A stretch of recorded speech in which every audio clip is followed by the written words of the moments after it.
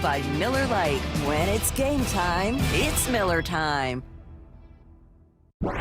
From the Quantum Fiber Studio. This is Bump and Stacy On Seattle Sports. Streaming through the Seattle Sports app and at seattlesports.com. Now, here are your hosts, Michael Bumpus and Stacy Ross. Here we go now. It's a Football Friday powered by the Snoqualmie Casino and Hotel. Seahawks take it on the Commanders. Sunday night football for Week 9. Let's talk about what's at stake and what our expectations are for this one. Now, bump fittingly yesterday. Oh, by the way, happy Halloween, everyone. Brady, if you talk on the mic, can people on the video see your costume? Why don't you try it? Yes, they should. It should be able it's to. It's not cutting over. It Well, looks we like must do that. it looks like it's set to a solo shot right now. He's Scott Nervous is who he is right now. You are in full Mariners uniform, including Oakley's included. Oakley's in included. a very dark room. In a very dark, which you should not take on for the off for the entirety of the show. Fantastic costume. I thought about dressing up as Bump. What you mean? That's like just a regular Friday for him. This is what he does. I will never forget how hard Bump laughed when Brady said that he showed up in full, I almost said costume, uniform. Full uni. And then they told me I couldn't coach because I had So pants Brady on. was a little league coach, and you showed up in full uniform, and apparently that's against the rules. It's full uniform, I guess, isn't against rule, but baseball pants specifically, you couldn't wear as a coach, apparently. Did you have cleats on? No. Oh, that would have did it. For Why me. would I wear cleats as a coach? Because it would have been funny. There are there's some said in Seahawks coaches that full wear uniform? cleats at practice. Yeah. Yeah, so it wouldn't surprise me. You gotta stay ready so you Still don't gotta get professional ready. level. I was at the little league level. Well, you gotta be You ready to showed play up at all in full times. uniform. Full uniform, Brady. What you mean? Anything Commitment goes. level, just max. Okay, I'm moving on. Happy Halloween, everyone. I love Halloween.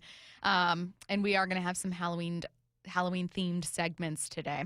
But let's start with what's at stake for Sunday night. Yesterday, we talked about the next 3 games and how important that was.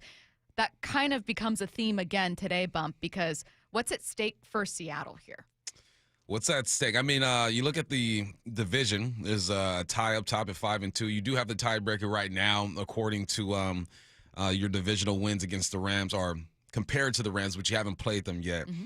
You drop to 5-3, then you bring the Niners back in the mix. You have the Cardinals at 2-5 at the bottom there. It's just about keeping up with the Joneses right now in this division, the most competitive division in the game. So what's at stake? It's just, you have a lead. You want to keep the lead, and you want to keep this lead going into the game against the Rams because we know that one is going to be a big one, which makes this one a big one. Absolutely agree. Keeping pace in the NFC West, ultimately, I guess, is what's at stake for Seattle. Even though Seattle should have its eyes on a Super Bowl, why not, right? They're grouped together at the top of the NFC with as good a record as almost anyone else. Sure, just go for it, Brady. There you go, There it Brady. is. If you're There we watching go. on the Seattle Sports app, the video stream, or online at seattlesports.com, it's a great look, Brady. Scott Nervous. Do you I mean, feel I've worn this kind of clothing for many years in my life. more athletic with those sunglasses on? Oh, +5 athleticism, 100%. Easy. So much faster. Am I wrong to say there's more at stake for the Commanders? In terms of their playoff odds, there certainly is. But the Seahawks have plenty to play for as well. But what's at stake for the Commanders, Bump? Commanders, you are 3-5. You've had a rough start to your season. Last year, the NFC East was probably the most competitive division. You got Philly sitting at 6-2, Dallas at 3-4. It's a big game. But because of the way your division is, you're not totally out of it. But I think Philly's going to run away with this. It's more just proving to yourself that you can get back to who you are. You're the 3rd rushing team in the game with Jaden Daniels and the rest of the crew over there. You're 23rd against the run, so you gotta buckle up there. It's more just getting back to who they used to be, which is hard because Terry's not going to play this weekend. You got to depend on Debo. Austin Eckler is out. You know how football goes, man. You get banged up, you get some injuries, things start to happen. But it's just for them, it's staying relevant. Yeah. For the Seahawks, it's keeping pace with your division because things are tight. Washington is just stay relevant. Dan Orlovsky, speaking of the playoffs and keeping pace with the division, already has the Seahawks among his 6 playoff locks in the NFC. I think the 6 locks are Philadelphia, L.A., Seattle, Tampa, Detroit, Green Bay. Are we as confident? He's got them as a lock. No doubt in his mind that the Seahawks will make the playoffs. Any doubt in yours? A little bit. It's always doubt. I got to wait until I get about 4 or 5 games left and then see what's going on, because you never know. Because in this game, you're one injury away from your season changing. And I'm not wishing down on anybody, and you know who would be injured. The guy I'm talking about. I'm not going to say his name, but if this guy were to get injured, it changes everything. So no, I am about 75% sure that they're going to make the playoffs. It's probably higher than that, but I just I live life a little cautiously when it comes to playoff predictions. I'm with you. I tend to be a little cautious. And look, we're talking about a Seahawks team that's made the playoffs, once in the last 3 years? 2022? So, yeah, you need to prove it. You haven't proven it recently, but, man, this team feels complete. This feels like a really good year, and just their luck that the Rams and 49ers, despite the 49ers injuries, are also rolling. But I think I might feel like Dan Orlovsky does right now. I feel confident about the Seahawks getting a win on Sunday night.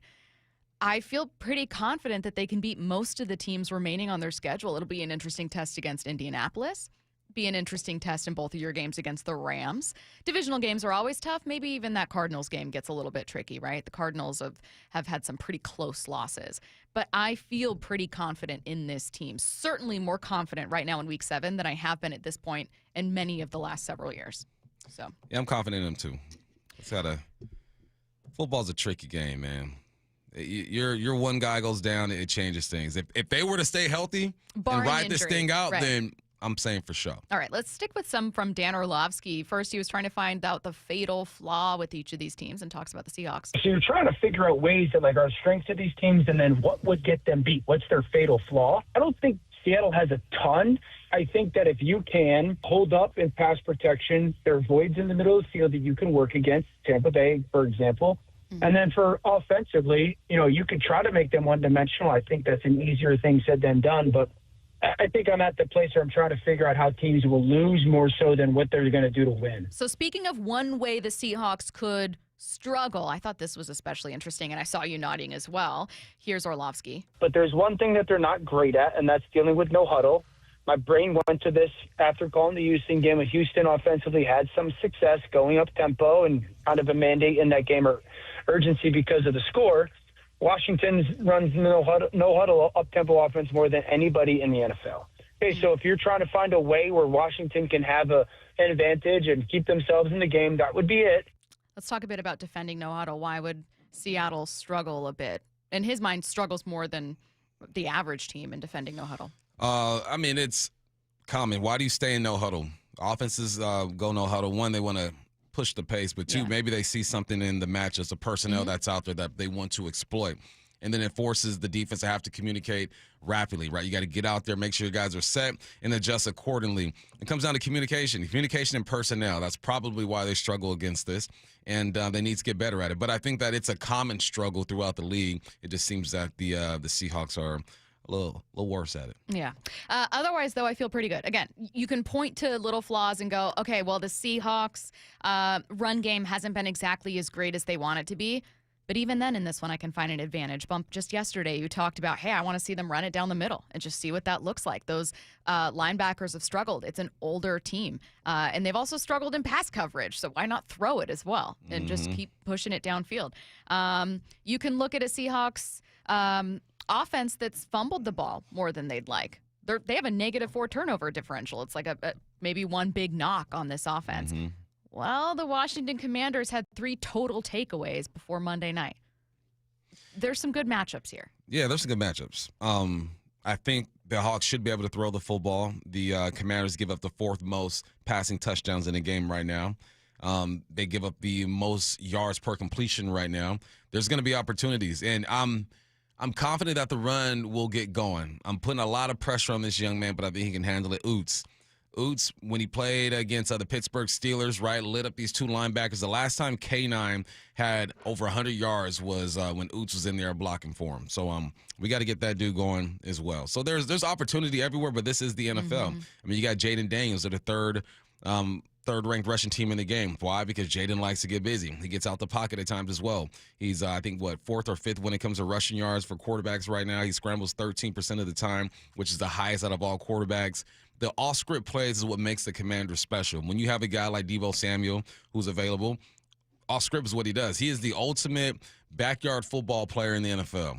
Just get him the ball and let him run. He doesn't forget a route tree. This Debo route tree. He just runs and gets open, and Jane Daniels finds him. You mentioned that stat from K9. Is there a world where K9 has a pretty good Sunday night against this defense? Yeah, there always is. He just hasn't yet. That's so against weird. any defense. We were talking in the sports, but I asked you, I go, when's the last time K9 scored a touchdown? I guessed wrong. And you went 5. I said week 5. 4, 3. Week 3 is the last time K9 has crazy. scored a touchdown. The potential is always there. It's all about the execution. And the last time we saw this team, they leaned on Zach Charbonnet. Why? I couldn't tell you. Is it the week of practice? His running style getting downhill? I don't know. But I think K9 will get some opportunities. Just absolutely wild. Charbonnet already with 5 rushing touchdowns on the season, which is, I mean, I was tied for, I think, like 4th, 5th, 6th or something like that. But absolutely unreal. Unrelated to sports, but something that I wanted to bring up and kind of address with all of us because it's very serious. Seattle Sports hosted their candy rankings, and we need to talk about Dave Wyman. I'm concerned. I'm genuinely concerned. So we ranked we ranked our 3 best candies. Brock, Salk, you, me, and Bob all had Reese's. I had pumpkin Reese's cups in some version of our top 3 because we're normal people with healthy feelings about candy. Wyman did not rank it. His number 1 was Junior Mints. His number What? Yes. His number 2, it gets crazier each one.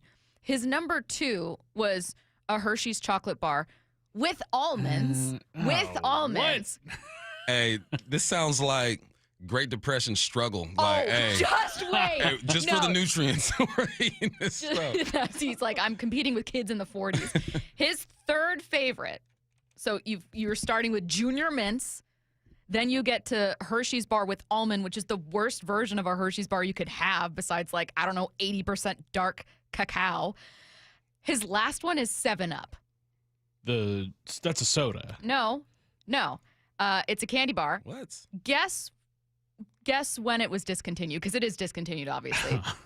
1979. 1979. Wyman was a child, man. This Like, he was a candy kid back bar then. was discontinued. His grandma used to give him that candy. This That's is why. what I'm upset about, too. Is like, so you tried a candy bar one time when you were maybe 13 years old, and you were like, this will be my favorite This is candy it. for the rest of my life. This is Like, it. I'll never... I'll have 2 candies better than this ever in my life again, and it'll be Junior Mints and an almond bar, or a Hershey bar with almond. What was left on the cutting room floor, Wyman, his original list of worst Halloween candy, this got nixed, but I'm going to say it over the air. Apples with razor blades in them. His generation is the reason why we had to check candy growing up. Oh, Wyman. I love him so much. Wyman gonna pull out some candy we never heard, like some wowzers. I'm actually, I know. Pow pows. Yeah. It's like, so these are pre-World War II. Look at his. It's just good plenty. Look at We love yours. you, Wyman. We love you, man. Well, no, I'm actually really mad at Wyman. I do love Wyman, but don't make excuses for him. I'm really upset because I didn't know what 7-Up was before I saw this. Then I Googled it, and I thought, that's so interesting. That's actually really interesting. It's like a box of candy, but as a bar, where can I find one? You can't. And now I'm upset. And now I'm mad because he got to experience something that I never will. I saw somebody trying to say that Wyman's list was rage bait, and I don't think they truly understand who Dave No. Wyman is. No. Dave He's one Wyman of the is most unique 100% people. himself at all Yes. times. He doesn't turn it off. Entirely authentic. No, he means everything he's saying. In Yeah. fact, yesterday, he said during the huddle in a commercial break that he hates Kit Kats. And then that was Wow. on this list, and he meant it. He said it with his whole chest. Wow. You know what other candy he likes? Charleston Chews. What is Yeah, he that? really did grow up in the 1970s. Like taffy covered in chocolate. Don't you have to like whack it on the counter or something? I think to- you can only yeah. buy it if you go back in time to a gas station in like 1994. Anything with that type of packaging, I'm not rocking with. Someone said freezing Charleston frazzles. Chews. Dilly daddies. Bum's fake candies are almost as funny. Look at here's. Oh, that got me. I thought that I had the best ones, but that's just me, in my opinion. Candy corn got way too many last place votes. I think it got the right Why do you amount. defend candy corn so much? Because Like, I think that I like Twizzlers, and I don't even defend it the way that you defend candy corn. Because I think that what we're doing is piling on with candy corn, and I think it's akin to bullying. And I think that there are a lot of people that say, I hate candy corn. And it's like, but when did you even have candy corn? One time from a thing of trail mix that was at, like, your aunt's house, and it was 10 years old. Like, I don't think that you've had a fresh batch of candy corn from a grocery store. Because I don't think if you candy did, corn is made fresh. It I is. think they Batch? No, I it think they is. made one It batch really is. 30 If you- years ago, I and it's just challenge- stayed the same. Much like I challenge all of us to always question ourselves and our beliefs, I think you should question your belief about food and candy. And I think that I was willing to go out there and buy a 7-Up bar yesterday. Buy some devastated. candy corn. And Just show go out me and you- get candy corn, you but get eating the it. one with the pumpkins. Get the one with the pumpkins because that makes a difference. And just try it. Just try it, especially the pumpkins, and just let me know what you think. Because I I will think not. that it's going to be better than you. I'm than almost you think it is. 40. I know what I like. I know what I don't like. Okay. And candy corn is on the don't like list. Okay. I'll make sure to bring some one day. Let's get to headline rewrites. Headline rewrites. We must make headlines. The real story behind the headlines in today's news with Bubba and Stacy. Headline number 1, Game 6 of the World Series is tonight with Toronto just one win away from a title. What's the real headline? Canada couldn't get a Stanley Cup back, so World Series might just have to do for now. It ain't happening. I had to take some kind of shot. It ain't I happening. couldn't help myself. Let's go, Doyers. Lock it in. You have one of the most explosive lineups known to man. Your bullpen is suspect, so whoever the starter is, who's the starter today? Do we know? Yamamoto. Yeah. Let's get it. Oh, a third complete Mr. game. Complete Let's Game get it. himself. Throw 115 of them things, Yamamoto. Whatever you got to do, because clearly we cannot depend on the bullpen. We by no means are surprised. I don't think any of us, including anyone listening, surprised by the Blue Jays and what they've been able to do offensively. Like we saw it firsthand against the Mariners. That offense is just pesky. Are you surprised that the series has gone as it has, though? That the Dodgers have looked incredibly human against the Blue Jays? Yes and no. Yes, because of obviously the roster that the Dodgers have. No, because they've been exposed, right? All throughout the playoffs, it was about their bullpen not being up to par. And then you look at what the Blue Jays have done throughout the playoffs is just be balanced, you know, and getting contributions from everywhere. And young Savage, man, I hate him and I love him at the same time. Also, go ahead. Sorry, I didn't mean to interrupt, but I have a crazy stat. He is 22 years of age, and he's carving us up like he's Nolan Ryan out there. Yes. Back in the 90s. It frustrates me, but I also appreciate great performances when I see them, even if they're against my team. The crazy thing was, did Savage go through all 5 levels in 1 year? Right? Yeah, A-ball. Yeah, I think he IA, and like starts AA. at each level. Not just like, oh, I was there for a day and then they moved me up. Like made starts at every single level before ending up in a World Series. And that's insane. My man's career has been accelerated, and he's balling. I wrote in the snapshot, Blue Jays have their ace, Kevin Gausman. And then I almost thought, well, I mean, He's look at made young more. Trey. He's made more career playoff starts than regular season starts now. crazy. It's just crazy. What's next? Headline What's rewrites. this? Stacy's right, says the 360. I was a hater, but had a fresh bag. It's not all waxy straight sugar. That is one text the of other a million we've 40 gotten. I don't see them. 1,000 I don't see other that are texts. hating on candy corn. I don't see them. Someone also said of the 7-Up bar, must be an age thing. I'm 62 and 7-Up bars are my all-time favorite. Yes, it's an age thing. Yeah, it has been around obviously. since the 80s. And you know what? I'm jealous of you. I'm deeply envious of you. I never got to experience that, and I'm so mad.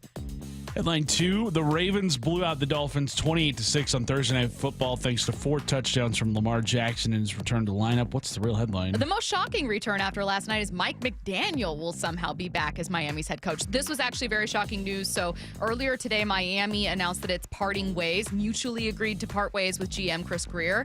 Not parting ways with McDaniel. Not only that, but per Adam Schefter, McDaniel will coach the rest of the season with Miami. Yeah, that's surprising. I thought he saved his job by beating the Cleveland Browns. If he would have lost to them, it would have been different. You lost to one of the best quarterbacks in the game, one of the best quarterbacks the last 6 or 7 years in the game. He carved you up. There's not much you can do about that.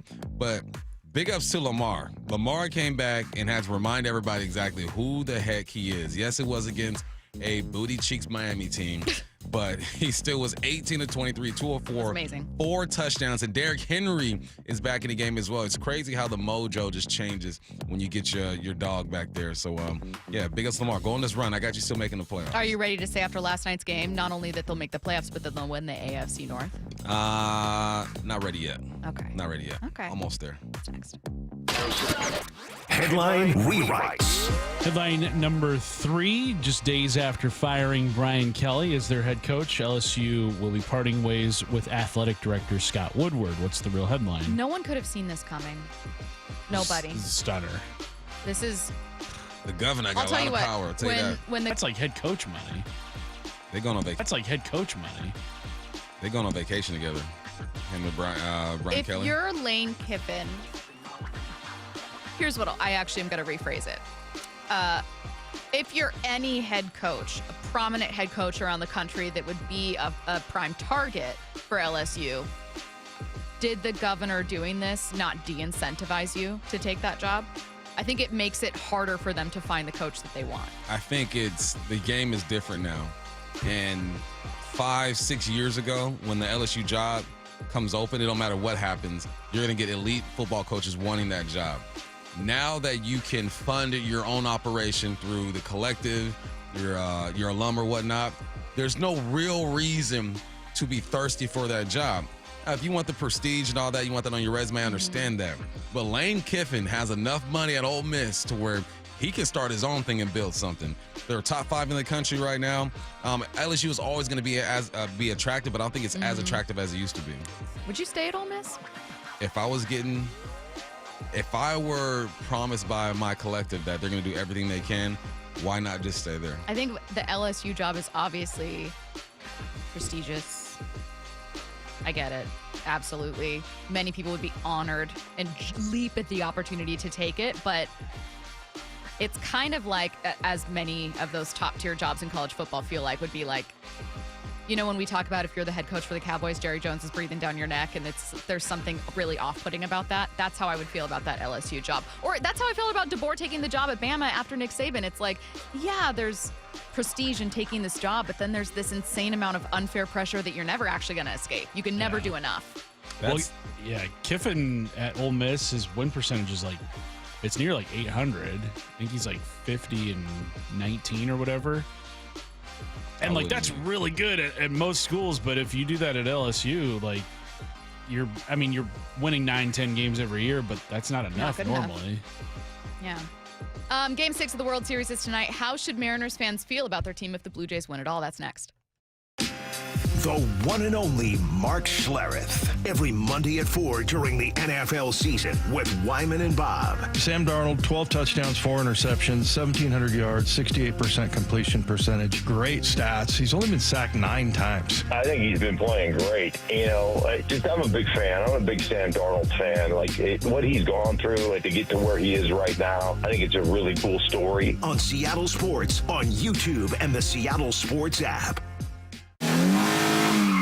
The birth of the American supercar is roaring into LeMay, America's Car Museum, starting October 25th. Curated by racing icon Steve Saleen, this electrifying exhibition showcases the evolution of American speed, style, and engineering, featuring icons like Hennessy, Shelby, Zinger, and more. From raw horsepower to groundbreaking design, this is the ultimate tribute to performance. Don't miss the birth of the American supercar, opening October 25th at LeMay, America's Car Museum. Visit americascarmuseum.org to learn more.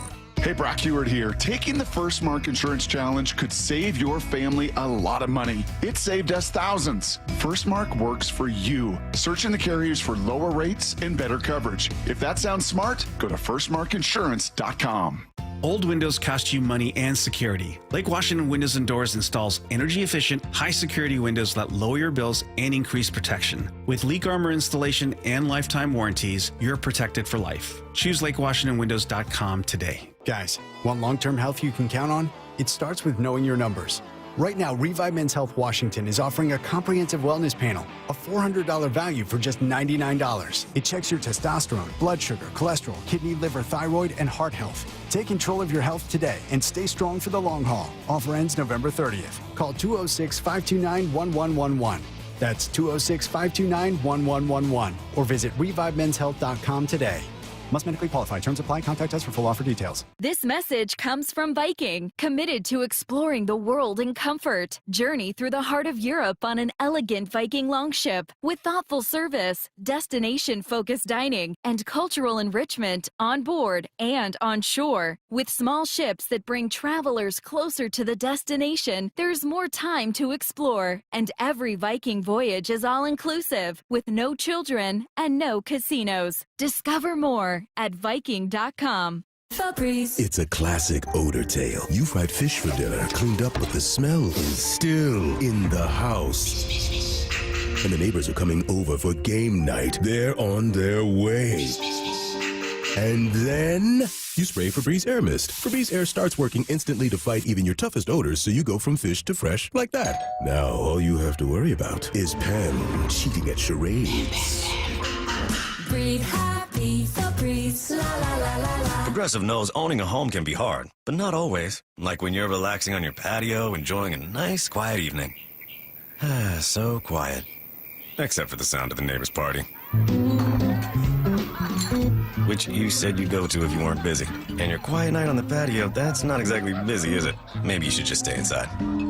At least Progressive's Home Quote Explorer lets you easily compare rates, so shopping for insurance is the easiest part of owning a home. Progressive Casualty Insurance Company affiliates and third-party insurers. Comparison rates not available in all states or situations. Prices vary based on how you buy. How do you stay humble when you're America's #1 wiper blade?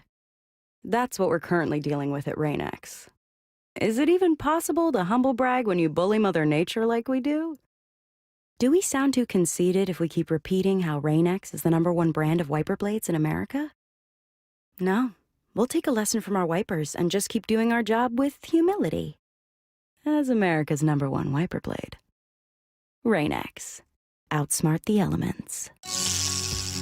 Heading outdoors or on the water this weekend? Check in with Joey and Nelly on the Outdoor Line from 6 to 8 a.m. every Saturday on Seattle Sports and the Seattle Sports app.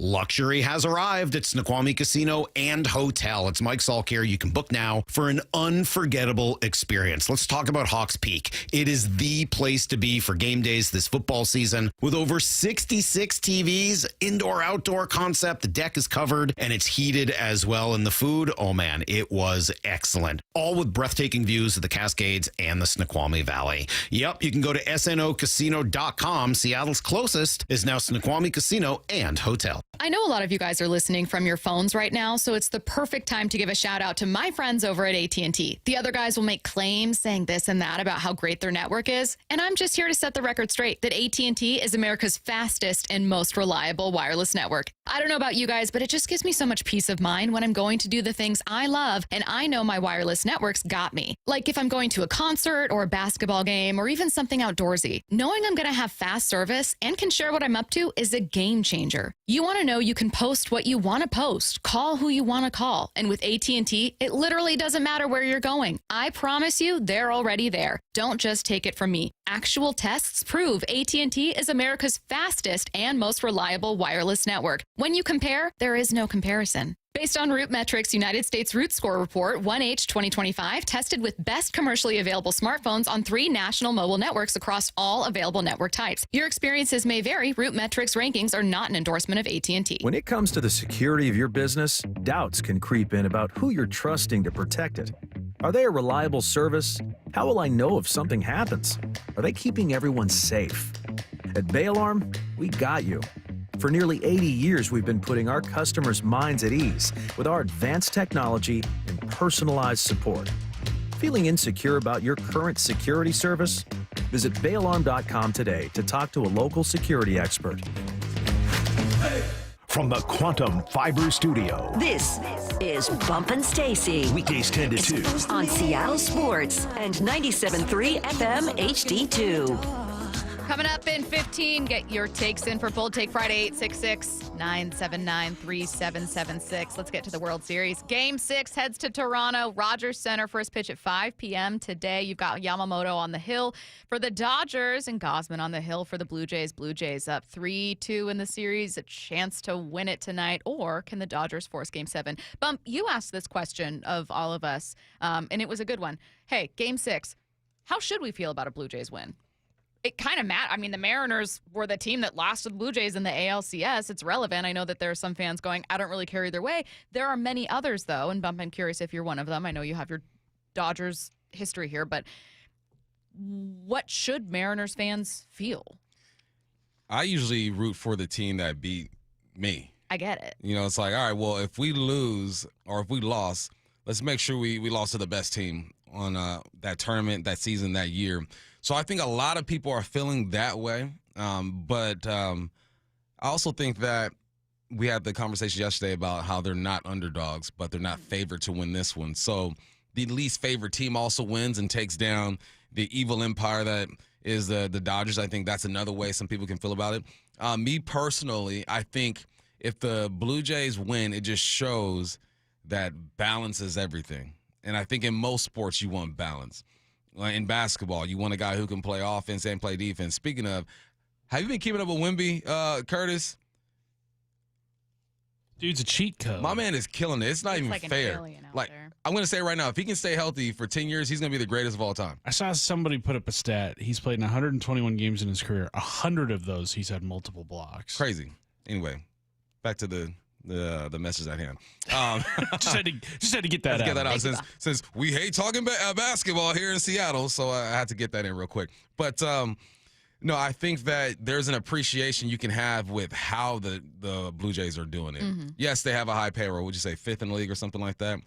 But they're getting contributions from everywhere, from the guy you expect to go out there and ball to Vladdy Dottie to a 12-year-old on the mound with a mustache and beard just dicing up one of the best lineups in the game. Even me being a Dodger fan, I'm looking at what they're doing, and there's an appreciation that I have for how they're doing it. Yeah. They did pay for it, but just the kind of Barger, Big Us Bellevue, he's making plays as well.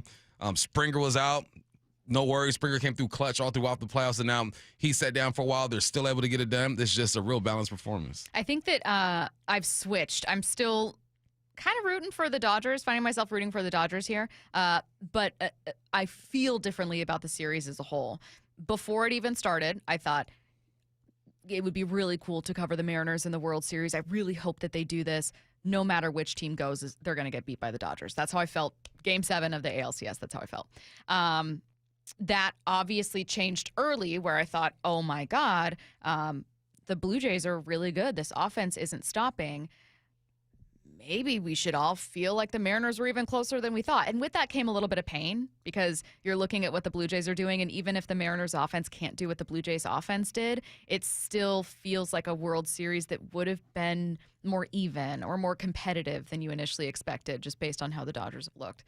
So there was like a little bit of sadness that came with that, but also maybe a little more recognition for what Seattle did. Seattle took this Blue Jays team, which has looked unrelenting, to 7, and not just to 7, but was leading through 6 and a third or whatever against them and almost took that series. And I think you should simultaneously, in my opinion, not want to tell you how to feel, but feel even better about what the Mariners did and also feel even hungrier that they need to be aggressive in the offseason. And it should be clear what they need to add, right? I felt so good about the offense this year and felt like, oh my God, they finally did it.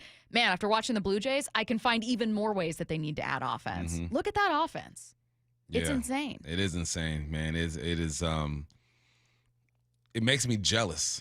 And jealousy, watching another team do something that you wish you could do. I hope ownership feels the same way and goes out and tries to find that balance, man, because you got a rotation. Your bullpen is all right. You know, you got to get better there, I feel like. But you got to be able to get runners in scoring position 1 through 9. You have to be able to do that. The bottom should get on base. The top should drive them in and rinse and repeat and rely on those arms. So, me, it's I think I probably feel the weirdest about this because you beat my 1B team in the Mariners. You're beating my 1A team, and the 1B team was so close to getting you. And when my 1A team, I'm looking at them and saying, there's no way you should be losing to these guys. But it's all about performing in the clutch. And I said this the other day, the passion that the Blue Jays play with is fun to watch, too. They celebrate everything. I mean, they turned 2 in the first inning. They are hyped up and feeding off each other's energy, and I think that's important. I think most teams do that. You see the Mariners do it in the dugout. You see the Dodgers and everyone else do it, but it just feels different with this Blue Jays team. It almost feels like they're destined for this, and sometimes destined, it don't matter who you're playing. The universe has a way of getting things done and allowing the team that isn't favored to win the ball game. Mo from Puyallup said, "Dang bump, on the verge of double heartbreak. I don't envy you." For real. That's tough. For real. I'd hate the Blue Jays if I were you. I'd straight up hate them and would root against them actively. Let's take a listen to a bit of what John Morosi had to say about the subject, that being the Mariners being so close and then how they can stay competitive next year. He wonders if they need to get hitters that can bring more contact, much like Toronto. But do we need to pivot a little bit and get a little bit of a different type of a hitter in here? And I'm not sure exactly what kind of hitter that is when you really look at it, but the type of hitters that can perhaps string together the kind of the rallies that we're seeing from the Blue Jays, because they've done it again. They in Game 1 of the World Series, it was the same story. Here come the Blue Jays again. They're starting a rally with some of your lesser known names. They're flipping the lineup over.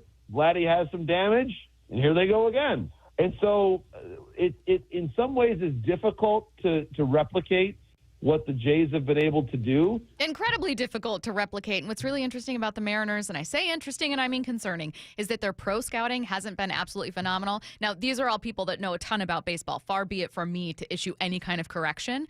But by far their best contributions have come from either players they acquired via trade, whether it's midseason the last couple years, midseason this year, what have you, or players that are homegrown talents. The guys that they've brought in free agency that we've all been desperately asking them to do, like bringing in Mitch Garver or whoever, haven't really contributed. So if I'm looking at this team going, I'd love to see you add more contact, well, God, it feels like that either comes from some free agent signings that, like, I have no idea what to expect, or it comes from development of someone like Cole Young or Williamson, and I have no idea if that happens. I'm excited for the young Bulls, but they make me nervous at the same time. I don't want some kid who's wet behind the ears have all this pressure on him. Like, okay, you are the addition that's going to get us over the top. No, I think you got to go find that addition with a veteran and then sprinkle in the young guys and let them develop slowly. So it's hard, man. This is the tough part. Yep. Is because you got to find a way to keep the band together. You have Naylor tweeting out our messaging stuff that makes everyone nervous about if he's going to be here or not. There's a lot of work to do.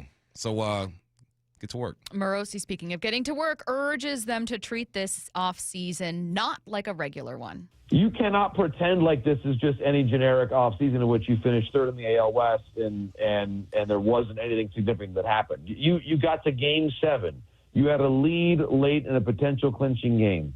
And I remember well what it was like in Boston in the winter of 03-04 after Aaron Boone walked them off in Game 7. I was in college. I was living there, so I lived it every day. I read the paper every day. It was constant for 4 months, and they almost traded for A-Rod. That was that insane winter, and I remembered what that felt like in that city, and that's honestly, if Seattle fans should, and I'm sure do feel that way. It was that close, and you can't. And the Red Sox at that time did not treat it like any other offseason. They went out there, they traded for Schilling, they signed Keith Folk, they made a lot of different moves. The Mariners should do a similar thing. In sum, watching the Blue Jays right now potentially take the Fall Classic in Game 6 in Toronto should leave Mariners ownership and decision makers with an even greater sense of urgency. Not only a newfound respect for how close the Mariners got, taking this team that may beat the Dodgers in 6 all the way to the end of 7, but also an encouragement not to treat this like a regular offseason. Be aggressive. That doesn't always have to look the same, but it must be with, I guess, like a very specific goal. Get to a World Series. Being aggressive this offseason looks completely different than last season. Yes. It just does, man. It's a weird position to be, but a good position to be in because you got a lot of the pieces here already. So good luck. Get your takes in for Bold Take Friday, 866-979-3776. That's next. It's the Hawks Player Spotlight. Tight end A.J. Barner is with us. How are you, man? Doing well. It's good to be on here. Brought to you by Three Tree Roofing. The rookie on this O-line, Gray Zabel, is with us. Sam is an elite quarterback. Going deep with a different Hawks player every day at 3:30 with Wyman and Bob on Seattle Sports. Every time he walks into the huddle, we know we got a chance for a big play. Nick Emanwari is with us. I felt good physically going into the game. Catch up on every Hawks Spotlight on Seattle Sports on YouTube and the Seattle Sports app. Running a business means wearing multiple hats. So if you're like me, you probably started out using your personal phone, taking client calls and texts nonstop. As my business grew, I needed something smarter. That's when I switched to Quo, the #1 business phone system. Quo works right on your phone or computer. No carrying 2 phones, no clunky landline, just one easy app you can try for free. Your team can share one number and handle calls and texts together like a shared inbox. Any teammate can jump into the conversation, so customers get faster responses. And Quo's AI agent can be set up in minutes to answer calls and questions 24/7, so you never miss a customer, lead, or opportunity. All this starts at just $15 a month. That's basically 2 coffees. Find out why 90,000 businesses trust Quo. No missed calls, no missed customers. Try Quo for free at quo.com/sports. That's quo.com/sports to try Quo free. QUO.com/SPORTS. If you're 55 or older and into that whole saving money thing, T-Mobile has an exclusive phone and internet bundle just for you. Right now, get 2 unlimited phone lines plus 5G home internet for just $30 each per month with autopay, plus taxes and fees. And with 5G home internet, setup is easy with just 1 cord and no technician needed, which is great if you're also into that whole keeping it simple thing. Switch now and experience the best mobile network in the U.S. Visit your local store to start saving. T-Mobile, it's better over here. Based on analysis by Ookla Speed Test Intelligence data Q4 2024 to Q1 2025, Ookla trademarks used under license. Unlimited on our network. Customers on voice plan may notice speeds lower than other customers and further reduction if using more than 50 gigs a month due to data prioritization. Video streams and SD on this plan. Home internet pricing after $20 a monthly bill credit plus $5 to line without autopay. Debit or bank account required. See 5G device coverage and access details at T-Mobile.com. Endless hours of research, seeking referrals, dozens of calls. Hiring the right attorney can be a challenging process during an already difficult time. J.P. Pendergast with Pendergast Law explains. In Washington State, Tom, there are thousands of attorneys to choose from. Referrals and online research can be helpful, but discovering the right attorney requires a conversation. It can be hard to identify integrity and authenticity without that interaction. So, what do you recommend? We encourage anyone looking for personal injury representation to call for a free consultation with our team before making a decision simply based on referrals or online research. Accident victims need an attorney that listens, demonstrates honesty, and is genuinely understanding of their unique circumstances. The care, attention, and preparation that our firm provides throughout the case mirrors the effort involved when taking on the insurance companies. Save time and avoid mistakes after an injury. Contact the caring and compassionate team at Pendergast Law. If you or a loved one has been injured in a car accident, call Pendergast Law. We can help. Seattle Sports has your chance to win 4 tickets to the Seahawks game, Sunday, November 9th. Head to the Seattle Sports app, click the Win tab in the bottom right corner, and enter to win. You can enter once per day, so the more times you enter through the Seattle Sports app, the better your odds. Do it every day, October 28th through November 3rd. Details and rules at seattlesport.com/win. From the home of the Seahawks, Seattle Sports. This is the home of the Seahawks. Going to let one fly deep. Got a man out there. Ball is caught down at the 10-yard line, and it's JSN. Seattle Sports.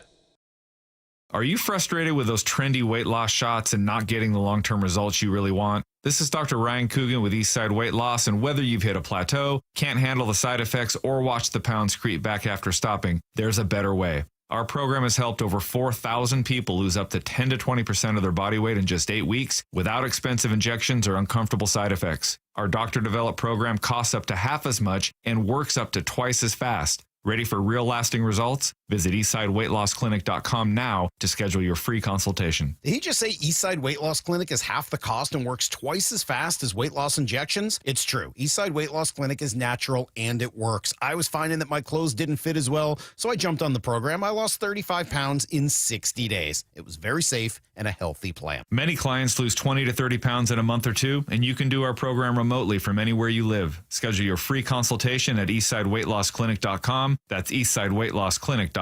Dr. Ryan Coogan, D.C. Results may vary. Ryan Rowland-Smith here. For more than 35 years, the NBA Health Insurance Trust has been helping local builders, contractors, and their employees save money and gain peace of mind. They offer customized group health plans from the state's leading insurance providers. Small and mid-sized businesses deserve big healthcare access. The NBA Health Trust brings you the coverage you want at a price you can trust. Find out more at mbahealthtrust.com. That's mbahealthtrust.com. With football season comes colder weather, so if you need new windows and doors, don't drop the ball. Steve Rabel here with Keith Dashafee from locally owned Pella Windows and Doors of Western Washington. So Keith, what's your next big play? Well, Steve, right now get 40% off qualifying installs or no payments and no interest for 12 months on approved credit. Schedule a free consultation with Pella Windows and Doors of Western Washington. Go to PellaPNW.com. That's PellaPNW.com. It's time for Bold Take Friday. Get your bold takes in for Bold Take Friday, a spooky Bold Take Friday on Halloween. 866-979-3776. Bragging rights if you get it right, but it also lets us preview this game. I'm going to read some bold takes. Bump, tell me what you think of them, and then feel free to share your own if you have it. We'll start with this one. Bold take, says one listener. K9 breaks loose for 150 and 2 rushing touchdowns. Now, this listener also predicts that Ernest Jones gets a pick for the second game in a row and that the Hawks rout the Commanders 35-13. Tell me the likelihood of all of those things. K9 going for 150 against this defense. Maybe Ernest Jones getting a pick. Jaden Daniels back, though. And then the Hawks routing the Commanders. You feeling like that's possible? Routing the Commanders? What's a route? 3-score win? I'll say 2. 2? I'll say 2. I can see a 2-score win. I can see a 2-score. I can't see a 3-score win, though. Why? Just because of what Jaden Daniels can do. I mean, he's the type of quarterback that makes other players better. Watch young McCaffrey just have a game all of a sudden. You know what I mean? Like, that's just the type of quarterback he is with the way he can hold the football and do those off-schedule deals. It raises everyone else's game. 206, Bold Take Friday. Nikki Manwari. They said 2 picks, including a pick 6. Okay. I'll say this. The Commanders have 7 turnovers in their last 3 games. 7 in their last 3. There's some context there. Yeah. 3 of them against the Bears. They have a ton of takeaways. 3 interceptions from Mariota, not Daniels, but 7 turnovers in 3 games. Okay. I'm feeling good about Nikki Manwari getting something going. He's selling into his role. You know, he's understanding exactly what's needed from him. Yeah, he is. From Mike Macdonald. Go get it, young fella. You got a bold take? Go get it. Yeah. Okay. Spoon pick 6. He ain't had a pick since 95. That's actually true. Yeah, like we need a pick 6 out of Spoon. First that game Monday night game against the Giants? In 1995, yeah. 95. Yeah. In 95. 95. That's crazy, but true. But yeah, pick 6 for Spoon, man. He's gonna bring that energy. He's gonna bring that focus, and he's gonna get her done. You know what's crazy about that pick 6? I feel very good about the Seahawks pick of Spoon. He's a phenomenal athlete, but when he had that game against the Giants, in which he had the pick 6, but then like a bunch of other stuff, you were thinking, oh my God, he's just gonna have games like this randomly. Far be it from us to expect that every game would be like that, but he was like the NFC Player of the Week, but then it just never happened again. Still very good. Yeah. But you're right. Very good point. We return a kick and an interception for Tutties, says the 206. Kick and an interception for Tutties. And an so we're saying interception. Horton returns his second punt to the house. And then Spoon, we just combined. Yeah. Just combined our so bold both takes. those bold takes happening. Yeah. Curtis, you got one? Yes, I do. Okay. So, I mean, we know JSN is a phenomenal receiver. He's been okay. Doing everything you could ever want a receiver to do through 7 games. If you're into receiving yards. Yeah, I mean, if that's kind of your thing, like that's cool and all. Somebody else. is going to lead the team in receiving for the first time this season. Stop right now. Somebody I else. wasn't done. Yeah, okay. That's my bold take. Someone else leads the Seahawks in receiving on Sunday. Brady didn't even hesitate. Wow, that's unlikely. You're just going to have to tune in to find out who. I'm not naming any names. You're taking the field. But somebody's going to do it. Curtis, don't even tell us who you were going to say. It's funnier this way. Yeah, I like it. 866-979-3776. Darnold tosses 5 touchdowns. His most in a game this year is 4, correct, against Tampa Bay. Has he thrown 5 in a game? It would have happened with the Vikings if it did. He had 35 touchdowns last year. I don't know if he had 5 in one game, though. I'll look it up in a second. I'll say this. Bump. Washington's defense over the last 3 games, allowing 32 points per game.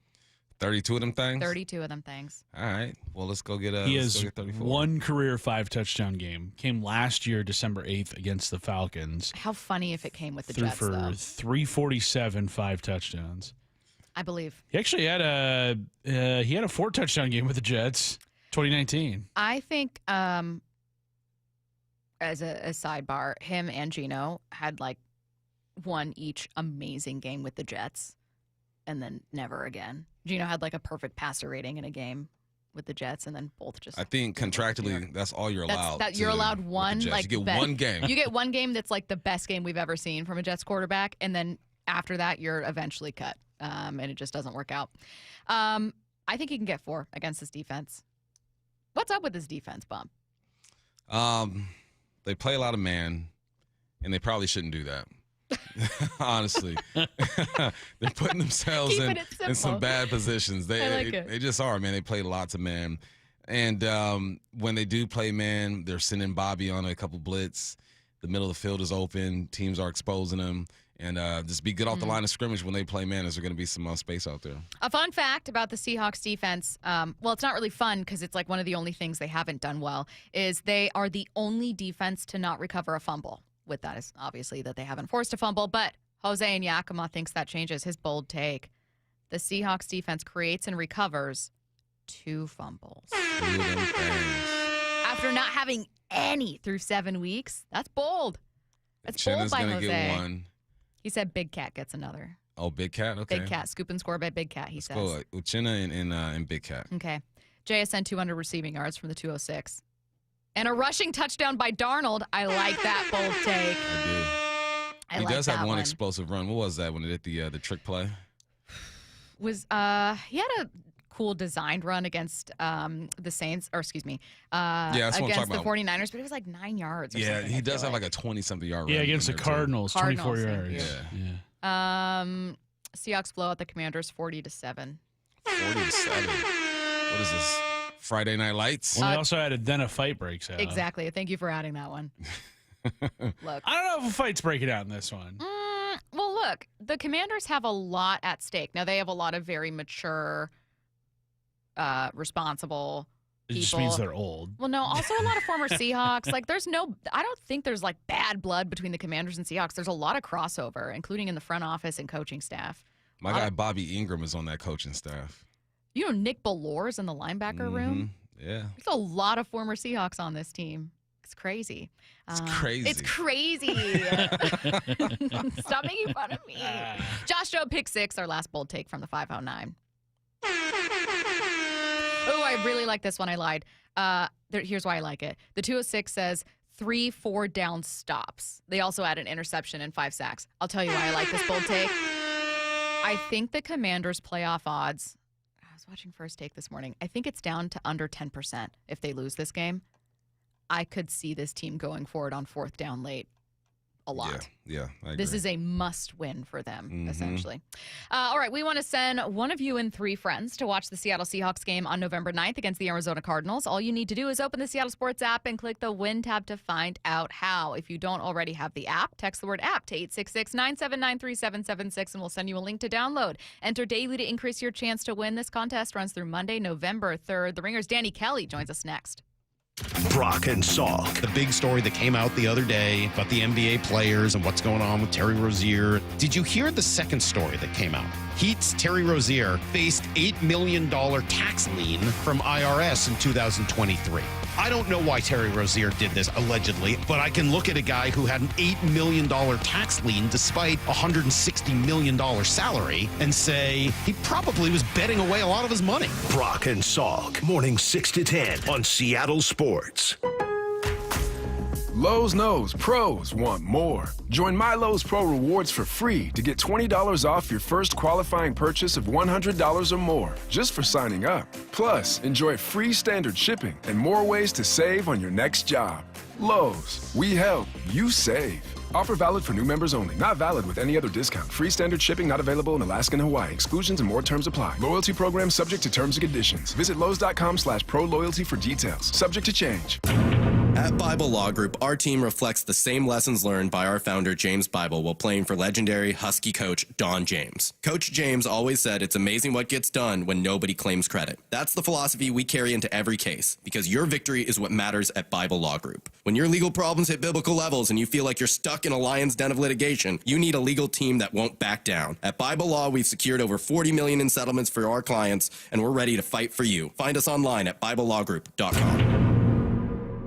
Are you in pain? This is Dave Wyman, and if you're experiencing pain in your shoulder, elbow, wrist, hip, or knee, do what my friend and co-host Bob Stelton did and go see Dr. Mark Wagner, MD, at Seattle Sports and Regenerative Medicine for stem cell therapy. It's been a huge game changer. After 13 years of jiu-jitsu, I had a lot of issues with my hip. It was bad, so I'd heard a ton of patients raving about the results from their 90-minute outpatient stem cell procedure with Dr. Wagner, so I had to check it out. Dr. Wagner is a board-certified Seattle physician with over 30 years of experience performing more than 20,000 stem cell procedures using a person's own stem cells to regenerate cartilage in their own joints. Now, people with severe osteoarthritis, even bone on bone, are back to doing what they enjoy doing without pain and without surgery. Whether it's a hip like Bob had, a shoulder, a knee, a wrist, an ankle, before you choose surgery, consider stem cell therapy with Dr. Mark Wagner, MD, at Seattle Sports and Regenerative Medicine. Schedule your consultation at drmarkwagnermd.com. Stacy here, and if you're in the market to sell your car or explore getting a new one, I have to tell you about the coolest thing. It's Wayscar Ford's vehicle profit sharing program. Here's how it works. You sell them your old car at fair market value. You can sell it that day, get paid right away. The whole thing takes about 30 minutes. Then when they resell it, they split the profit 50-50 with you. It's not a consignment. It's a way for a trusted local dealership to avoid things like auction fees and then split savings with an actual customer. Listen. I am someone who sold an old car years ago and got completely ripped off. It was also later involved in a crime. I don't have enough time to tell you about it. It's another story for another day. But I wish I would have known about this program, and it's why I'm telling you about it now. Other people are finding out Wayscar Ford just surpassed sharing over $1 million with customers who have sold them their cars. Sell your car for top dollar and get a share in half the profit when Wayscar Ford resells it. Why would you want to sell your car anywhere else? Wayscarford.com. That's Wayscarford.com. Workdays can be unpredictable, but your workwear shouldn't be. With the Cintas Apparel Plus program, you'll have freshly laundered garments for everyone on your team delivered every week. Cintas has workwear for just about any job imaginable, with high-performance fabrics and an uncompromising fit that stretches and moves with you. Don't leave looking and feeling good to chance. Visit Cintas.com. Oh, I'm ready! And get ready for the workday. Tired of hearing scary radio ads about the IRS? Tax Relief Advocates is different. TRA is here to tell you that if you owe money to the IRS, whether it's $5,000 or $500,000, we have a solution. TRA can eliminate or reduce what you owe to the IRS with zero risk to you. We have over 1,000 5-star reviews on Google and an A+ with a BBB. End your tax nightmare today by visiting TRA.com or call 800-275-1728.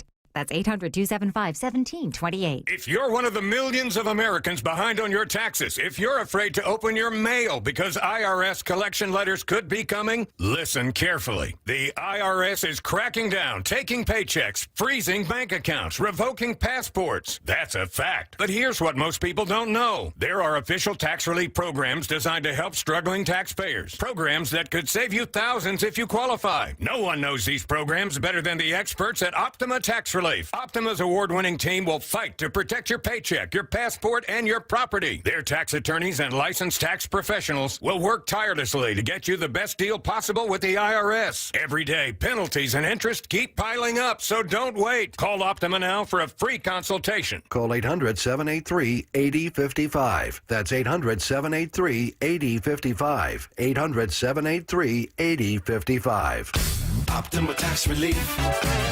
Some restrictions apply. For complete details, please visit OptimaTaxRelief.com. Let's go! This is Seattle Sports. Streaming through the Seattle Sports app. KIRO AM Seattle. KIRO FM HD2 Tacoma. Home of the Seahawks, Mariners, and everything Seattle sports. Seattle Sports Snapshot. No surprise to anyone here, but the Commanders have officially announced Jaden Daniels will start Sunday night against the Seahawks. Daniel missed Washington's Monday night game against the Kansas City Chiefs with a hamstring injury. Receiver Terry McLaurin is out. Snapshot, brought to you by Miller Lite. When it's game time, it's Miller time. From the Quantum Fiber Studio, this is Bump and Stacy on Seattle Sports. Streaming through the Seattle Sports app and at seattlesports.com. Now, here are your hosts, Michael Bumpus and Stacy Ross. Here we go now. Previewing Week 9 with the Ringers' Danny Kelly, who joins us now on the Emerald Queen Casino Sportsbook Hotline. Danny, how's it going? Going pretty well. How are you guys doing? We're good. I'm feeling pretty good about Seattle's chances heading into this game against the Commanders. I know any given Sunday, but this just feels like maybe one of the more complete Seahawks teams that I've seen in a while, at least through 7 weeks. Is that how you see them as well, as just being a little more well-balanced than they have been in recent years? Yeah, I definitely think that. I mean, obviously the defense has played really well. The pressure rate that they've been able to generate has been really exciting. And then offensively, I mean, I was surprised how good they are on offense this year. I think I came in kind of with an open mind on what Sam Darnold would be, but a little bit cynical maybe that he might kind of turn back into a pumpkin after having a really good year last year in Minnesota, and he's been awesome. I mean, by some metrics, you could say he's been like maybe the best quarterback in the NFL this year in terms of efficiency stats and things like that. So obviously I've been really, really pleasantly surprised about how good the Seahawks offense has been. So yeah, I think, outside of the run game, which is dead last in success rate, things have been pretty darn good in terms of balance. And I just feel like this is actually a really good team and they have a chance this year. What do you think is missing from the run game? Probably just, the offensive line is still an issue at times. The blocking interior offensive line in particular, I think, has been a problem. Their stuff rate in terms of getting hit at or behind the line of scrimmage is one of the highest in the NFL. And like I said, their success rate is not very good. So they just haven't been able to get the offensive line going, the blocking going. They've got two good backs. I don't think they're the problem.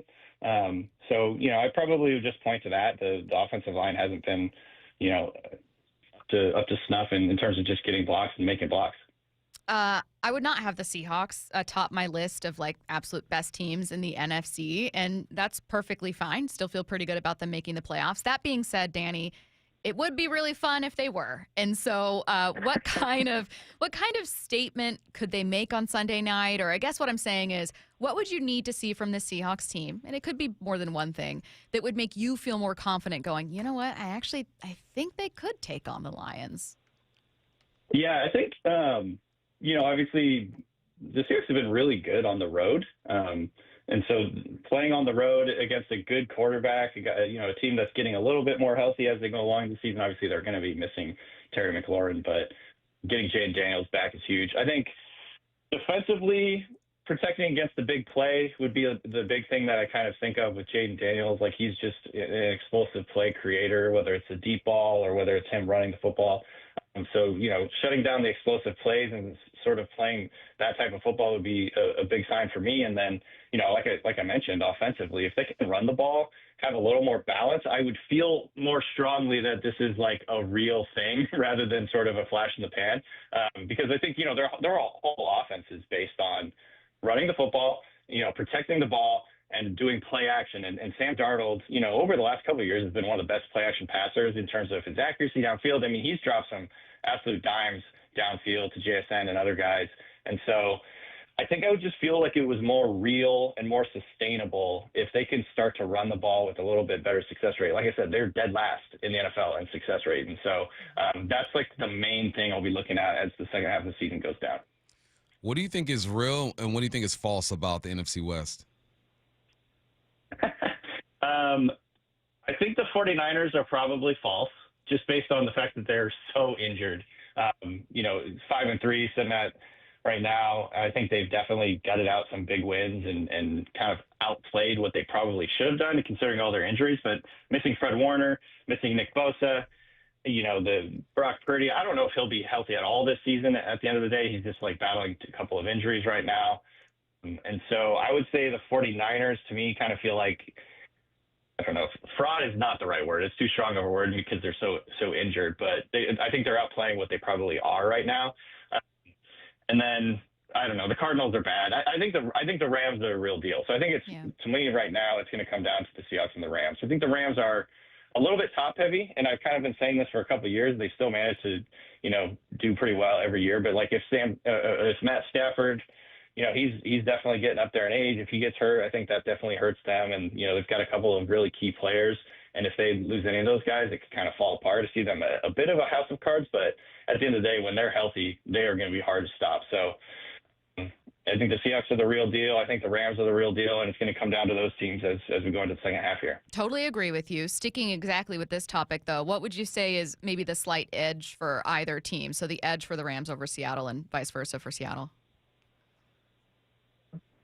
I think the Rams, I trust Matt Stafford, I think, more than probably most quarterbacks in the NFL right now. So I'd say they have the edge at quarterback. I still think Sam Darnold's having an awesome year, and I'm excited that he's a Seahawk. But Matt Stafford, just his experience, his ability to pick apart a defense, I think him and his relationship with Sean McVay, maybe one of the top relationships in terms of quarterback and coach in the NFL. So I think just in terms of experience, and the relationship between the coach and the quarterback, to me, is kind of what gives the Rams the edge. And they've also shown just an incredible ability to find contributors in the draft and keep plugging different guys in and keep making it successful, even though, they've punted on first-round picks a lot in the last decade or so. And so I don't know. I just think their coaching, their overall structure, organizational structure is proven. And I kind of just trust that whole from top to bottom. I think that whole organization, I just think they've really proven it over the last few years. So I think that would be the edge. The Seahawks are definitely sort of like the little brother right now in terms of the upstarts. I think their defense has been incredible. Their offense has outplayed what I expected by, a wide distance. So I think they're certainly dangerous. But for now, the Rams are kind of, I think, in charge, and it's up to the Seahawks to knock them off their pedestal. I think it was we spoke to Riq Williams a week or two ago, and I asked him if John Schneider was in the running when it comes to GM of the year, and he said, nah, he pretty much aged out. Like, he's going to go to a newer guy, and it made me sad. Yeah. So made me sad. What do you think of the job John Schneider has done over the past 3 seasons? Yeah, I mean, I got to hand it to him. Honestly, he's been really impressive in terms of – and they've made some really tough decisions. I was one of the people that was kind of, thinking this decision to trade Gino and trade DK Metcalf and bring in Clint Kubiak and bring in Sam Darnold. I felt like that was really risky at the time. Obviously, there was upside with Darnold, and he played really well for most of the season for the Vikings last year. But him coming in and doing what he's done, I'm just like really impressed. And obviously, on the other hand, Geno Smith has kind of fallen apart for the Raiders. So in hindsight, that looks like a really great move for the Seahawks. Sam Darnold, has one of the best quarterback contracts in football right now. And they didn't have to trade for him. They just signed him on, the open market. So that is a pretty massive coup for him. And then obviously in the draft, I think, the last couple of classes, there's a lot of promise there. Jackson Smith-Njigba has turned into a top 5, if not higher, receiver in the NFL. That pick is looking great. So, he kind of has had different ebbs and flows in terms of my confidence in him. But right now he seems really dialed in. He's made some really good decisions overall. I think, hiring of Mike Macdonald included, he's been awesome. I really have a lot of trust in him as well as a coach. And so, yeah, I mean, I think the proof is in the pudding. The Seahawks are a really good team. I think they're number 2 in DVOA overall right now. And so this is an efficient team, and it's certainly going in the right direction. So, credit to Schneider for kind of engineering all this. Speaking of some of those decisions, particularly the one to move on from Geno, I don't want to say like totally shocked. I'm with you, though. I thought, okay, well, there's a risk in moving on from Geno, but maybe investing in the run game and the offensive line can help it pay off and you can be a complete offense. I don't know. But like it was with the caveat of like, oh, you'll need the run game. So pleasantly surprised with what they've done this year. Really cool to watch, but also surprised that it's been quite as bad for the Raiders. I thought they'd be this like stakes, like, hey, they don't face the Seahawks. Everyone loves Pete Carroll. You can kind of watch from afar. Ashton Genty seems really fun. What's been going on there in your opinion? Like, why has it been just so awful? Well, I think it starts with the offensive line for them in particular. I mean, they can't run. I think I saw statistically Genty has the fewest yards before contact per attempt of any of the big volume running backs in the NFL. He's just getting hit at the line every time. It's just they can't block. And then I think that leads to Geno Smith, kind of one of his negative traits, I guess, is that he really believes in his arm talent and his ability to fit passes in. I think he's pressing, and so he's created a lot of turnovers. Not all of his turnovers this year have been all his fault. There's been some really bad luck at times, but he is undoubtedly just pressing, trying to put the team on his back, not really playing his type of football, and so. It's snowballed on them a lot, I think. This is what happens in the NFL. Like, you start to struggle a little bit. You start to get the media and the fans after you, and then you start to press, and it all can kind of start to snowball on you. I think that's kind of what's happening right now. They don't have the defense. They basically don't have offense, defense, or special teams right now. That's kind of like helping them out. So it's all just kind of going poorly. I was expecting Pete Carroll to come in and kind of, professionalize the team a little bit more than it has happened. But I'm still willing to give him the benefit of the doubt. I mean, this was just not a very talented roster. And Geno Smith playing so poorly has really held them back. So I still think Geno could probably improve as the season goes on. I think they could make some marginal improvements on all sides of the football. But I mean, right now it's like they're not a very talented team and their quarterback's playing really poorly. So it's kind of really tough to survive, and that's kind of what's happening. Hey, we were reminded last night exactly who Lamar Jackson is. He now has 14 touchdowns, 1 interception, completing 72% of his passes in 5 games. What are your thoughts on the Ravens and their chances? Stacy asked me earlier if I thought they were a lock to win the division. I'm thinking, probably, but I'm not ready to go there yet. Just what you saw from Baltimore and what you see in the future. I mean, getting to watch Lamar is such a treat. I mean, it's funny because you start to see what you're missing, the way that the Ravens played when he was gone, and then he comes back in immediately. I think he had 4 or 5 touchdown passes. I mean, it's just like he makes things look so easy. The way he navigates the pocket, and to me, he didn't even look healthy. Like when he was moving around, you could tell he was not quite as quick and explosive as he typically is. Like when he's trying to escape. It looked to me like he's obviously been nursing an injury. And so, his ability to still just operate in the pocket. I thought the offense they were running was so smart in terms of just getting the tight ends involved, these little leak routes, like misdirection. And his ability to just efficiently command that offense, it's so special. He's just truly one-of-one type of player. And, obviously their defense is getting a lot better, getting more healthy. Getting Kyle Hamilton back has been massive for them. He was just wrecking havoc all game last night.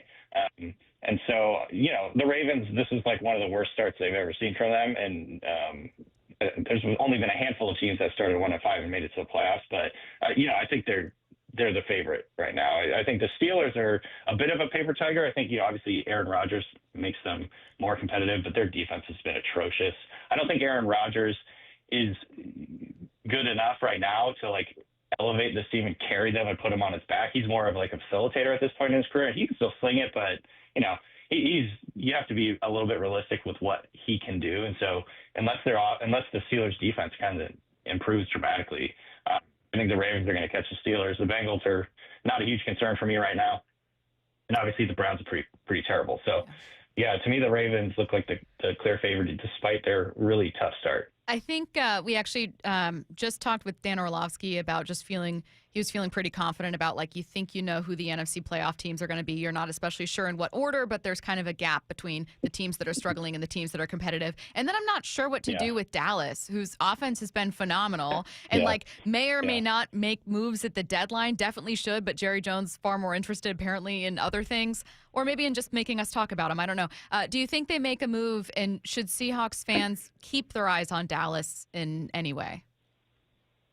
They could have just had this really young, exciting, explosive pass rusher on their team. That's kind of what they really need.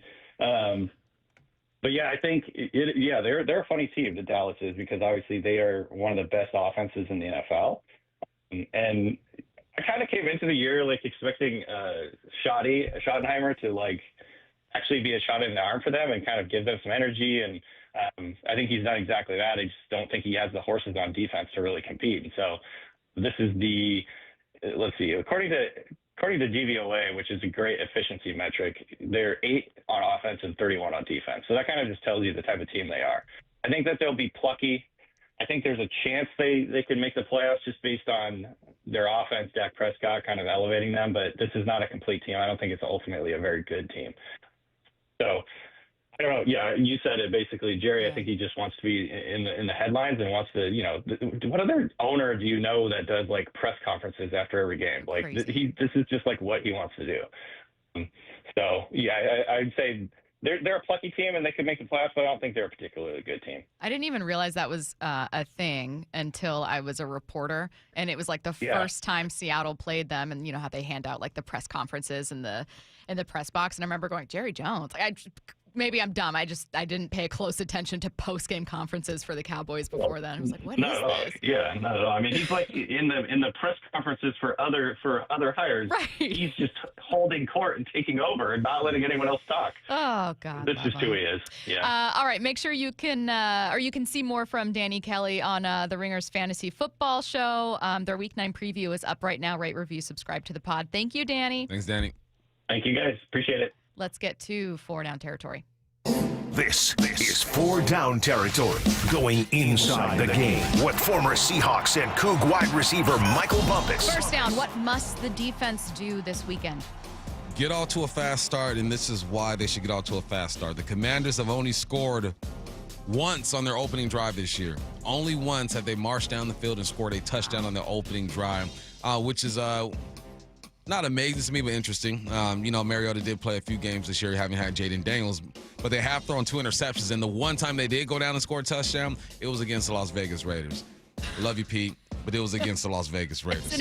It's an important note. And the Seahawks defense has only allowed 1 touchdown on the opening drive. Couple field goals, but 1 touchdown on the opening drive. So the defense, you go ahead and just do your thing. Another side note for this, the last 3 games, this defense has only allowed 3 rushing first downs. The Seahawks defense, only 3 rushing first downs in the last 3 games, or averaging 3 in the last 3 games. So, yeah, defense, go ahead and do your thing. Make the Commanders who they've been all year, and give the offense the ball with zeros on the scoreboard. Second down. Why might Zach Charbonnet or K9 have a big day?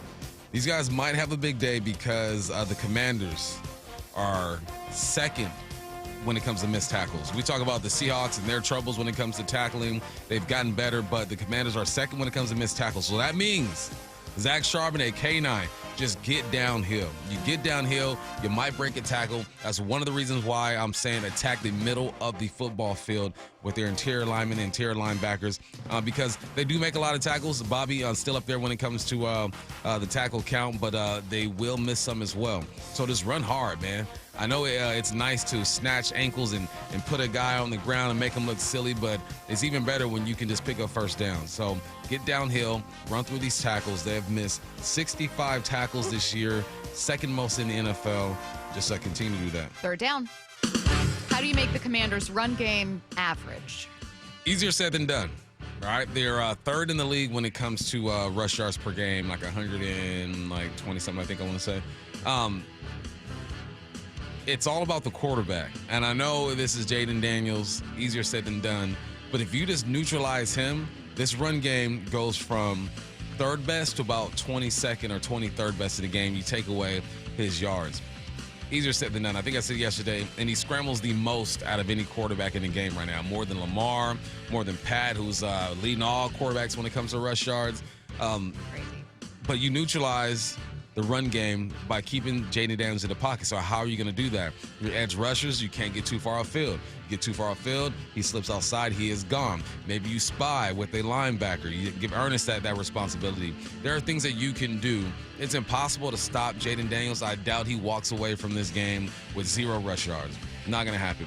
But if you just make him average, Kyler Murray has rushed for the most yards against this team so far. The quarterback spot around 40. C.J. Stroud, 25 around second. So just bottle him up. I'll take 30 yards from him. 30, 40 yards, no touchdowns. That's a good day for these guys. 4th down. We were just joined by the Ringer's Danny Kelly. Anything standing out from that conversation? Yeah, he said by some metrics, Sam Darnold is the best in the NFL. He's number 1 when it comes to pass yards per attempts. He's number 1 when it comes to yards per completion. He also said, I like this one, that the Niners are fake. They're false. Like, this is it for them. He doesn't know if Brock Purdy's going to stay healthy for the year. You don't have Fred Warner. You don't have Nick Bosa. This can slowly become a 2-horse race at the end of the day with the Rams and the Seattle Seahawks, and I think he's right when it comes to that. There's so much to overcome. This has to be Shanahan has to have the best coaching year of his life, I think, to keep this team relevant and keep them in the hunt for the playoffs, which is possible. I don't doubt Shanahan. I don't hate him at all. Coach. We've seen him do some things before. They have the Giants, the Rams, the Cardinals coming up, and then the Panthers. If they can get through this 1, 2, 3, 4 game span, you know what? Then the Browns, then the Titans. All right, so they got 4 winnable games, I think, out of these next 5. There's opportunity here. This is where we find out who they are. Because if you lose to the Cardinals, you lose to the Panthers, you lose to the Browns, you lose to the Titans, we're going to look at you a little different. So, Shanahan, good luck to you, and I hope that Danny was right when it comes to them being fake. False. We also asked Danny, hey, you said that it's kind of between the Seahawks and Rams right now. We both agreed, and then we said, hey, where would you give the advantage to either team? And he said, I'd give the quarterback advantage to the Rams. I just believe in Matthew Stafford probably more than the average person. Obviously, Seattle's defense has been great. Sam Darnold's been really good. The pass game has been great, but right now they're still the little brother. I know that can kind of maybe sting for some people to hear, but I don't think Danny's wrong. No, I think he's wrong. You still got some things to do. Not. Yeah, you gotta win some ball games. You gotta make some noise. You have to establish yourself. You gotta be consistent. There are things you have to do to earn that respect. I ain't mad at that. Yeah. All right, still to come. We're going to take a look around the NFL. The latest on Riq Woolen trade rumors. Plus, look, trade deadline is going to be on Tuesday. Still a couple days here should the Seahawks add. We'll talk about both of those things coming up. At 11:45, Bob Condotta joining us at noon. A very Seahawks-heavy day ahead of a Sunday night football game. I cannot wait for 12:45. You know I love Halloween, so I have a Halloween-themed segment. Monster Mash, ranking monster plays from Seahawks greats. If you have your number 1 monster play, you can text that in 866-979-3776. We want to send one of you and 3 friends to watch the Seattle Seahawks game on November 9th against the Arizona Cardinals. All you need to do is open the Seattle Sports app and click the Win tab to find out how. If you don't already have the app, just text the word app to 866-979-3776 and we'll send you a link to download. Enter daily to increase your chance to win. This contest runs through Monday, November 3rd. Well, Jackson Smith-Njigba should be a pretty well-known guy around the NFL after a start to the season, on pace to set a new single-season receiving yards record. But there's a Commanders defender who has no idea who he is. That's next. The one and only Mark Schlereth. Every Monday at 4 during the NFL season with Wyman and Bob. Sam Darnold, 12 touchdowns, 4 interceptions, 1,700 yards, 68% completion percentage. Great stats. He's only been sacked 9 times. I think he's been playing great. You know, I'm a big fan. I'm a big Sam Darnold fan. What he's gone through to get to where he is right now, I think it's a really cool story. On Seattle Sports, on YouTube, and the Seattle Sports app. Matt Coker here with West Coast Men's Health. In the past 5 years, we've seen thousands of men at our clinics. Most guys tell us the same story, that in their early 50s, it's not that they couldn't function, they just needed help. They started taking Viagra, and it worked great at first. But after a few years, it stopped working. The problem is that their arteries had become more restricted since they started taking it, because Viagra does not unclog arteries. Here at West Coast Men's Health, we use acoustic wave therapy to target the real problem. We break down plaque and clear up the arteries so blood can flow like it did in your 20s. This restores function. And guys, listen to this. you won't have to take a pill anymore. So if this sounds like you, give West Coast Men's Health a call today and see how we can help. With clinics in Redmond and Tacoma, call 206-519-6541. That's 206-519-6541. 206-519-6541. Online at westcoastmenshealth.com. Ryan Roland Smith here. For more than 35 years, the NBA Health Insurance Trust has been helping local builders, contractors, and their employees save money and gain peace of mind. They offer customized group health plans from the state's leading insurance providers. Small and mid-sized businesses deserve big healthcare access. The NBA Health Trust brings you the coverage you want at a price you can trust. Find out more at mbahealthtrust.com. That's mbahealthtrust.com. Makita knows that pros never settle, and neither do we. With Makita, you get tools that perform at the highest level on every job without compromise. Makita is for the most detailed pros, expertly engineered to deliver precision, job after job. When your work calls for the best, call on Makita. Makita, built to be the best. Available at the Home Depot. Tired of hearing scary radio ads about the IRS? Tax Relief Advocates is different. TRA is here to tell you that if you owe money to the IRS, whether it's $5,000 or $500,000, we have a solution. TRA can eliminate or reduce what you owe to the IRS with zero risk to you. We have over 1,000 5-star reviews on Google and an A+ with a BBB. End your tax nightmare today by visiting TRA.com or call 800-583-6681. That's 800-583-6681. Actual price will depend on product and subscription plan. Featured products are compounded drug products, which the FDA does not approve or verify for safety, effectiveness, or quality. Prescription products require an online consultation with a healthcare provider who will determine if appropriate. See website for details, restrictions, and important safety information. Want a boost in and out of the bedroom? Hims has you covered. Introducing a new 2-in-1 approach to level up your game. Tadalafil for better bedroom performance and zinc for testosterone support. Put it all together and you've got what you need to turn things all the way up. Getting started is simple. Just go to hims.com/joy to start your free online visit. Through Hims, you can access ED treatments including pills, chews, and more. 100% online. No office visits, no pharmacy lines. Just fill out a simple intake form and a licensed medical provider will determine if treatment's right for you. If prescribed, it ships free and discreetly to your door. Find affordable treatment options at up to 95% less than brand names at hims.com/joy. That's hims.com/joy, hims.com/joy. Heading outdoors or on the water this weekend? Check in with Joey and Nelly on the Outdoor Line from 6 to 8 a.m. every Saturday on Seattle Sports and the Seattle Sports app. From whiplash to herniated discs, there are a few car accident injuries we've all heard of. JP Pendergast with Pendergast Law explains that even the most common injuries differ from one another. Pre-existing conditions, health history, beginning of treatment. There are hundreds of factors that make every person and every injury unique. While these variables aid medical treatment, the strongest case recoveries must also take them into account. Could you explain a little bit more? Our team at Pendergast Law is obsessed with turning over every stone to differentiate each case. This requires thorough investigation, diligent listening, and relentless research. We never pursue cases with a one-size-fits-all approach. We built our success by treating every injury and every case with the individualized attention our clients need and deserve. Pendergast Law's individualized approach to even the most common injuries makes the difference in case outcomes. It's another reason why I can't recommend them enough. If you or a loved one has been injured in a car accident, call Pendergast Law. We can help. I know a lot of you guys are listening from your phones right now, so it's the perfect time to give a shout out to my friends over at AT&T. The other guys will make claims saying this and that about how great their network is, and I'm just here to set the record straight that AT&T is America's fastest and most reliable wireless network. I don't know about you guys, but it just gives me so much peace of mind when I'm going to do the things I love, and I know my wireless network's got me. Like if I'm going to a concert or a basketball game or even something outdoorsy, knowing I'm going to have fast service and can share what I'm up to is a game changer. You want to know you can post what you want to post, call who you want to call, and with AT&T, it literally doesn't matter where you're going. I promise you, they're already there. Don't just take it from me. Actual tests prove AT&T is America's fastest and most reliable wireless network. When you compare, there is no comparison. Based on Root Metrics' United States Root Score Report, 1H 2025 tested with best commercially available smartphones on 3 national mobile networks across all available network types. Your experiences may vary. Root Metrics rankings are not an endorsement of AT&T. Brought to you by Integrated Rehabilitation Group.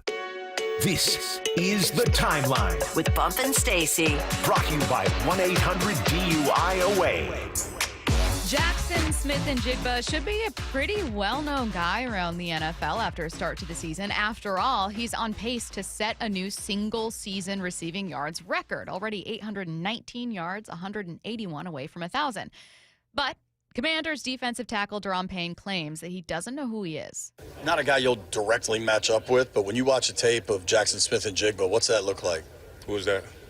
Seahawks wideout. Oh, no, I ain't paying him no attention. He's leading the league in yards. Yeah, I'm a straight O-line, D-line, man. I got enough on my plate. I know the DBs, they could tell you better. I can't tell whether or not I believe him because his laughing sounds genuine, but if you were to just isolate, like when I saw the tweet bump, it was like Daron Payne says he doesn't know who he is. I thought it was pure shade, and I liked it. I respected it. I think he's being 100% honest. When I played, unless you were Peyton Manning, Ed Reed, like a future Hall of Famer who's been established, you were just a number to me. Number 32 is the safety. Let me find the safety when I line up. Didn't know any defensive linemen unless you were Michael Strahan or somebody. I think that's real. I think that it's the first year that JSN is really balling out like that. I think that dude doesn't look at the wideouts. Why would he? Because his job is to be in the box. I think he's telling the truth. I guess I was just, like, I understand the concept of position groups focusing on certain parts of the field, certain plays, certain things, certain responsibilities. Like, everyone understands. I guess I was just surprised because in my mind, I always think as an entire defense, if you look at a team that's like, oh, they're not really consistently running the ball, or rather, they're not running the ball as successfully as they'd like. They're consistently carrying, but they've got like one guy that's like 40% of targets. I feel like you'd know that guy. Like you could. It's there just hard for me. You know what I mean? It's just hard for me to think that as an entire defense, you don't have extra meetings going, hey, this guy right here that's less than 200 yards away from 1,000 yards, don't let him get the ball. That's everyone's job. This is what happens. Now, there are guys who do know. I'm not saying like for sure every D lineman doesn't know who he is. But this is what happens in a defensive meeting. Okay. You meet all together as a group. You go through the game plan. You got your notes. All right, this is what they like to do. This is their personality. Hey, they got a good receiver on the outside. Number 11, he is 5'11", 198 pounds. He has so-and-so. During that time, that D lineman is focused on the scouting report in the box. He probably even heard the name, but it didn't stick because he's so focused on what's going on in the box. And then you separate. You get the whole scouting report. I'm guaranteed they said Jason's name. I'm guaranteed they're saying all these names. And then you go to your separate rooms and you're just focused on the end zone film. You're not even looking wide. There are guys who know. There was a guy who congratulated me. His name was Rossum. He was a returner back when I was a rookie, and he was towards the end of his career. And I'm a nobody. And before the game, he comes up to me, he says, hey, congratulations on being activated. And I go, how the heck does this guy know a little old me was activated? So there are guys out there like that. Yeah. But some guys are just like, I don't care what's going on out there. Oh, man, I respect that because it's genuinely kind and cool. But then also, like, what if it's some gamesmanship, too, of like, I want you to know I know everything. Hey, I was flattered. Can you imagine? He's like, and tell your mom hello. Tell Renee I said what up. Remember former Florida State quarterback Jordan Travis, who saw his NFL career end because of the leg injury that he suffered in college? He shared a weird interaction that he had with Jets owner Woody Johnson from his brief time with New York. No disrespect, but there was things that were said to me, not obviously to that point because I never got on the field to play, but about my leg, like just slick comments that I don't know if he was trying to be slick about it, or you know how some older people, they just kind of say whatever comes to their mind, and it kind of made me feel a certain type of way. I told you about a few of them. Are they ever gonna get healthy? And I'm just like, damn, not how, like, how you feel, and never that. There was always like comments like that, and that kind of upset me, but it kind of rolled over my head. It makes sense. But I mean, kudos to Justin Fields, because I don't know if you saw his press conference, and you can see on his face he's not even distraught, bro. It's really cool. It inspired me. I freaking reposted it on my Instagram. Now it's his chance. He's getting attention. God still has his hand on him the whole time. Amen. Medically, his career did end for that reason. I think it is out of pocket for anyone, including a team owner. I don't care if he owns the team and he's a billionaire, to just say that to people's faces. Like, I think that's weird and tactless. I don't care if you're rich. Yeah, that ain't right. And that injury was nasty. Horrible. And devastating, because it ended their Yeah, they were, 11-0 or something like that at the time? They were going to be top 4. They were going to be in the playoff. Yeah, they were on their way. No, that's classless. That's inhumane. Like, you don't say something like that to a young man whose career is over. Mentally, he's going through a whole bunch of stuff. Be the adult in that situation, man. Ask him how he's doing. You know, try to uplift him because, that's classless, man. I think it's so weird sometimes when you just hear,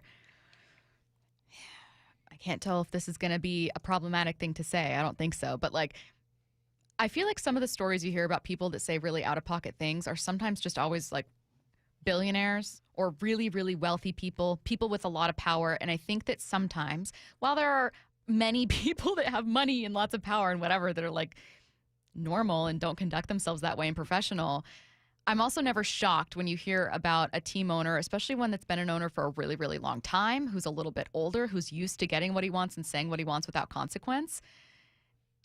Just kind of, there's a lack of dignity and respect that they offer people that's gross. Yeah, and especially when you owe money like that, too. Old people already are low-key crazy. Like, toddlers and old people are crazy. They say whatever they want to say, do whatever they want to do, and no one does anything. Just like, oh, it's a toddler. Oh, she's old. And you like, got to respect both. You know what I mean? You're like, that's a toddler. You can't do anything. Or like, that's an older person. You know where they are in their lives. Them. You know how the electrons things. Are firing. You know what I mean? Like, it's just, Yeah. But it ain't right. No. My, God love him, my stepdad is 82, and my sister will joke about, sometimes he'll just say similarly just out-of-pocket things. And I went to go visit him, and my sister was staying out there, and we were at this, like, this cool food truck place. Anyways, the point is that I'm walking ahead of them, and I just start walking away. And my sister goes, he just turns to me and goes, is she getting shorter? Is she getting smaller? And it was sincere. He was like, is something happening to her? It's like she's getting smaller, don't you think? I was like, that's out of pocket. Yeah. Speaking of Was it out of pocket? Or, I mean, that's... I'm not getting shorter. Oh, okay. Yes, it's out of pocket. It's incredibly... It's incorrect is what it is. I'm not getting shorter. I can prove that with math and science. Speaking of dysfunctional New York football teams, Giants radio analyst Carl Banks ripped Dexter Lawrence's effort in his podcast. Dexter Lawrence, nobody respects you anymore. Nobody. Your opponents do not. The pre-injury Dexter is not there in their heads. They don't respect you. And there's a difference. You're on the field. They're blocking you with a 9-year backup center. You're not making a difference. The old Dexter would, okay? There are a lot of things that go into your performance. Only you know what that is, whether you're still recovering or not. I'm just telling you now, I'm looking at enough tape to know that your opponents don't respect you. Not like they used to. Of course, Dexter Lawrence heard that, and here's what he had to say. Yeah, those are strong words, but that's how you feel.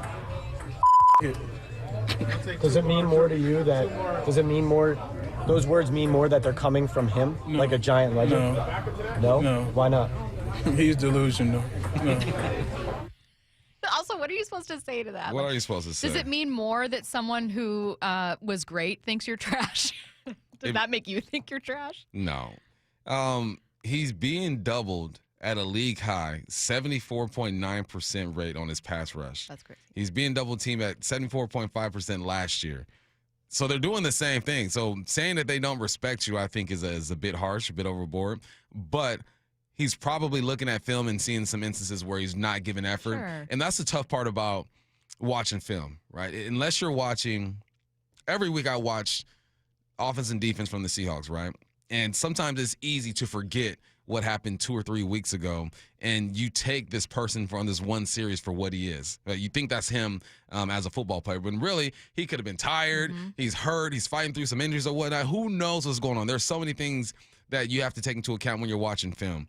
But the numbers are saying he's still being double-teamed at the same rate he was last year when he was killing it. So, but I don't watch Giants film like that. So I'll take the OG's word for it, and I'll take Lawrence's word for it. Time for the IRG Injury Report, brought to you by IRG Physical and Hand Therapy. A couple limited participants, including Cooper Kupp, who's dealing with heel and hamstring injuries.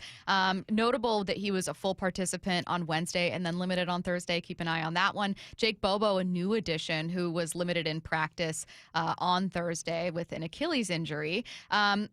Good news is that Sam Darnold, who was on the injury report for the first time, this time with a chest injury, not only a full participant both Wednesday and Thursday, but in his press conference said, I'm totally fine, just wake up sore, get some treatment, land on the injury report, but by no means not expected to play. So that's good news.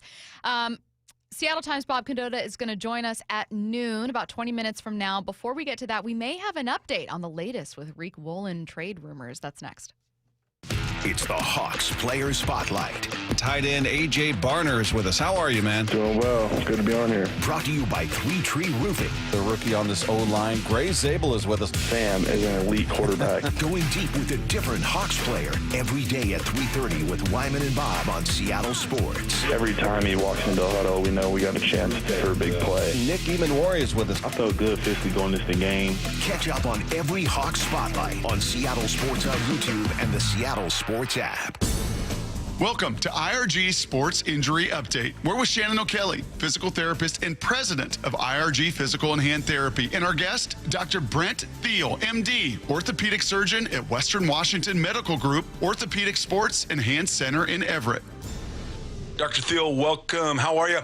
I'm good. Tell us about labral tears of the shoulder. So labral tears to the shoulder, usually related to a significant force. Basically, the ball goes outside its range of motion, and it tears the cartilage rim around the socket, which is called the labrum. That cartilage rim is pretty important. Tell us why it's important for the shoulder. So it provides stability to the shoulder. The shoulder, the socket's real flat. The cartilage rim, the labrum is kind of built up, and so it provides a lot of stability. Signs, symptoms, and how would you diagnose it? So usually stability issues, pain, provocative symptoms on exam, and then usually MRI. MRI will show a tear, and if that tear needs to be repaired, how do you repair it? So typically minimally invasive surgery, arthroscopic surgery, going with little poke holes in the shoulder joint and doing repair. If I'm an athlete or just a recreational athlete, how long do I have to rehab before I can get back to activity? Usually it takes at least 3 to 4 months for you to rehab it afterwards. But the outcome is usually pretty good. If I'm an athlete, overhead athlete, let's say I like tennis, I'll be able to get back to it with the repair in time? Yes, most people can. Wonderful. There you go. Everything you need to know about labral tears of the shoulder with Dr. Thiel. If you want more information from Dr. Thiel regarding shoulder injuries, you can contact him at www.medgroup.com. That's www.medgroup.com. With over 40 neighborhood clinics around Washington, IRG has you covered. Let IRG be your family's physical therapist. Find the location nearest you at irgpt.com. That's irgpt.com. Lake Washington Windows was voted best in the Northwest. Celebrate by saving 25% off new Leak Armor installed windows through October. Plus enjoy 0 down, 0 payments, 0 interest until 2026. Visit LakeWashingtonWindows.com, a name you can trust. Tune in Sunday, November 2nd, when the Seahawks take on Washington. Kickoff at 5:20 p.m. Muckleshoot Casino Resort, proud sponsor of the Seattle Seahawks and the biggest and best in the Pacific Northwest. Guys, want long-term health you can count on? It starts with knowing your numbers. Right now, Revive Men's Health Washington is offering a comprehensive wellness panel, a $400 value for just $99. It checks your testosterone, blood sugar, cholesterol, kidney, liver, thyroid, and heart health. Take control of your health today and stay strong for the long haul. Offer ends November 30th. Call 206-529-1111. That's 206-529-1111. Or visit ReviveMen'sHealth.com today. Must medically qualify. Terms apply. Contact us for full offer details. Bonneville International radio station contests are open to participants 18 years of age or older that are residents of Washington State unless otherwise specified. Employees or agents of the station, Bonneville International Corporation, other area radio stations, or any entity associated with the contests are not eligible to win unless the station otherwise specifies at its own discretion. Persons who have won in the last 60 days from a station contest or event may not be eligible. Full general contest rules are available on seattlesports.com or in person at the station during regular business hours. Want more Seahawks content? Join me, G. Scott, on The Reset. New episodes of the podcast every Monday and Thursday on YouTube or on the Seattle Sports app.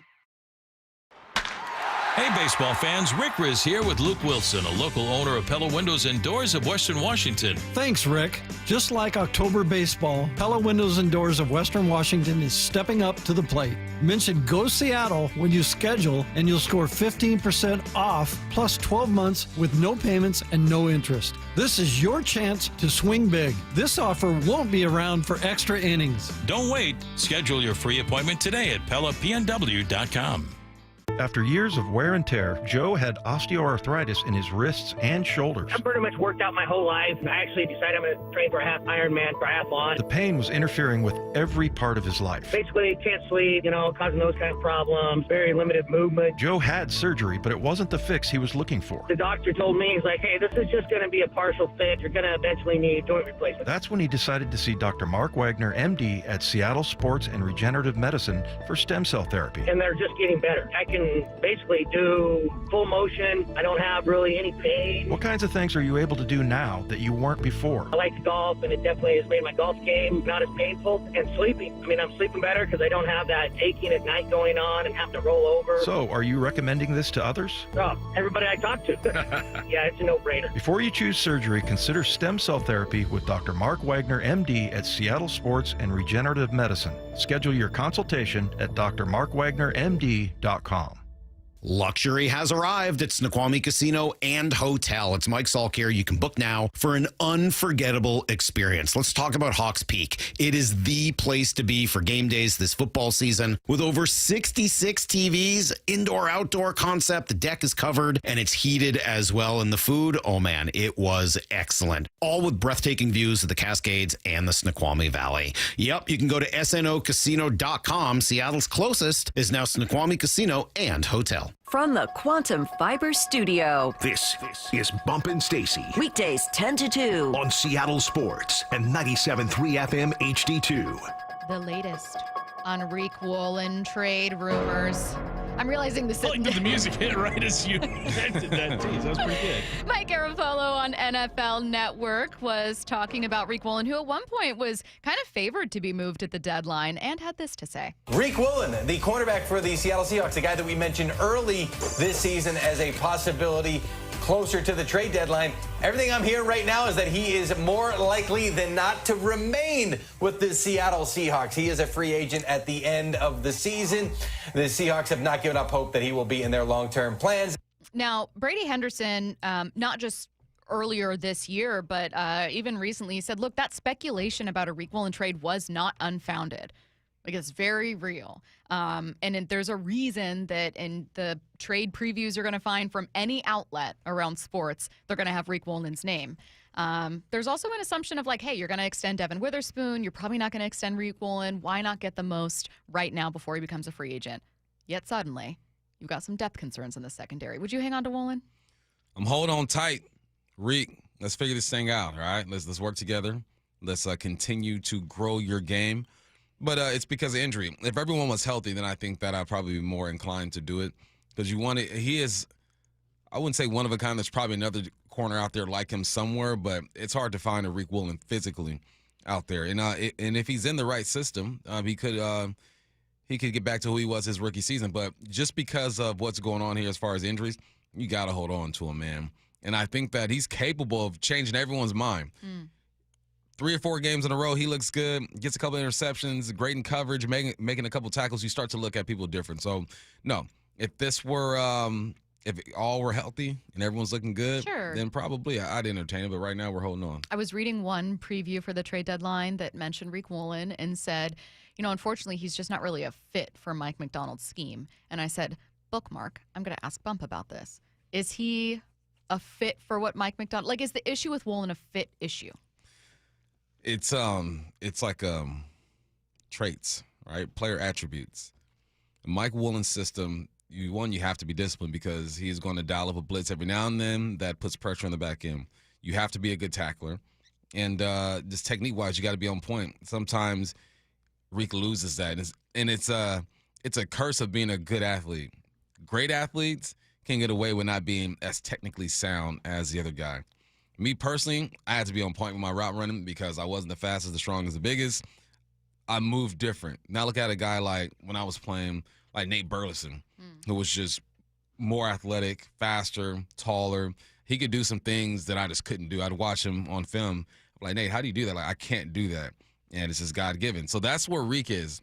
So because you have that advantage on guys, you tend to be a little bit sloppy with your technique. But end of the day, you got to be able to come down and tackle. And I think that's the main thing with Riq is that he doesn't seem like a willing tackler in some situations. He can still, it's so hard not to focus on that athleticism. It'd be one thing if we were having a conversation about, is extending Riq Woolen the right decision? Are you going to pay Riq Woolen a ton of money because of some recently, I don't want to say inflated, but rising cornerback contracts?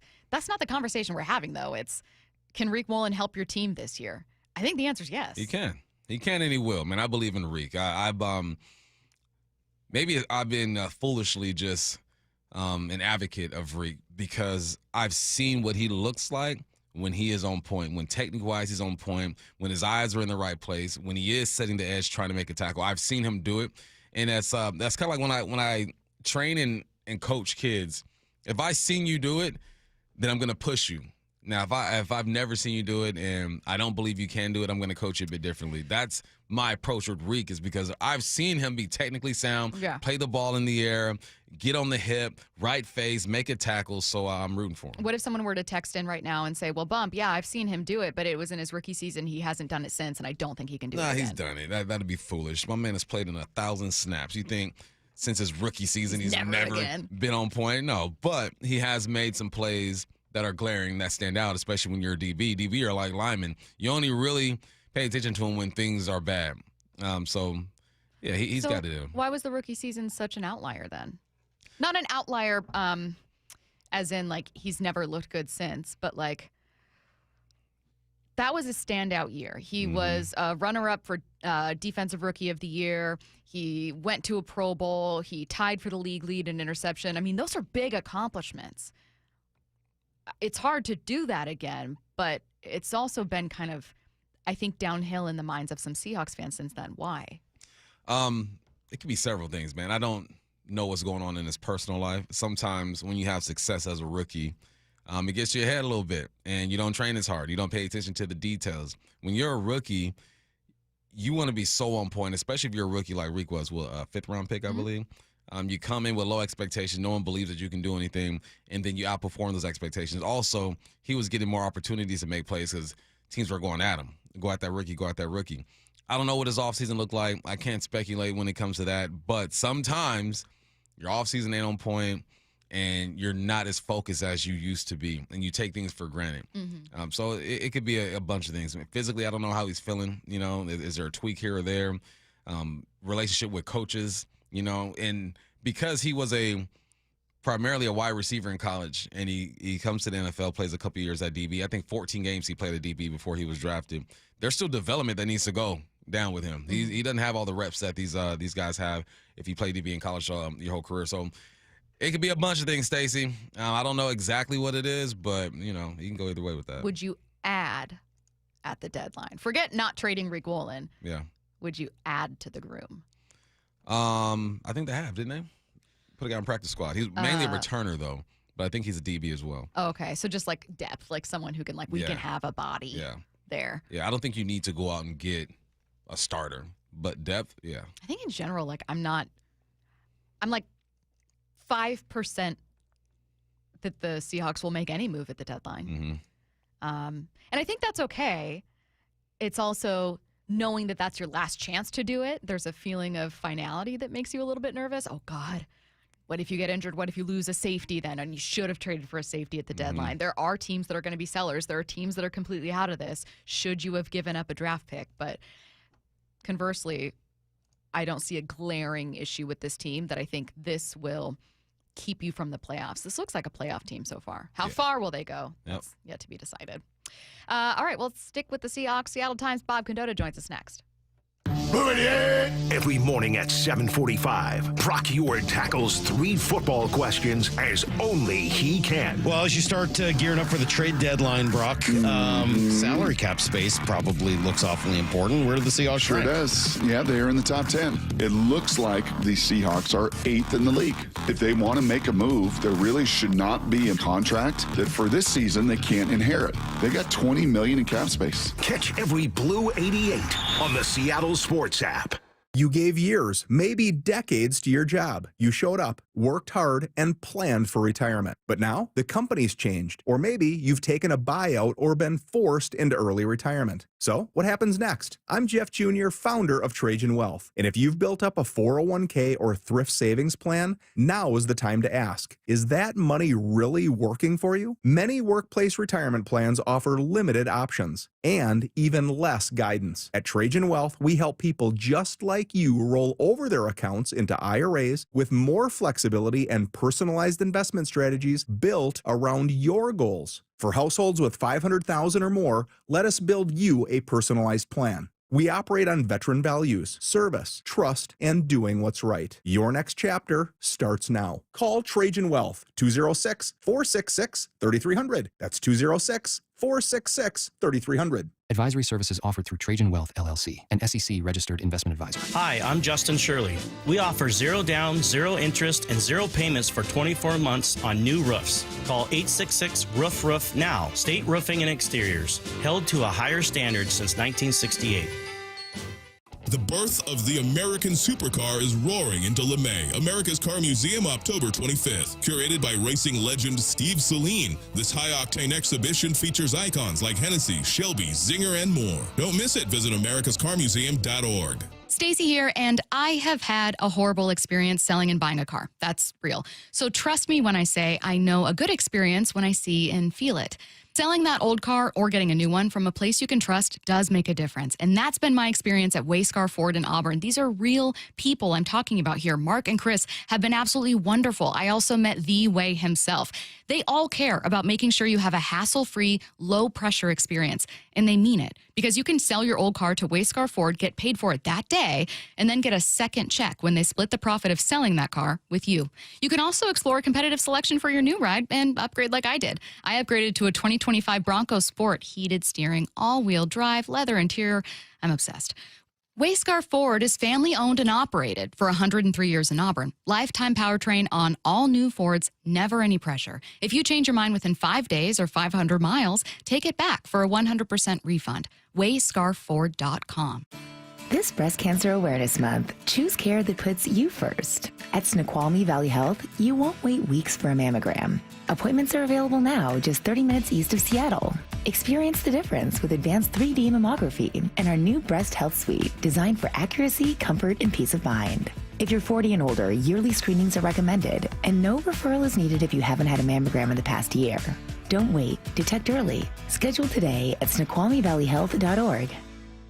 This is a special alert to all Americans who own a vehicle with less than 200,000 miles with an auto warranty about to expire or with no warranty coverage at all. Due to a decline in the economy, CarShield is announcing a low-cost month-to-month vehicle protection plan that is now available to the public to save any driver out-of-pocket expenses on future auto repairs. Call now to find out how you can pay almost nothing for covered auto repairs. Yes, you heard that correctly. Pay almost nothing for covered auto repairs. An open phone line has been established for all drivers to call for a free quick quote. Call 800-292-4541 now. Drivers who are covered will not have to pay for covered repairs again. This protection plan is at an all-time low. Additionally, drivers who activate this vehicle protection today will also receive free roadside assistance, free towing, and car rental options at no additional cost. Call us for your free quick quote today. 800-292-4541. That's 800-292-4541. What do you have to lose? Call 800-292-4541. Again, 800-292-4541.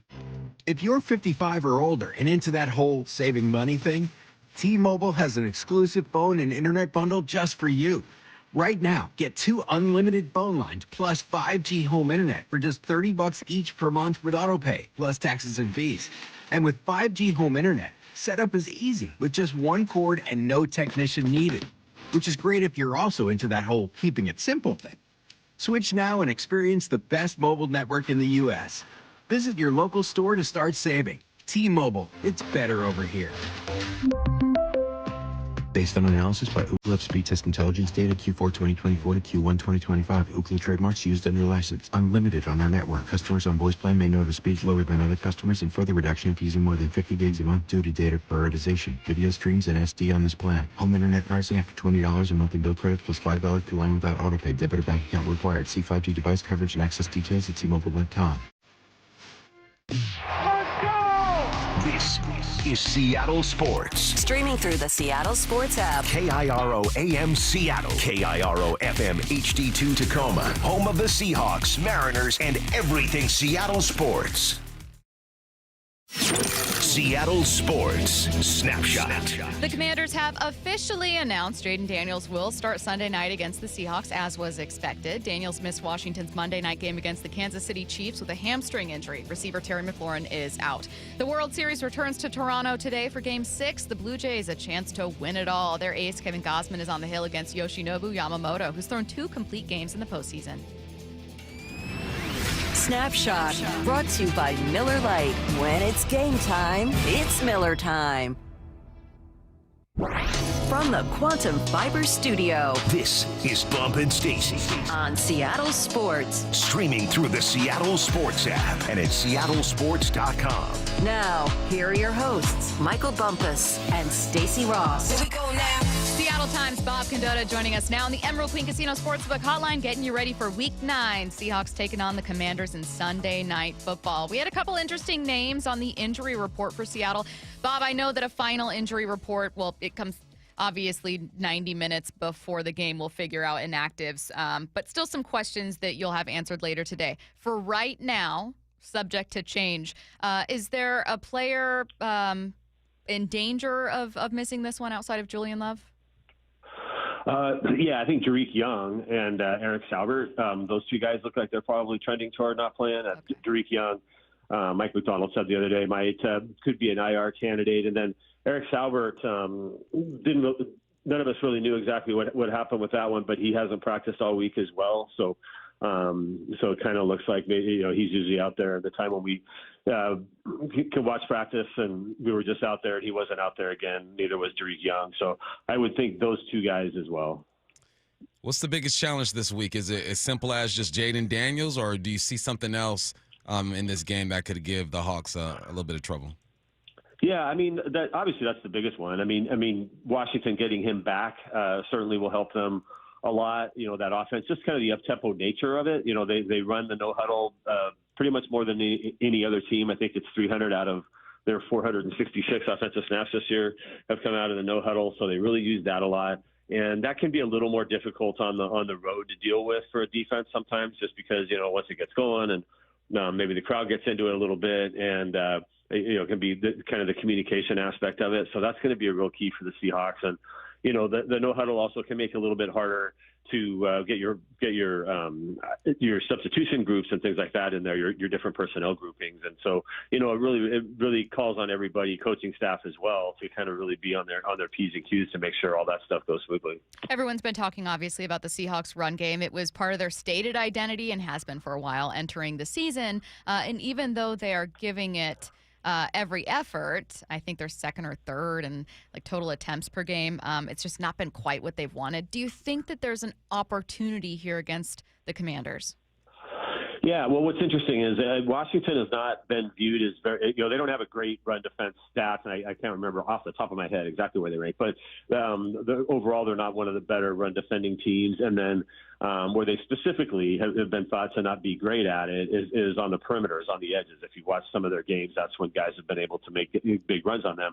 And that's where the Seahawks have actually done fairly well, is when, especially Ken Walker, when he's been able to get around the tackle or just kind of break something off to the sidelines, that's when they've been able to get some big runs. So that part of it will be kind of an interesting matchup. Which team does that better? I know that was an emphasis in Washington this week. Kind of listening to some of their press conferences was that they need to be a lot better in how they defend the run, sort of outside the tackles. And if the Seahawks, I'm sure they've seen that, and that's that was going to be a big part of Seattle's offense anyway. Was the outside zone and being able to do that and kind of stretch the field and be able to get Walker and Charbonnet kind of on the edge and then let them use their speed and things like that. So there certainly can be an opportunity, I think, for Seattle to get it going a little bit better than it has.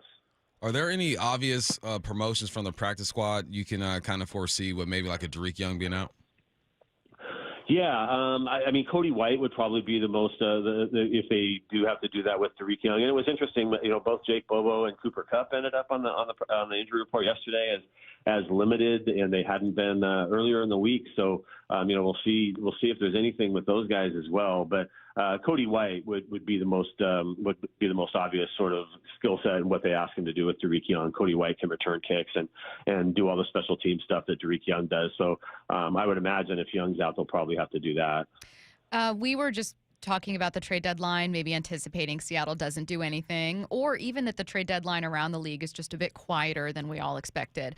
Bob, assuming that the Seahawks don't do anything, is there an area on this roster, a position that you feel is maybe a little thin or that is being risked by not adding? Well, I mean, the offensive line is the one spot if you're just kind of talking about depth in particular. Now, they do get Josh Jones back. They had him back last week, but now he's back, I think, kind of full go from his injury. So, that helps. He's the one experienced backup they have. Otherwise, they don't really have much experience at all. Now, Christian Haynes is back to practice this week, but I don't know if he'll be back to the 53 yet. They may need the full couple of weeks on that one to kind of really assess where he is and things. So that's kind of the obvious one. But that's a hard thing to address, I think, during the season, because I think that's true of most teams. I don't know that there's a lot of teams that have just really experienced guys who started a lot as backups all throughout your offensive line. And if you're a team that has high hopes for the season, you're still in the playoff run, then you're probably not going to easily give those guys up either. So, there are a few guys out there that have been mentioned, some veterans who are on expiring contracts and things like that maybe you could do some things with. But, I think that would be the main one there. Defensively, I think they're in a lot better space, a lot better place at depth at some of the spots that people have sometimes mentioned, specifically inside linebacker. The way Drake Thomas has come on, and you still have Tyrese Knight there, I think you feel a lot better about the depth there now. You basically have two guys who started, we're alternating starting, and now Drake Thomas is the starter there, but you still have Tyrese Knight there if you need. And same with the secondary, where they've sort of been forced with the injuries there to play guys like Tayakata in particular a lot more, but you've seen him, play really well against Houston. So I think you feel a lot better about your safety depth now, and especially with also the way Nick Emmanwori's come along. So, I don't know that they necessarily need to. I know some people talked about the safety spot, and especially with Julian Love, if he's got to go on IR. And I'm sure they would probably look around to see, but my hunch is they might feel a little bit better about that than people think, because you have those guys, and you still have DeAnthony Bell and Jarek Reed and guys like that as well, who especially in DeAnthony Bell's case, have played some this year also. So, I don't know if I think it's one of those things where they'd be looking and to see if there's something that really, that makes sense for them to do, but I don't know if they're going to feel forced to go like, we really got to add somebody here.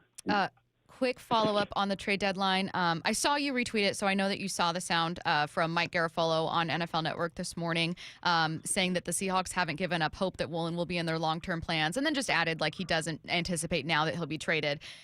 That he doesn't anticipate he'll be traded, especially with some defensive back depth for Seattle, isn't shocking. I was a little surprised to hear him say, the Seahawks still hope to have Woolen part of their long-term plans, because it felt like veering away a bit from kind of what the story had been. Were you surprised by that? And what did you make of the report?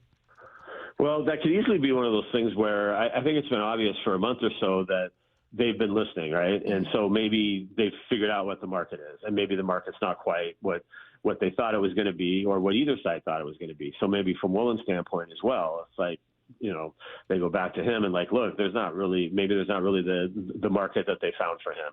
And this might also be, you know, when you get to free agency kind of thing. I mean, maybe it's going to be a little bit more of an uncertain market than you thought, that sort of thing. So I think it could easily be a reaction to that, of just sort of what the interest there was for him, and what they might sense from that standpoint.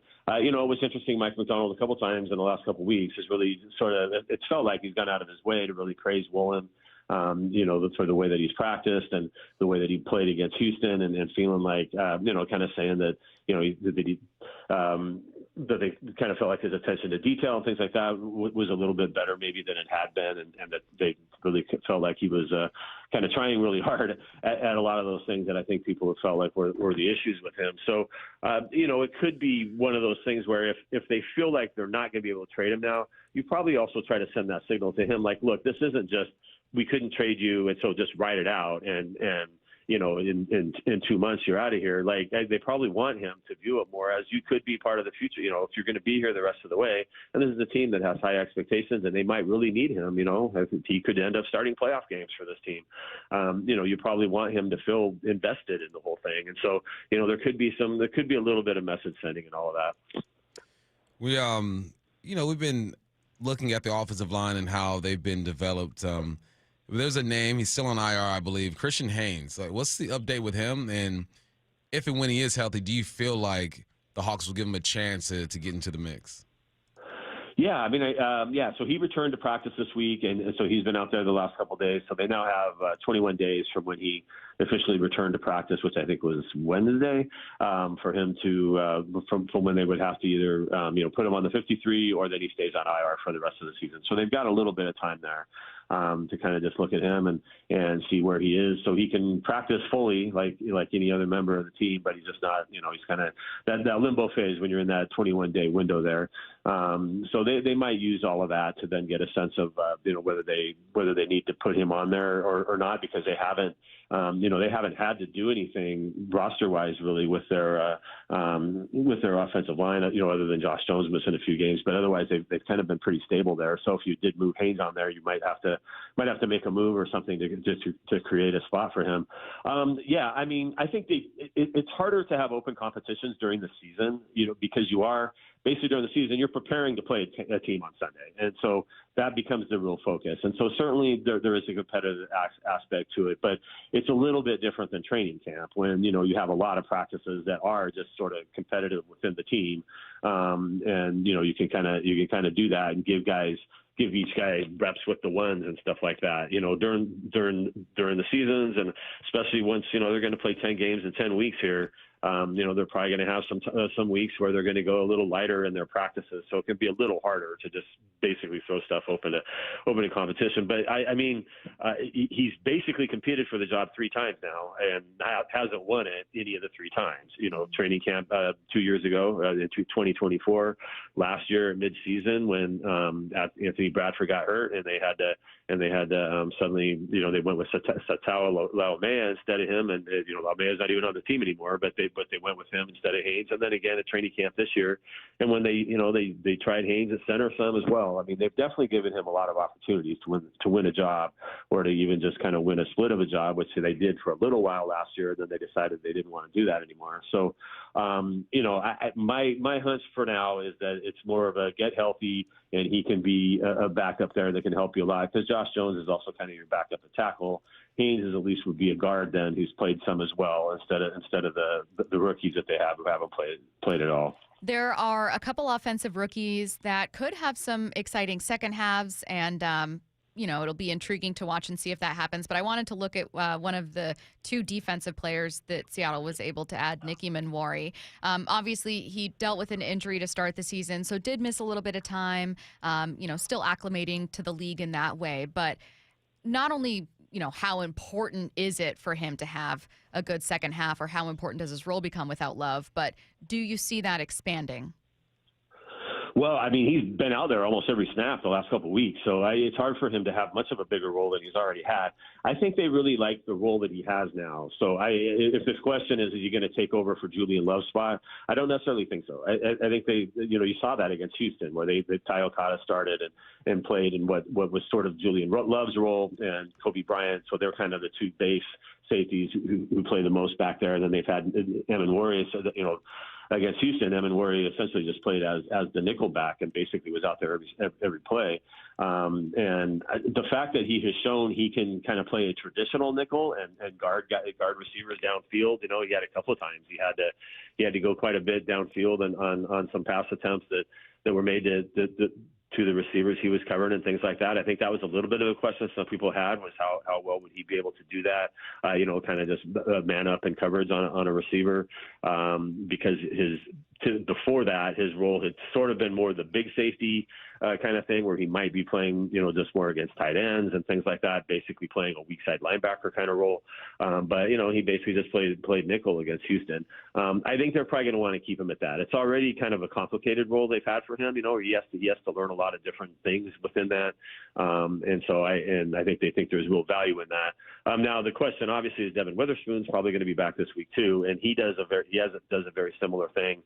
But I think they might, with Witherspoon coming off the knee, he hasn't played in a month.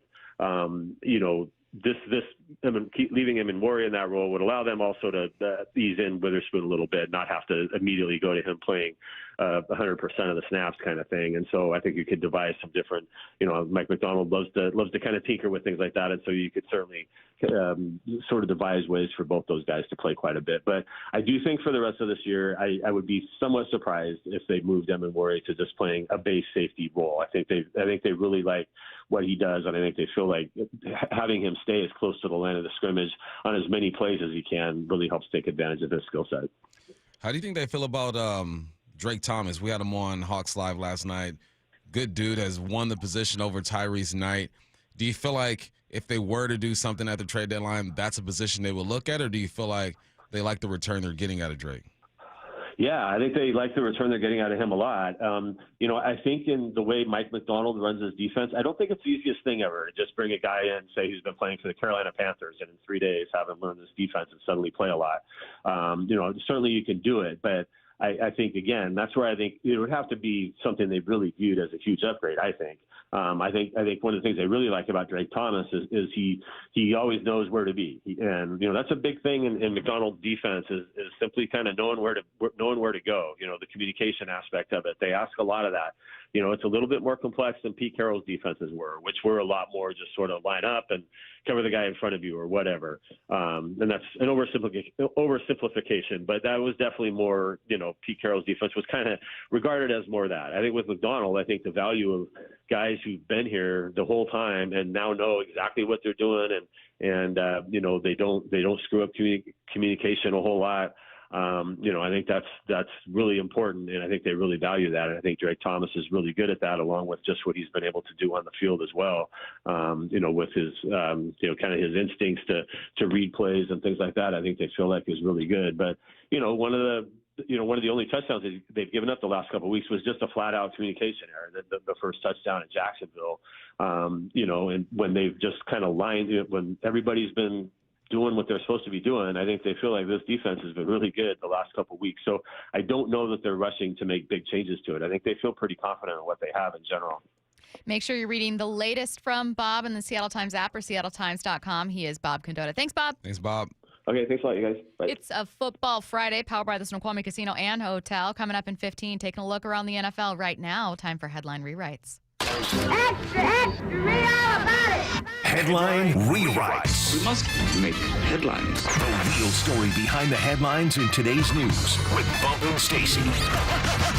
Headline number one, Game 6 of the World Series is tonight, and Toronto is just one win away from a title. What's the real headline? Canada couldn't get a Stanley Cup back, so I guess a World Series will have to do for now. That's my attempt to take a shot, but man, does this feel like it might get done in 6. Unless, it's not. Bump, it's not. You could have a third complete game here. Yamamoto gonna do what Yamamoto do. Throw 9 innings. 3,000 pitches and be just fine. Here's a whack thing about this. My flight is at 4. Uh-huh. Typically, the Wi-Fi isn't great, so I have to listen to the game while I'm up there 30,000 feet. Just got an email saying the Wi-Fi is down on my plane. Uh-oh. So Do they know you're in first class? I'm gonna be blind. You mean first class Wi-Fi's down too? Excuse me, I'm sorry. This is garbage. So I'm gonna be blind. I'm just, as soon as we start descending over the bay, I'm gonna turn my phone on and pray for the There's no best. telling what could happen while you're on that plane in first class. You know what I There's no mean? A telling. number of news items could pass. Yeah. And you won't even know. No This clue. is, it's hard for me to comprehend. We lived in a time before the internet existed, and yet it's so hard for me to comprehend that. Yeah. You know? I feel bad for the people who don't have devices with stuff downloaded on it. 'Cause Yeah. You're gonna sit there for like 2 hours and just Truly. stare. I don't even know what I would do. Have you guys ever seen the most screen time that you've used in a day?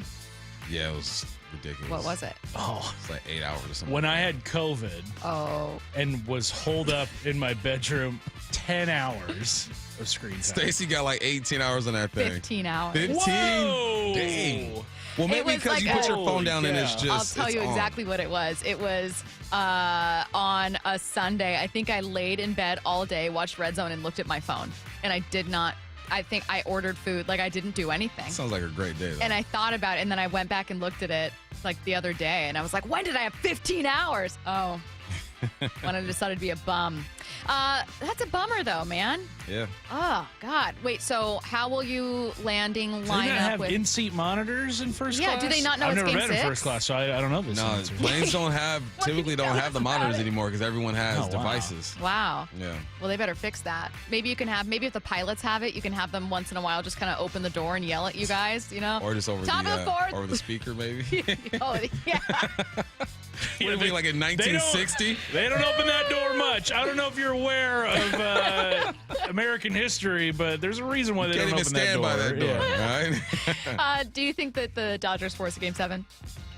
Curtis, from Culver City, But- California. That's right. That's right. That's All right, considered West I Los shouldn't even Angeles. ask. I shouldn't ask. It's Curtis, going down, baby. Come Curtis on, Dodgers. Curtis and Brady. Do you think the Dodgers force game 7? You know, I like to call Toronto Oh my God, the Brady. furthest west Los Angeles you can get. Yes, for it's both it's of going. you. It's staying in Toronto for Game 7. Unanimous here? Well, when you think about it, Japan is just West LA, so That's they're right. pushing to a That's game right. 7. That's where Yamamoto's Okay. from. Game 7. So, game 7. What's next?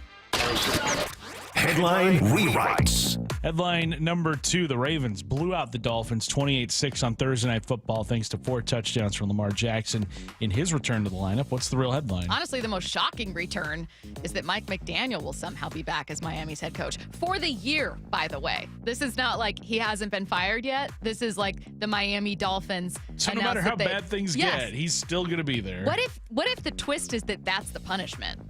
Like, what if they're, oh, you thought that we'd fire you and that you'd go, like, join another coaching staff or, like, go to vacation with your family? Nope. Nah, you here, you stuck. You're here, and you're not going anywhere. When I was like maybe 9 or 10 years old, and for some reason, I came inside early and I took a shower. I go, you know what, I'm done for the day. And then I looked out the window and all the homies were outside playing. I go, Mom, can I go outside? She goes, nah, you already showered. You're done for the day. devastating. That's Mike McDonald's. You're already here. You're done. You did this. Now you got to live it out. I saw him running off the football field after the game and thought to myself, is that the last time he's going to run off the field as a coach? Nah, he knows the right people, or they just want to punish him. Either way, who's going to take this team over and whip him into shape? I think they are who they are. Yeah. So, yeah, you might as well just ride with them. There's a really interesting debate here that Curtis and I were having earlier about, why Chris Greer? Like, I was kind of expecting the opposite. Maybe they hang on to Chris Greer, and then, that your issues were really more of, like, personalities. But at the end of the day, I don't know. I mean, it's your job as a head coach to manage personalities. Look at Mike Tomlin. He's managed a lot of big personalities. And he's won Super Bowls and gone to playoffs, so. Yeah. Headline rewrites. Headline number 3, LSU will be parting ways with Scott Woodward as their athletic director just days after Brian Kelly was fired as head football coach. What's the real headline? No one could have seen this coming. Nobody. How? Houseway. This, it was inevitable, man. When you're not letting your AD do his job. The governor said, listen, you're not going to do your job. I know we pay you to do this, but we're not going to let you do this. You know what the AD also did, though? What? Didn't LSU win a national championship baseball recently? 2 of them. All right, he hired that dude. And they won a women's title in basketball. Kim Mulkey. But he's got to go coach. with who everyone's mad at right now. Right now, everyone's mad, not only that Brian Kelly didn't work out, but that they're paying Brian Kelly a lot of money to not work for them. I get it, but it's not like the man is bad at his job. I know that he is responsible for like $140 million in buyouts, but he's not horrible at his job. He just made 2 bad decisions, and now I just hope the governor makes a horrible decision so he can feel and see how hard it is, especially in today's climate of college football. It is so hard to do that job. Coming up at 12:45, ranking monster plays, a monster mash Halloween theme from Seahawks greats. You can text in your choice, 866-979-3776, the most monster plays we've seen. Coming up next, the Chiefs and Bills add another chapter to the rivalry on Sunday, plus a star returns for the Rams. Brock and Salk. The big story that came out the other day about the NBA players and what's going on with Terry Rozier. Did you hear the second story that came out? Heat's Terry Rozier faced $8 million tax lien from IRS in 2023. I don't know why Terry Rozier did this, allegedly, but I can look at a guy who had an $8 million tax lien despite a $160 million salary and say he probably was betting away a lot of his money. Brock and Salk, morning 6 to 10 on Seattle Sports. I had a young woman who was on a new SUV, and she had attachments to her old car because it was her first car, and she had questions because she was doubling her spending budget, and she was very fiscally responsible. It was almost making her sick. And the best path at that point was to, let's stop for the night, and you go home and take a breath. She came back in the morning and bought the car. She was way happier. These are major life accomplishments. You have the ability to afford at this tier. You've secured one of the major needs in your life. You should be feeling a tremendous amount of pride and respect for your accomplishments. I'm just grateful that we get to celebrate it with them, that we get to be part of it in that aspect of it. The LJ way is the Lee Johnson Auto family. Comcast Business can help turn your small business into a connected, secure, modern business. It's how restaurants become reliably up and running neighborhood favorites. How healthcare offices become the data-protecting caregivers that we all depend on. And how wealth management firms become cyber-securing guardians of your information. With reliable connectivity, enhanced cybersecurity, and Wi-Fi backup, your business can stay connected and get threat-ready with Comcast Business. Powering possibilities. Now through November 16th, new Comcast Business customers can get started with 150 megabit internet plus security for $59.99 a month for 12 months with a 2-year agreement. Plus, ask how to get a $500 prepaid card on a qualifying gig package. Call today. Restrictions apply. Requires enrollment in paperless billing and auto pay with bank account. Early termination fee applies. Equipment, taxes, and fees extra. Nobody hooks you up like Popeyes. The Big Box is the reward that keeps on rewarding. Crack it open and you're greeted by 2 pieces of crispy signature chicken. Or if you want, 3 tenders, nestled in there with the 2 sides speaking to you most in this moment. You got that biscuit, and what are you waiting for? Dig right on in. That's feast mode activated, and you're in big box business for $6. Love that chicken from Popeyes. At participating U.S. restaurants, price may vary, tax extra. Running a business means wearing multiple hats. So if you're like me, you probably started out using your personal phone, taking client calls and texts nonstop. As my business grew, I needed something smarter. That's when I switched to Quo, the #1 business phone system. Quo works right on your phone or computer. No carrying 2 phones, no clunky landline, just one easy app you can try for free. Your team can share one number and handle calls and texts together like a shared inbox. Any teammate can jump into the conversation so customers get faster responses. And Quo's AI agent can be set up in minutes to answer calls and questions 24/7, so you never miss a customer, lead, or opportunity. All this starts at just $15 a month. That's basically 2 coffees. Find out why 90,000 businesses trust Quo. No missed calls, no missed customers. Try Quo for free at quo.com/sports. That's quo.com/sports to try Quo free. QUO.com Seahawks.com/SPORTS. The home of the Seahawks, Seattle Sports. Touchdown! Seahawks! Ken Walker III! Get everything Seahawks at seattlesports.com. Free consultations, no fee guarantees, 5-star reviews. J.P. Pendergast with Pendergast Law explains the importance of going beyond these familiar offerings. Accident victims want an attorney, Tom, that satisfies their needs. Someone who handles those needs with the highest degree of care.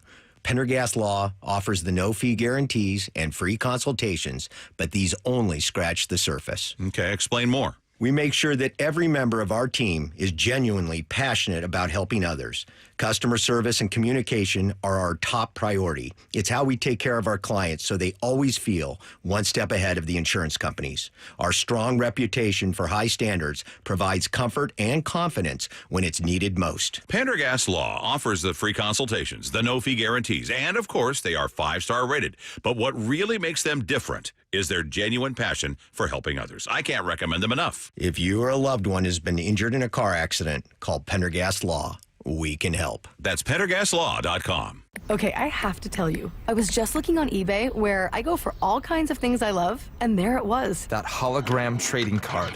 One of the rarest, the last one I needed for my set. Shiny like the designer handbag of my dreams. One of a kind. eBay had it, and now everyone's asking, ooh, where'd you get your windshield wipers? eBay has all the parts that fit my car. No more annoying, just beautiful.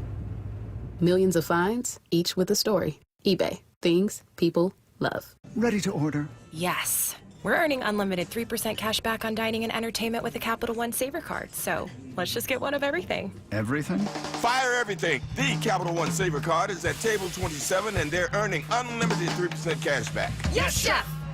This is so nice. Had a feeling you'd want 3% cash back on dessert. Ooh, tiramisu. Earn unlimited 3% cash back on dining and entertainment with the Capital One Saver Card. Capital One, what's in your wallet? Terms apply. See CapitalOne.com for details. From the Quantum Fiber Studio. This is Bumpin' Stacy. Weekdays 10 to 2. On Seattle Sports and 97.3 FM HD2. Taking a look around the NFL, we are going to start with the Chiefs and Bills, adding another chapter to their rivalry, on Sunday. Patrick Mahomes was asked about facing them so much in the regular season and in the playoffs. All the games come down to like one. I think other than like 2 games that we've played against each other, every single game comes down to like one play here or there that someone has to make, if that's offense, defense, whatever it is. And so I think it just comes down to the players making plays in big moments, and that's kind of worked out for us in the playoffs and worked out for them in other times. To me, it's just about the next time. It's about going out there and playing against a great football team and knowing that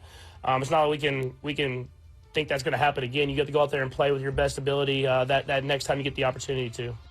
These always end up being phenomenal games. Do you anticipate that being the case here in Week 9? Yeah, of course, man. You got 2 of the best going at it. Josh not having his best year, but there's been some injuries over there too. Regular season play, Pat Mahomes is 1-4 against the Bills. 1,300 yards, 10 touchdowns, 7 interceptions. Playoffs, 4-0. 1,000 yards, 1,100 yards, 9 touchdowns, 0 interceptions. He finds a way to turn it on. Yes, I expect a close one. It looks like J.J. McCarthy will be a go for the Vikings on Sunday, so no pressure on him to save the Vikings season, right? Wrong, according to ESPN's Peter Schrager. I think there's no quarterback in the NFL with more pressure on him than J.J. McCarthy, and it's two-pronged. It's one, because of who's in his draft class. You're looking at the success that Drake May's having. Jaden Daniels established. Caleb's not going anywhere. And, of course, Penix is the guy in Atlanta. Then there's this guy who they traded up to get. We know absolutely nothing about what he is as an NFL player. And then there's what there was in the building last year with Sam Darnold and Daniel Jones, and that they didn't go after Aaron Rodgers. And it's like they are so pot committed to this guy. And will this be one of the great mistakes of all time to not go with another quarterback in the draft, or not stick with Darnold and figure that out, or stick with Daniel Jones and figure that out? Or is it way too soon because he's 22 years old and he's played 6 quarters in his NFL career? I kind of like Schrager's take here. Now, if you were to ask me which quarterback is facing the most pressure right now, I would not have J.J. McCarthy at the top of that list. And in part, maybe unfairly, I've kind of written off the Vikings this season. Shame on me. But like, when you're not a Super Bowl contender, especially one with a closing window, I don't see that same pressure as being on you, especially if you're younger. However, in terms of face of the franchise, hopefully this works. Oh my God, what if it doesn't? Did we make a mistake? That pressure's there. I can see that.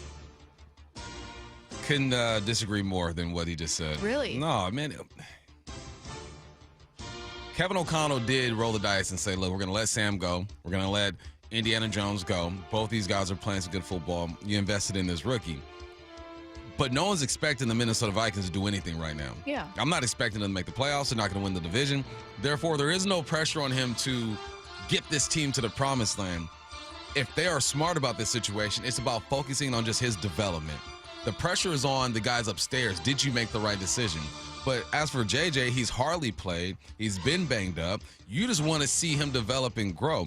I think during the offseason, if they walk off the field the last game of the season and you feel like you've made a mistake, you haven't found your guy, that's on them. I think JJ just needs to focus and just get better. No one expects anything out in Minnesota. Fun counterpoint, though, specifically in terms of the expectations for JJ.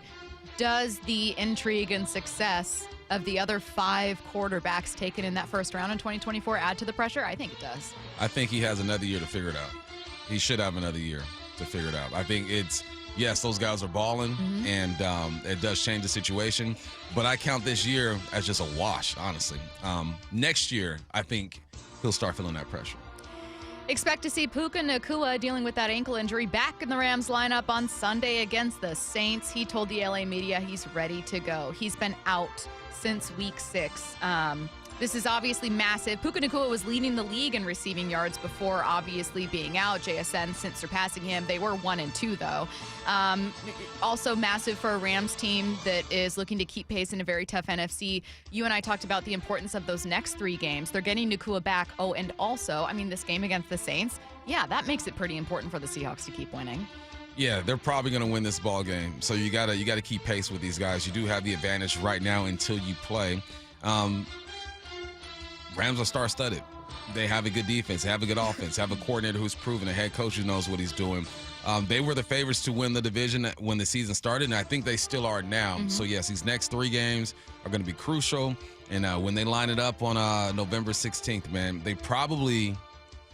I could see both teams having the same record. Back to the NFC North, Packers head coach Matt LaFleur really wants you to know that he doesn't care, okay? He doesn't care that today is Halloween.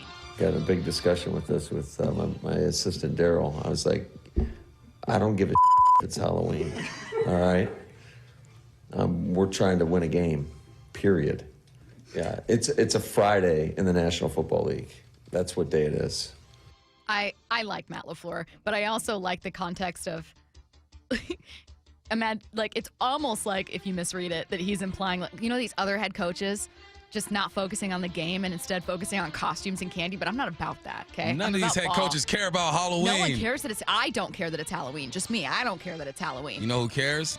Ty and Luke. Me? His kids. Yeah. Ty and Luke care that it's Halloween. You know who else cares? Brienne, your wife, who has to go out and take these kids all around the neighborhood. Yeah. You're probably gated, nice community where you get bags of candy instead of candy bars. You better buy those king-size bars, Matt. Exactly. They care. They care. Matt, those kids care. Matt, you're not cool because of this, man.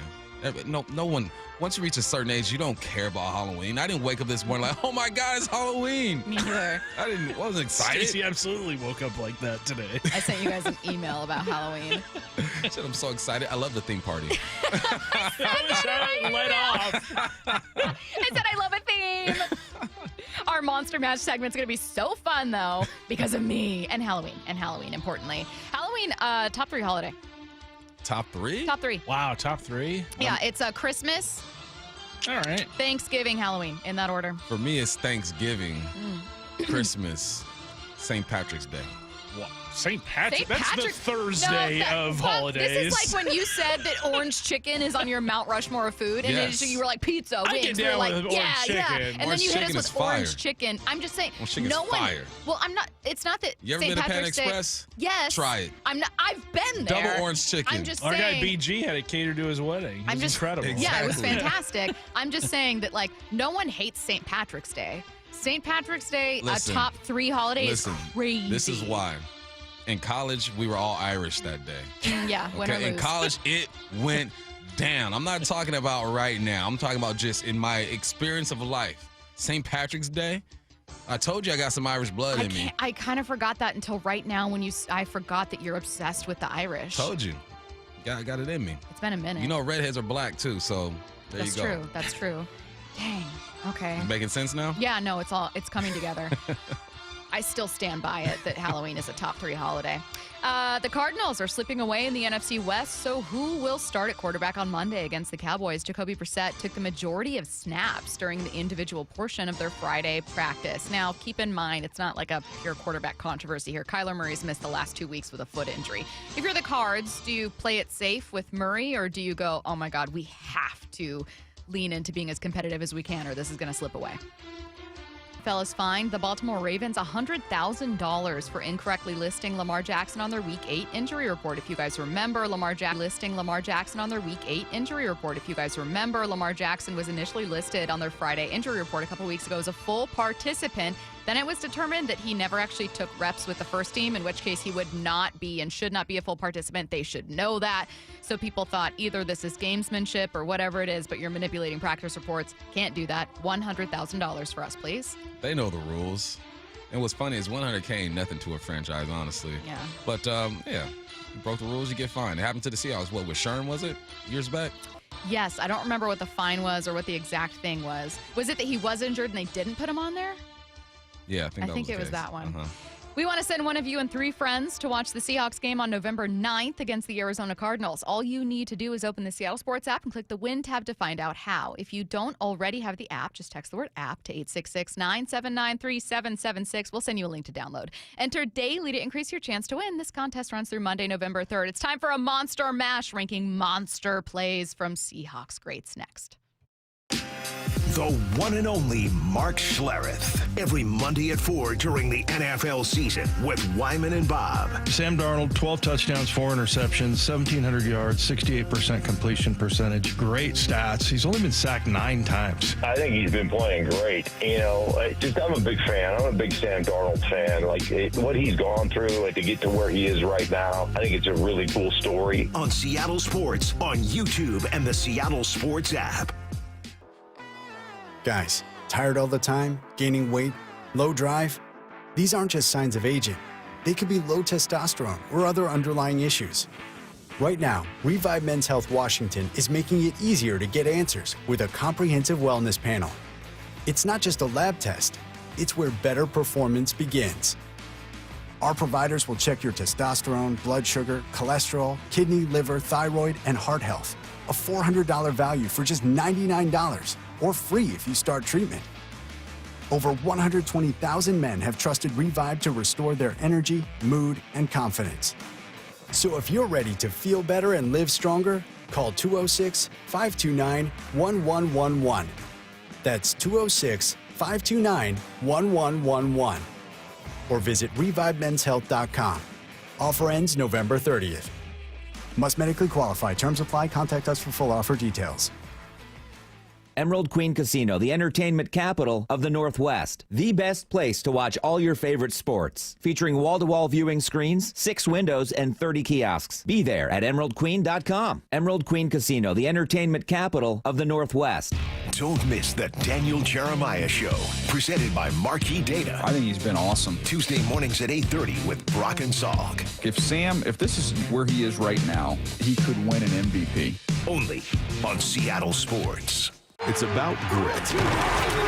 Leonard Williams drags him down. Running through whatever gets in your way. The handoff to Charbonnet. Stiff arms a man, turns, first down.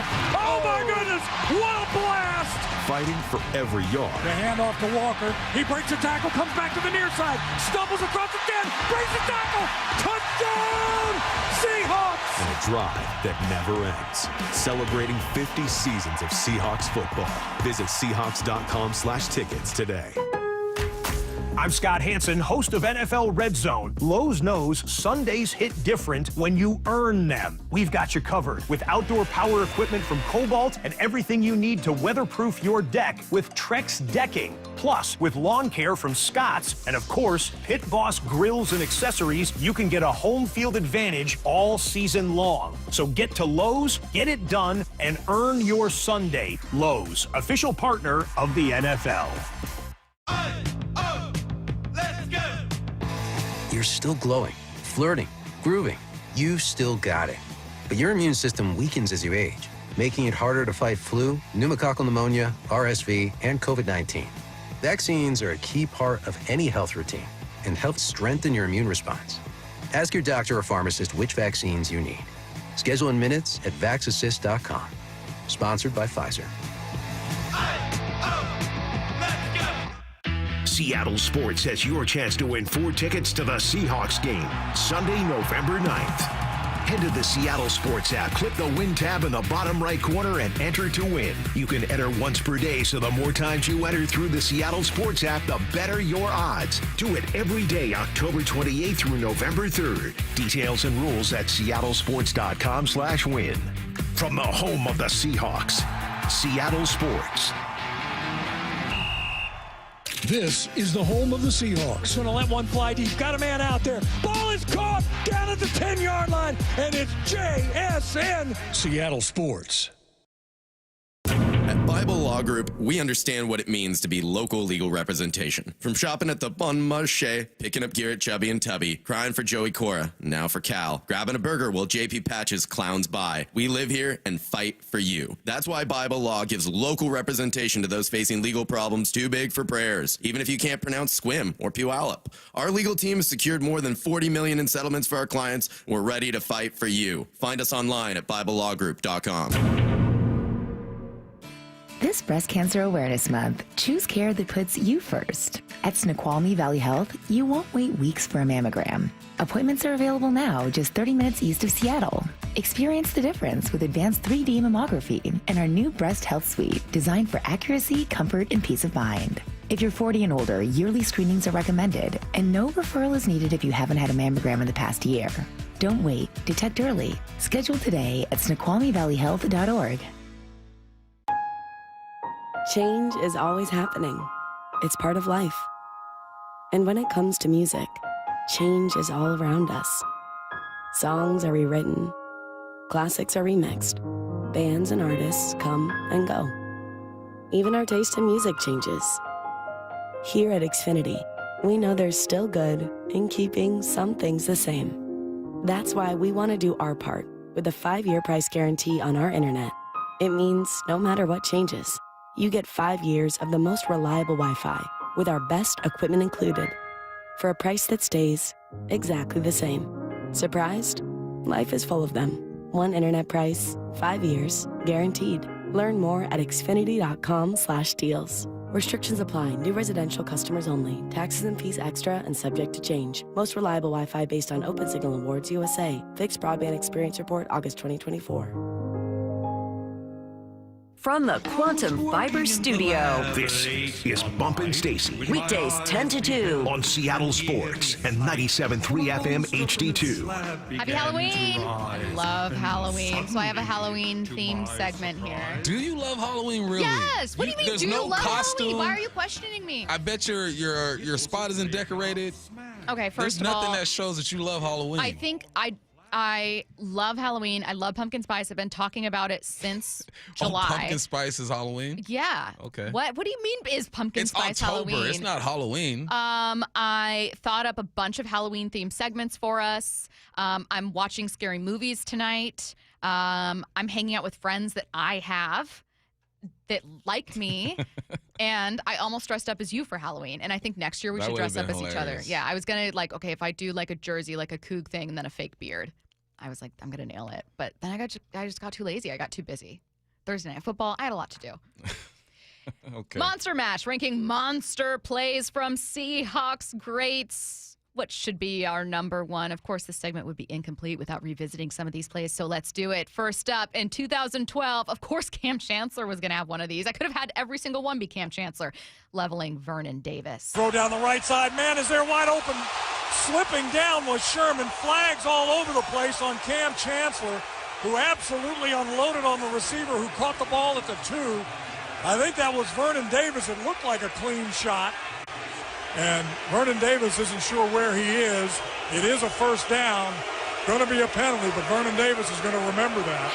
In hindsight, Rabel's he's walking around aimlessly. It's actually been a minute since I've heard the call itself. I've seen the play over and over and over, but Rabel at the end.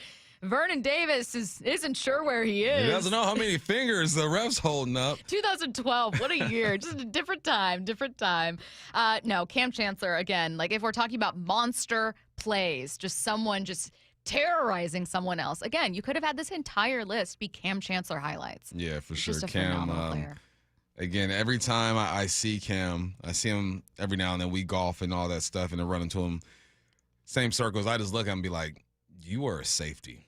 Ain't no way, man, this big. And you're not even in the shape you used to be in. Like, your neck isn't as thick, your shoulders aren't as thick. And right now, it makes no sense to me that you played safety. Next up, of course, we had to choose this one. Beastquake. Turn and hand to Lynch, left side. Finds a little bit of a hole, keeps his legs moving. He's across the 40, midfield, 45, he's on the run, Lynch. 40, pushes him at 35, look at him go. He's down to 20, 15, he could go. He is going to go. Touchdown, Seahawks. Oh, my word. A 67-yard run. Marshawn Lynch, unbelievable. I feel like monster plays should be synonymous with he's got that dog in him. Every single one of these plays, you had to have the Beastquake. Yeah, Beastquake is, I mean, that's probably the first play a lot of people think about. Is that the first one you thought of? Yeah, that was the first one I thought of. What was the second one you thought of? Yeah, Cam. Yeah. Knocking out Vernon. I also thought of Beastquake. I thought of Cam. I did have some non-Seahawks ones. They're not included here, but I thought of like Jadeveon Clowney with the strip sack, just being like when you see something and then even the announcers go, oh, or lose their minds. Those are the best plays. And sometimes, Bump, a monster play can happen on a bad play.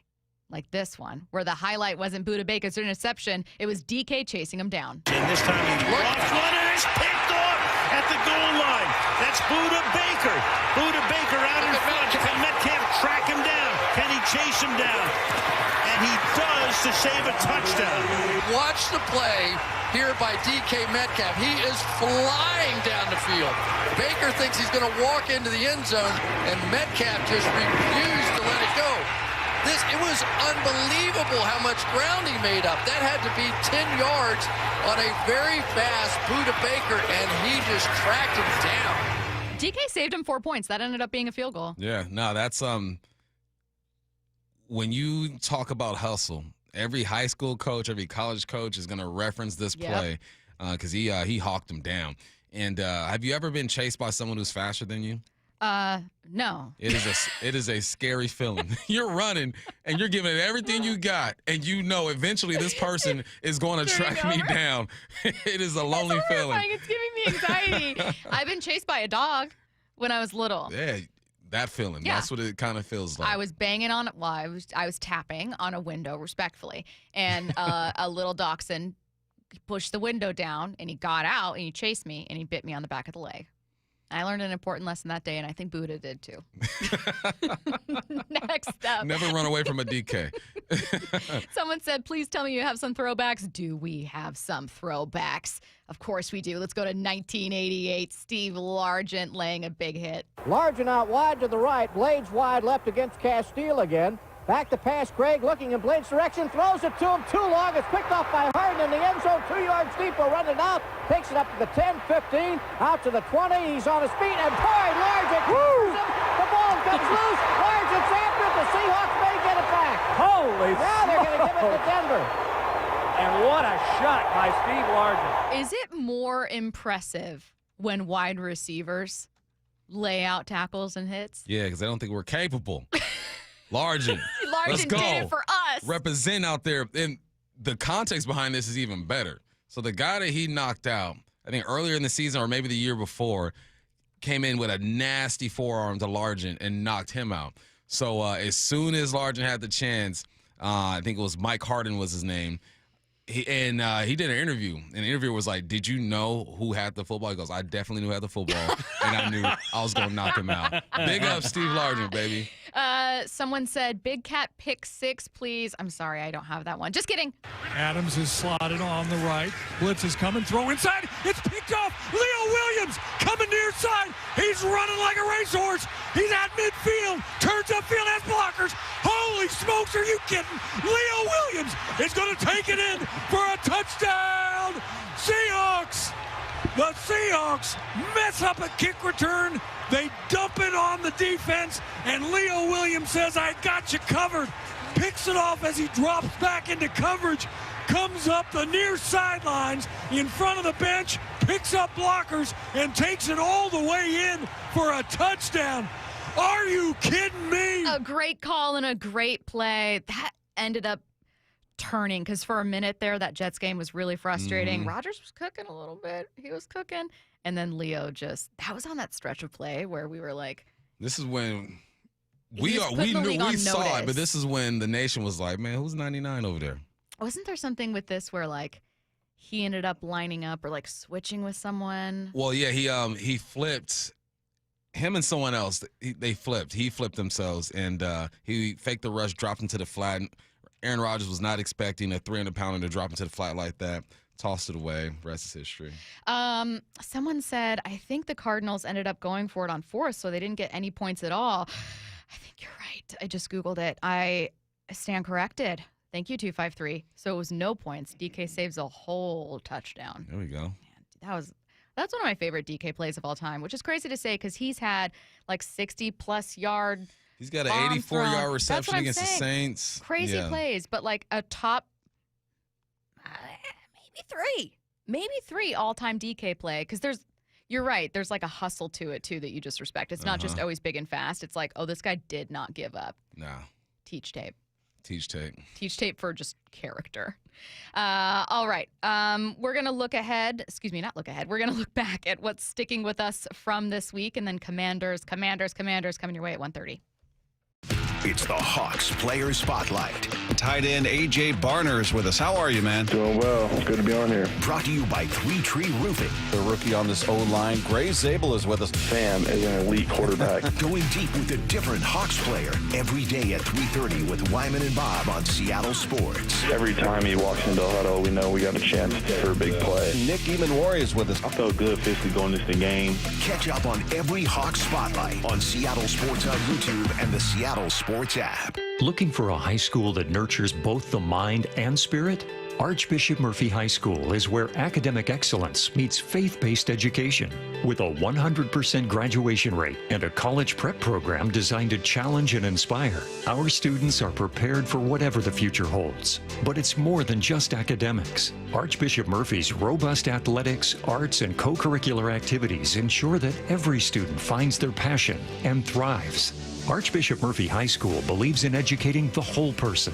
That's why we offer a vibrant campus life where students grow not only academically, but also spiritually, socially, and physically. Don't just take our word for it. See it for yourself. Schedule a visit and discover how Archbishop Murphy High School can help your students succeed. Visit am-hs.org. IRG Physical and Hand Therapy proudly supports Archbishop Murphy High School, where your story begins. am-hs.org. Life's expensive enough, isn't it? Groceries, gas, kids' activities. Sometimes your roof needs replacing, but your budget says not now. Hi, I'm Justin Shirley, CEO of State Roofing and Exteriors. We want to help with an offer to lift that weight off your shoulders. Get 0 down, 0 payments, and 0 interest for up to 24 months. Or save up to $3,000 on a new roof today. Call 866-ROOF-ROOF or visit stateroofing.com.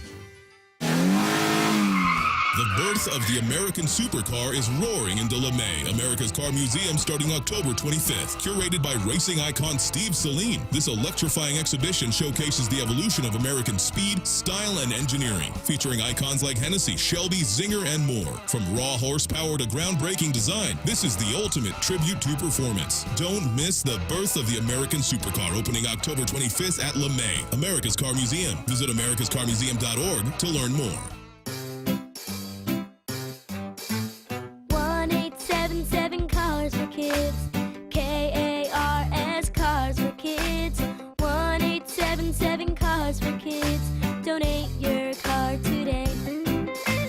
1-877 Cars for Kids. Donate your car today. Ready to get rid of that old car? Donate it to Cars for Kids. Call 1-877-CARS-FOR-KIDS to reach a friendly live agent. Donation's super easy, and your car can be picked up as soon as tomorrow. Call us now, 1-877-CARS-FOR-KIDS. That's Cars with a K to donate your car today. 1-877 Cars for Kids. K-A-R-S Cars for Kids. 1-877 Cars for know you can donate real estate too? Go to carsforkids.org. That's carsforkids.org. $5,000. That's the average amount of money people in the U.S. are now spending on gas in a year. $5,000. That's crazy. If you drive, you have to download Upside, the free app that gives you cash back every time you get gas. That's right. You can earn real cash back with Upside just by buying the gas you're already buying. You can literally start earning cash back today. I use Upside every time I fill up, and I've already made around $300. You're putting gas in your car anyway. Why not get real cash back? If you like free money, download Upside. I'm saving the cash I earn from using Upside to help pay for a vacation later this year. Download the free Upside app now to earn cash back every time you buy gas. Use promo code BOOST25 to get an extra 25 cents per gallon on your first tank. You can cash out anytime right to your bank, PayPal, or a gift card for Amazon and other brands. Just download the free Upside app and use promo code BOOST25 for a 25 cents per gallon bonus on your first tank. That's code BOOST25 for a 25 cents per gallon bonus. Let's go! You're still glowing, flirting, grooving. You've still got it. But your immune system weakens as you age, making it harder to fight flu, pneumococcal pneumonia, RSV, and COVID-19. Vaccines are a key part of any health routine and help strengthen your immune response. Ask your doctor or pharmacist which vaccines you need. Schedule in minutes at vaxassist.com. Sponsored by Pfizer. Veterans Day is a moment where we express gratitude towards the folks who have served on our behalf, our veterans. And Navy Federal Credit Union celebrates veterans of all branches and their families on Veterans Day and every day of the year. They serve over 2 million veterans, and as a veteran, you can become a member and access exclusive rates, discounts, and financial tools for the whole family. Become a member at NavyFederal.org/veterans. Navy Federal Credit Union. Our members are the mission. Navy Federal is insured by NCUA. This is Seattle Sports. Streaming through the Seattle Sports app. KIRO AM Seattle. KIRO FM HD2 Tacoma. Home of the Seahawks, Mariners, and everything Seattle sports. Seattle Sports Snapshot. No surprise to anyone, but the Commanders have officially announced Jaden Daniels will start Sunday night against the Seahawks. Daniels missed Washington's Monday night game against the Kansas City Chiefs with a hamstring injury. Receiver Terry McLaurin is out. Snapshot, brought to you by Miller Lite. When it's game time, it's Miller time. This hour is brought to you by Mazda of Everett. From the Quantum Fiber Studio, this is Bump and Stacy on Seattle Sports. Streaming through the Seattle Sports app and at seattlesports.com. Now, here are your hosts, Michael Bumpus and Stacy Ross. Here we go now. I have a treat for you guys. Speaking of Halloween, when we get to Commanders.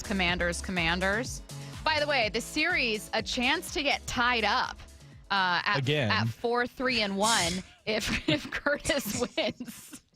So I look forward to that. I love You've that promised there's a tie. us that this will not end in a tie. No, I can't have more than one tie. And the tie was a failure on my part. I forget what I did wrong, but it was something. It was something.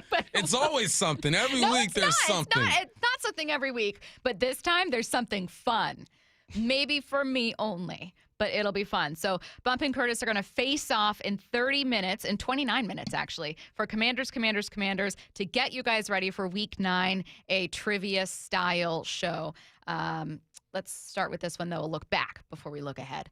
This is what's sticking with us from this week. We have spoken to Adam Jude about the Mariners. We had Rob Staten come on to, talk about how important it is that the Seahawks stars step up. We had Nicole Auerbach talk about college football. Dan Orlovsky joined us to talk about JSN. A lot to cover here.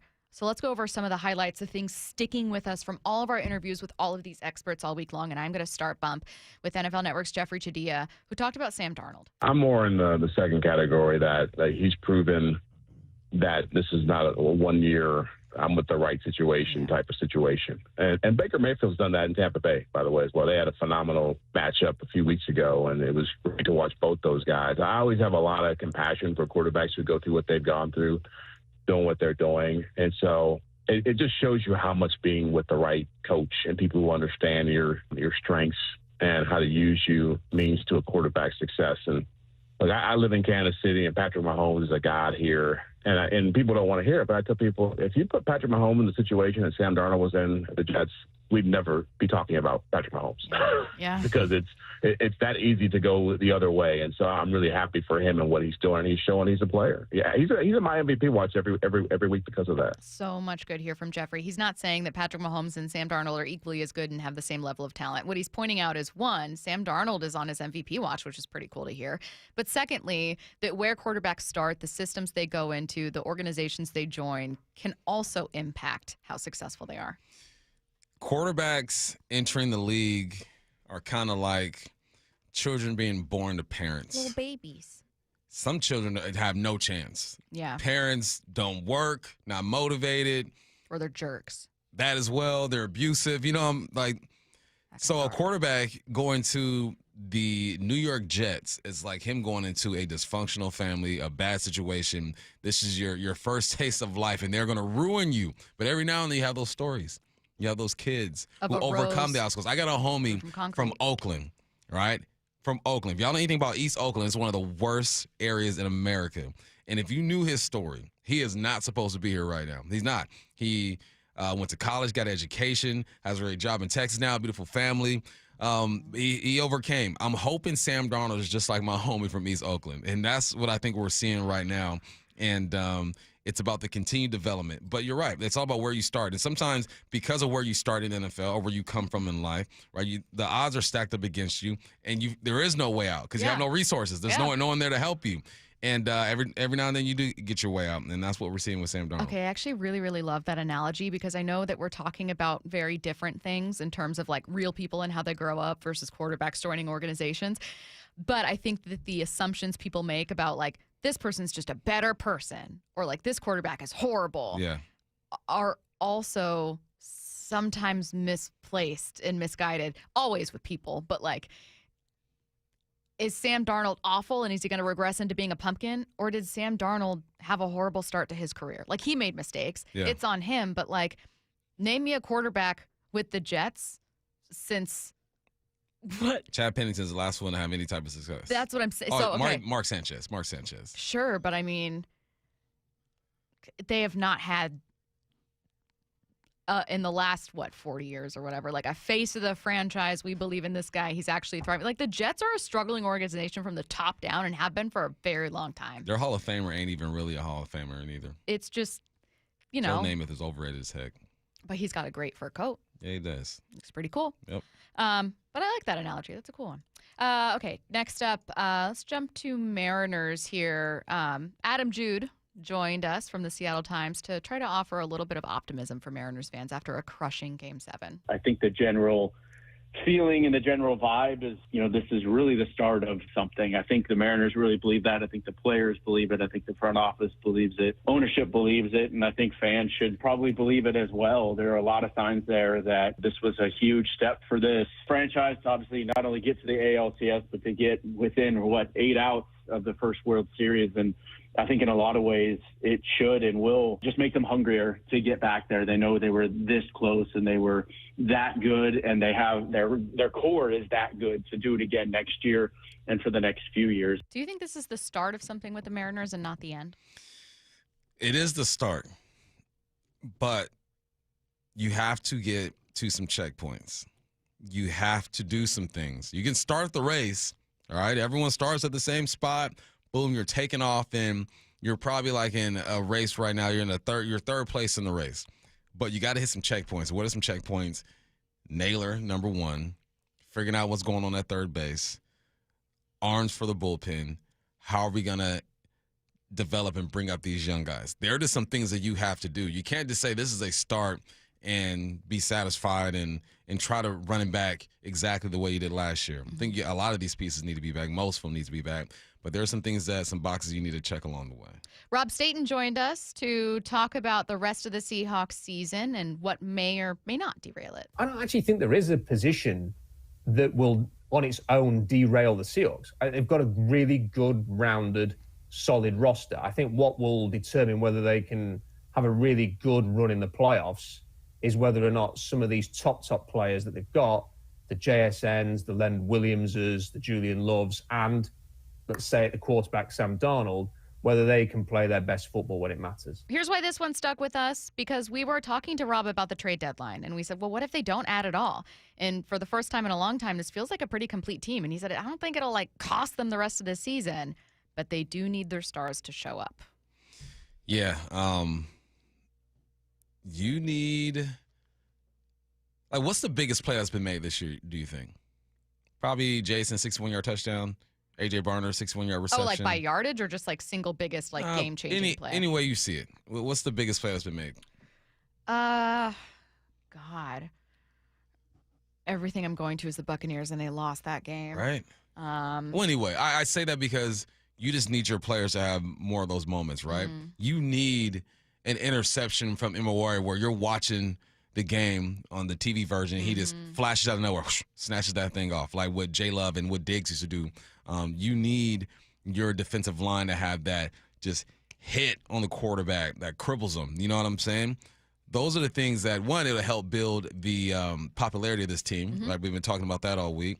But it helps set the tone, and it helps create an identity for you guys. There have been plays made. Jason has made the bulk of the big plays. Sam Darnold has made the bulk of the big throws. But now it's all right, more contributions from these names. You know what's crazy is that you bring up, what's the biggest, momentum shifting play the Seahawks have made this season? Is it the kickoff recovery in the end zone against Pittsburgh? Because that made it a 2-score game. Ooh, and it was early in the season. Yeah, and if you lose that game, you're 0-2. Pittsburgh had a halftime lead. I think you're right. And you're on the road. I mean, you've been good on the road, but still, traditionally, you'd think, oh, that momentum shift is huge. That might be it. That's a good one, Curtis. That might be it. Sticking with the Seahawks, you and I got into a debate earlier in the week where I was saying the Seahawks need to make a statement. They need more spotlight. And you said, you know what? I think Mike Macdonald, much like Bruce Wayne, likes to operate in darkness, okay, under a shadow. He doesn't like Halloween either. I think Bruce Wayne probably loves Halloween. No, I'm talking about Mike Macdonald. Oh. Yeah, I could buy that. Yeah. Isaiah Stanback joined us, and he agreed with you. You know what? I don't think that they want to be in that conversation. They want to fly underneath the radar, and all they have to do is continue doing what they've been doing all season long, and that's just taking care of business. These guys only got 2 losses, obviously. One was in week 1, where they were still trying to figure out who they were. Outside of that, they lost to a really good Tampa Bay Buccaneers team. But this is a team that is winning. They're playing really good on defense, and then obviously offensively, these guys are starting to hit on all cylinders. Now, in my mind, I don't know why, but it's better when you're getting attention. It means your team's better, and you don't want to be disrespected. But you and Isaiah both felt like, you know what, this is actually good. This is good for Seattle, and furthermore, I don't think Mike Macdonald cares at all. I don't think that is in his DNA at all. I don't think Mike Macdonald was most popular in high school. I don't think he was the man on campus in college. I think that this is just the way that he operates, and he's comfortable in this position. I also think that once this team starts getting the notoriety, it's not going to change the way they go about their business. So that's why it's all about wins, man. I know it's nice to be recognized and get some love. And to be honest, they have been getting more love this year than they have in the past few years. But because of what we see and the potential that we think they have, we're like, all right, man, give them a little more. 2 more segments on First Take or, on one of your ESPN shows. All right, 3 more here. I got 1 more from Isaiah talking about Sam Darnold. Let's stick with the Seahawks. Just doesn't make a lot of mistakes. He's being consistent, man. You talk about, 12 touchdowns, only 4 interceptions on the year. He had a bad outing, I would say, against the Steelers. But outside of that, he's been playing really good ball, man. That's all Seattle's been looking for is consistent play, somebody who's going to keep them in good down and distance situations, and then somebody who has the arm strength to be able to get JSN the ball. And that's essentially what he's been doing. He's distributing the rock out to everybody. And again, the big thing for quarterbacks is not hurting your team. And that's something that he's doing very well. Darnold is giving the Seahawks everything they've historically wanted out of a quarterback spot, is just like a great point, like a fun point from the week that was sticking with me. Is that how you see it too? Yeah, he's doing exactly what's necessary for this team to win. And they could easily be 7-0. 2 plays away from being 7-0. What, a combined 4, 3, 7 points? Yeah, they are right there, and I think that's why Mike Macdonald, when we listened to him speak earlier this week, he says, "I feel good. We're moving in the right direction. We're doing the right things." He knows what championship caliber team looks like from the college level to the pro level. Remember, he was at Michigan. Then he helped coordinate one of the best defenses in the last 10 years with the Baltimore Ravens. He knows. So once you start seeing some similarities in preparation and execution and practice and film study and just, travel, the little things. And it's more than just football, man. It's the way these guys are talking about football. It's the camaraderie of the team. It's the way they travel. It's guys being on time. Like, there are so many things that can help or hurt a football team. So when Mike Macdonald says we're moving in the right direction, we're doing some things, he's talking about on-the-field stuff, but he's definitely talking about off-the-field stuff. Deron Payne of the Washington Commanders may not know who JSN is, and I guess we can excuse that one. But Dan Orlovsky joined us earlier this week and said that JSN's in a group of wide receivers who you could consider to be the best in football. I know we get into these conversations, who's the best receiver in football. It's a little bit like the quarterback stuff.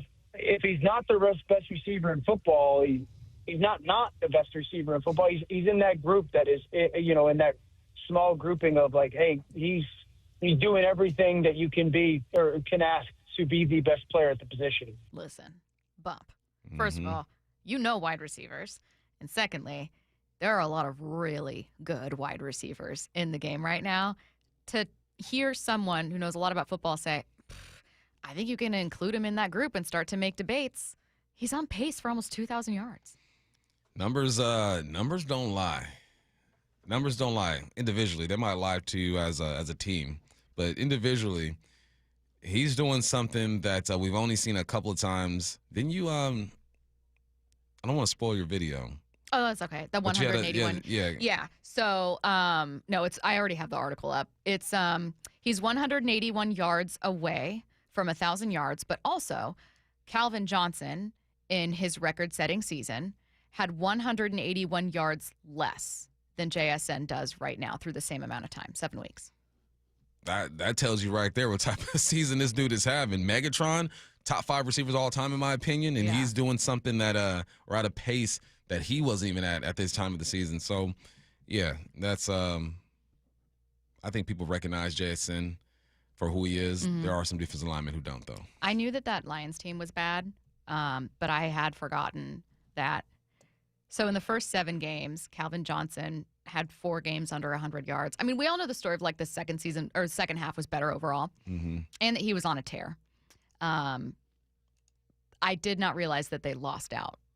I did not realize that in that run of 8 games, they did not win at all. No. I thought there might have been 1 or 2 in there. Nope. Oh, that's devastating. Imagine how frustrating that was for him. You're like, fighting for my life. Seriously, and you're like, I'm giving you 200 yards. I gave you 200 receiving yards. Tyler Lockett has a game in which they lost and he got 200 yards against the Arizona Cardinals. I think that's his best game to date. So weird. Okay. Do you want to do this college football one? Let's do one more quickly. Let's do it. Nicole Auerbach, we asked her whether or not Jedd Fisch might be interested in one of those very high-profile jobs now open. I wouldn't be shocked if the schools that make a lot of sense for Jedd Fisch are interested or give him a call or if he weighs those options. But again, it's just sort of, you have to weigh, where you are in the pecking order in your conference, what do your resource allocation look like, and then obviously quality of life and where you live and where you are. And so I'll be very interested to see if a couple of those former stops on his resume attract his interest. What do you think?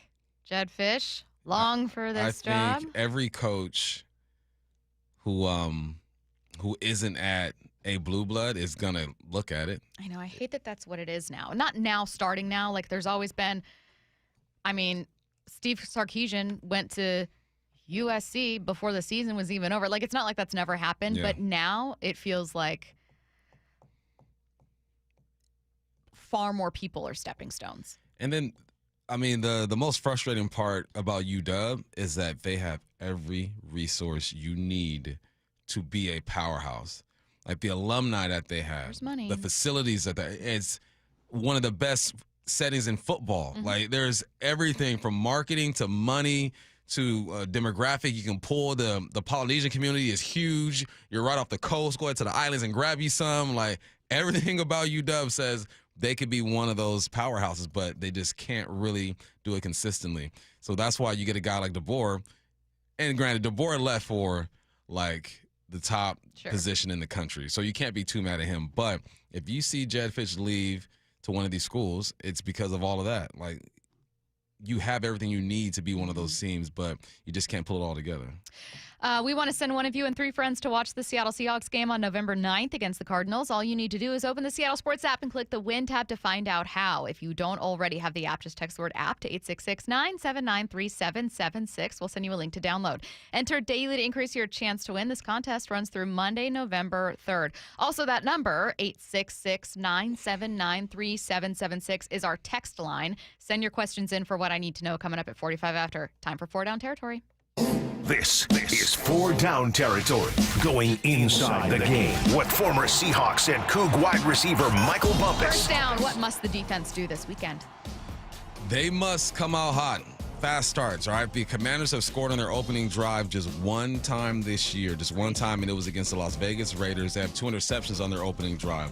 The Seahawks defense has only allowed 1 touchdown on an opening drive, a couple of field goals, but only 1 touchdown. So keep the good times rolling. Don't let the Commanders come out and be all excited because Jaden Daniels is there, and they're in Washington, D.C., and it's not part of a state. And Wow. That's crazy. That could have been a subliminal, but you brought attention to it. It could have just been between us type of thing. I knew that it wasn't part of a state. I thought it was like a Vatican situation where it's like nestled inside of a state and they just don't claim it. You didn't have to go there. That was just me. You didn't have to go there, me, actually. You and Curtis. You didn't. I thought we were just friends. Just me, you, and Curtis. I thought no we were one, friends. No one would have known, okay? But yeah, start off fast. Second down. Why might Zach Charbonnet and K9 have a big day?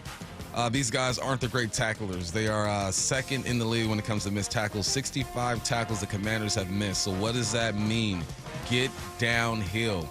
Lower your shoulders. One of the best phrases in football is run behind your pads. You run behind your pads, you break tackles, you create big plays and opportunities. K9 is still second in the league now when it comes to big plays, sitting at 5. There's a bunch sitting at 5, a couple sitting at 6. Let's make it 7, 6 or 7 big plays. Feel me? 6. Third down, Brady, third down. How do you make the Commanders' run game just average? It's hard to do, but you neutralize the quarterback. They're third in the game when it comes to running the football. But if you take away just the rushing yards of the quarterback and you just focus on the running backs, they move to 21st, 22nd when it comes to their ranks running the football.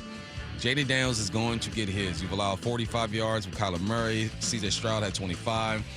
As a team, you're allowing the quarterback on average to rush for about 17 yards per game. He's going to have more than 17 this game. But just eliminate the big runs. If you can do that, you neutralize this team, make him throw the football. He does like to scramble, but take something away that he loves to do. Can I throw you a stat? And I didn't know what to do with it. I didn't use it for any part of the show today, but I forgot that I wanted to ask you about it. The Commanders are second in red zone scoring at 75% behind the Eagles. And I thought, well, maybe they have Jaden Daniels. And then I was like, well, wait, they've missed him for like a couple games.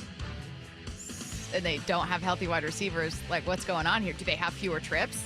I don't know. I thought about it, and I was like, oh, I'll ask Bump about it later. And then I forgot until right now. But let us know what you find. Okay. Okay, second in red zone scoring. Fourth down. We spoke with Danny Kelly of The Ringer earlier in the show. Anything stand out from that conversation? No. I want to switch this one up. Okay. Monster plays. I want to go back to that. Ooh. But I was thinking about just in my childhood, I thought about some monster plays. Okay. So one would be, I grew up a 49ers fan. I know, guys. I was from California. The Raiders moved. I grew up a Niner fan, okay? Oh, yeah, we have sound of you saying Niner gang, bing, bing, bang. You know where I'm at now, all right? You know who employs me, who I play for. But Steve Young to T.O. in 1998, the NFC wild card. T.O. had dropped like 16 footballs prior to that. He catches the football to win it. He's crying. Stapled in my childhood.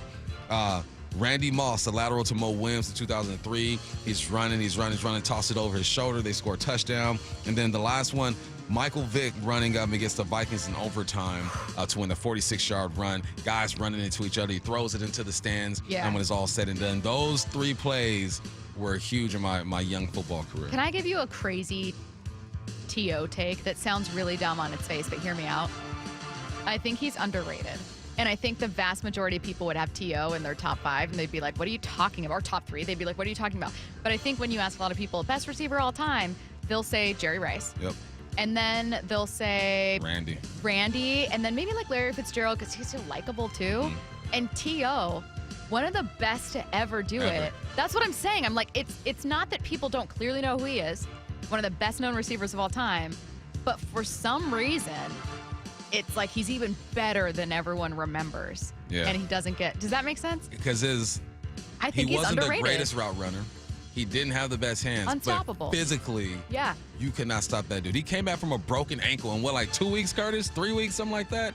He honestly played without crazy. it. That was the thing. He played without his ankle.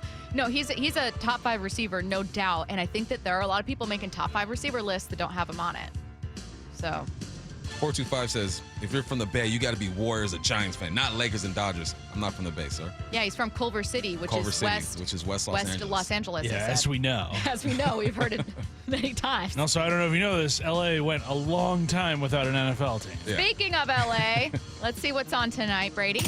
What's on tonight with Bump and Stacy, brought to you by Caesars Sportsbook at Muckleshoot. Now, here's what's on tonight. Rock it out loud back there in the control room. Game 6 of the World Series, of course, airs tonight on Seattle Sports. LA Dodgers looking, of course, at Game 7 against the Toronto Blue Jays. Coverage starts at 5 p.m. immediately following Wyman and Bob. Commanders coming your way next.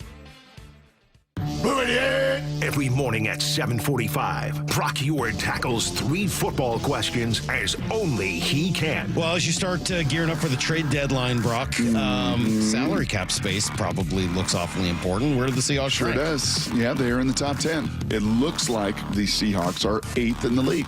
If they want to make a move, there really should not be a contract that for this season they can't inherit. They got $20 million in cap space. Catch every Blue 88 on the Seattle Sports app. Start having fun. Caesars Sportsbook at Muckleshoot Casino Resort is your #1 place to eat, drink, watch, and have fun. Keep up with your favorite sports anywhere and everywhere on property with the mobile app. Visit muckleshootcasino.com today. Scan the QR code and let the play begin. Muckleshoot. Running a business means wearing multiple hats. So if you're like me, you probably started out using your personal phone, taking client calls and texts nonstop. As my business grew, I needed something smarter. That's when I switched to Quo, the #1 business phone system. Quo works right on your phone or computer. No carrying 2 phones, no clunky landline, just one easy app you can try for free. Your team can share one number and handle calls and texts together like a shared inbox. Any teammate can jump into the conversation, so customers get faster responses. And Quo's AI agent can be set up in minutes to answer calls and questions 24/7, so you never miss a customer, lead, or opportunity. All this starts at just $15 a month. That's basically 2 coffees.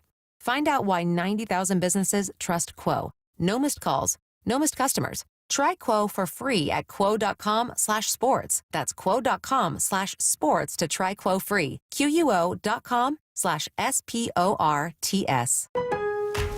I'm Scott Hansen, host of NFL Red Zone. Lowe's knows Sundays are for football. That's why we're here to help you get your next DIY project done, even when the clock isn't on your side. Whether that's a new Filtrete filter or Bosch and Cobalt power tools, Lowe's has everything you need to feel like the MVP of DIY. So get it done and earn your Sunday. Shop now, in-store and online. Lowe's, official partner of the NFL.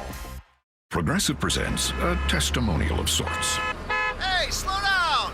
Oh, yeah? Well, you drive like my grandma. She's a very attentive and courteous driver who wears a seatbelt and always uses her turn signals. She's also a talented painter and has very low cholesterol. Not that that has anything to do with her driving, just thought a more complete picture of who she is might be interesting. Anyway, have a nice day. Safe driver? Get Snapshot from Progressive and get a personalized rate based on how you drive. Progressive Casualty Insurance Company and affiliates. Snapshot not available in California or from all agents. Surcharge possible for unsafe driving. Finding great candidates to hire can be like, well, trying to find a needle in a haystack. Sure, you can post your job to some job board, but then all you can do is hope the right person comes along, which is why you should try ZipRecruiter for free at ziprecruiter.com/free. ZipRecruiter doesn't depend on candidates finding you. Its powerful technology identifies people with the right experience and actively invites them to apply to your job. You get qualified candidates fast. So while other companies might deliver a lot of hay, ZipRecruiter finds you what you're looking for. The needle in the haystack. 4 out of 5 employers who post a job on ZipRecruiter get a quality candidate through the site within the first day. ZipRecruiter, the smartest way to hire. And right now, you can try ZipRecruiter for free. That's right, free. Just go to this exclusive web address, ZipRecruiter.com/free. That's ZipRecruiter.com/free. ZipRecruiter.com/free. The Bump and Stacy Show is powered in part each day by the caring and compassionate team at Pendergast Law Personal Injury Lawyers. Go to PendergastLaw.com. When it comes to the security of your business, doubts can creep in about who you're trusting to protect it. Are they a reliable service? How will I know if something happens? Are they keeping everyone safe? At Bay Alarm, we got you. For nearly 80 years, we've been putting our customers' minds at ease with our advanced technology and personalized support. Feeling insecure about your current security service? Visit bayalarm.com today to talk to a local security expert. What if you had the smartest Wi-Fi? If you did, it'd be Xfinity, of course, and it'd come with their best state-of-the-art equipment. It would boost speeds to the devices that needed them most, prioritizing your most important connections, whether you were streaming, gaming, or gaming while pretending to work.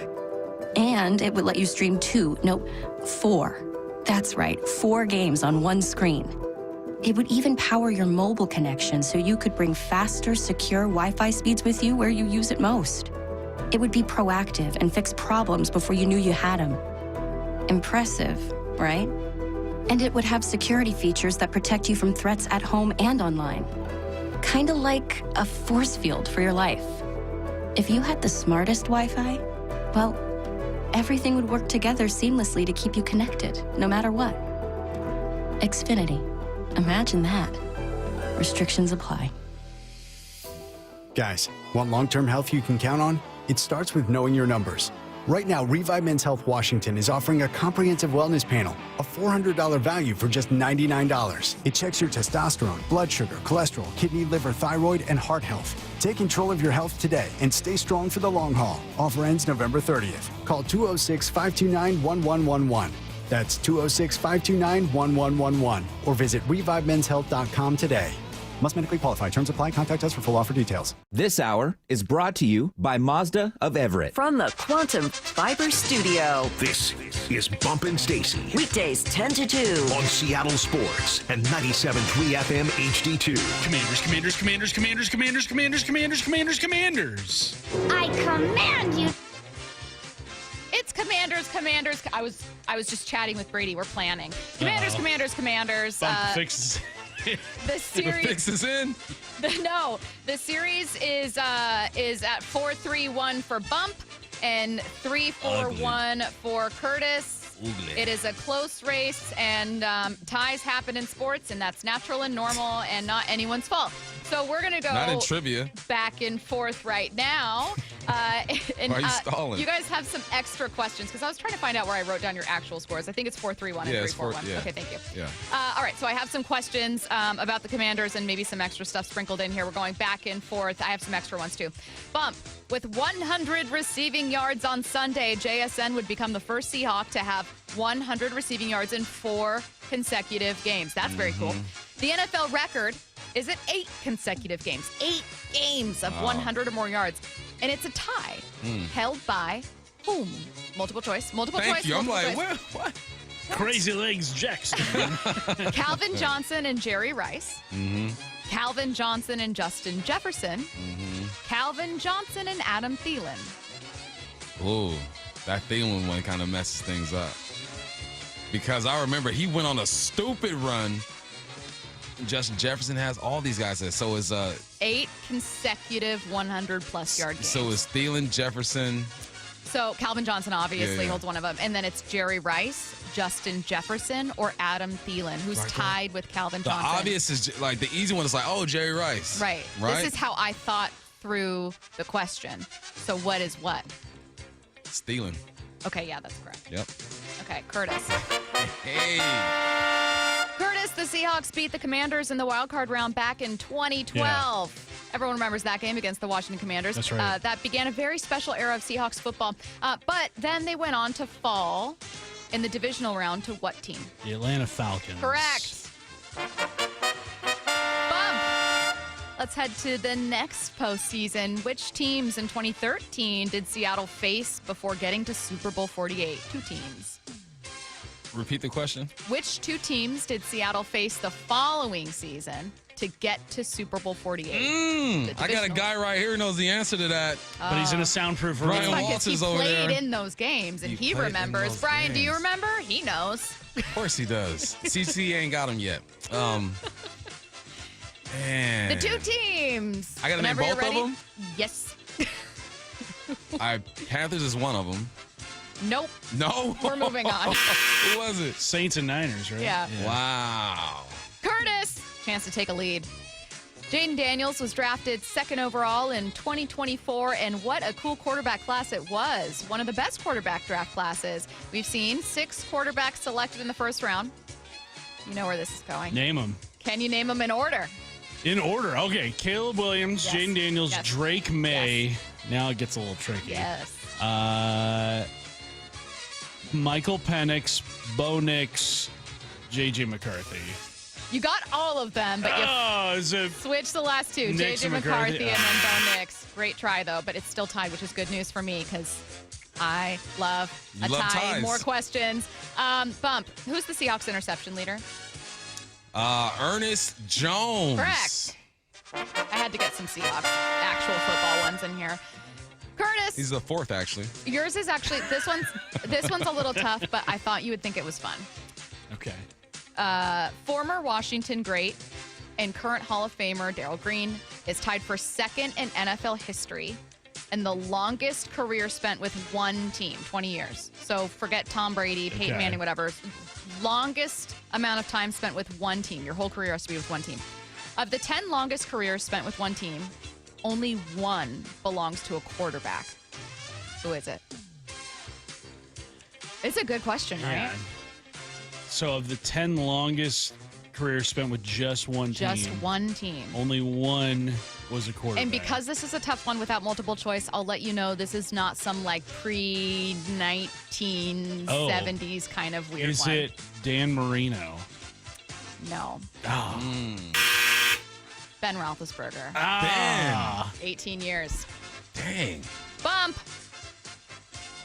The Commanders were founded by George Preston Marshall, notable racist, in 1932. I mean, As what? Multiple choice. The Washington Hogs, the Boston Braves, the Cambridge Bulldogs. Original name of the Washington Commanders. Washington Hogs. Nope. Boston Braves. And Boston for a Braves. period of, 2, 3, 4 years, they played at Fenway. Really? Yeah. You got that one wrong. Curtis, a chance to tie it. Who's the Commanders' all-time passing leader? This is your easy question. passing leader. Passing leader. Is it one? What? Sonny Jurgensen? No. No. Who the heck is Sonny Jurgensen? Joe Theismann. Joe Theismann. Their quarterback play That's in bad. that team That's history is fair. not good. That's bad. Okay, well. Where's Donovan McNabb on that list? He Probably only like- played like 2-3 years Yeah. there. Yeah. Brady, are you ready for my right answer buzzer? Here we go. We're ready. So the problem is I was going through, I've made a Commanders quiz before, so I didn't want to repeat questions. And so in the sports pit, we were talking about citizenship tests, and I thought, how perfect. Against the Washington Commanders, your next couple questions Goodness here are now gracious. straight from a About citizenship to have my test. citizenship revoked. And we have a new sound when you get an answer right. Go ahead and hit it, Brady. So, Bump, you have a 2-1 lead. When was the Declaration of Independence adopted? 1776? Well, like the date. July 4th. Yeah, correct. A little loud. Curtis. I'm not telling an eagle. Be quiet. Curtis, there were 13 original states. Name 3 of them. Delaware, the first state. Okay, wow, Brainiac. Massachusetts, and we'll go with like Rhode Island. Correct. Nice. New England. Bump, name 5 more. No, I'm just kidding. Oh, snap. Good. Do you want to? No. Okay. Bump, how many Supreme Court justices are there? I see them. I see them all in that picture. In the And robes. I feel like there's 2 rows, too, in the picture. I don't know. 9. Yeah. Wow. Let's go. Bump won. I didn't even get a second. He's got a 2-point lead. Oh. Still give him. I want to see. Okay, Curtis. How many U.S. senators are there? There are Brady, what do you- 102. Okay, I pointed because you got it right. 100. 100? Oh, there are 100. No. Just 100. Wow, I'm really wondering if I made this quiz lopsided. Bump did win, but let's get to the tiebreaker anyways. Bump, your tiebreaker question. All right. I mentioned this stat in our last segment. Hope everyone was listening. The Commanders are second in red zone scoring behind which team? Philly. Yeah.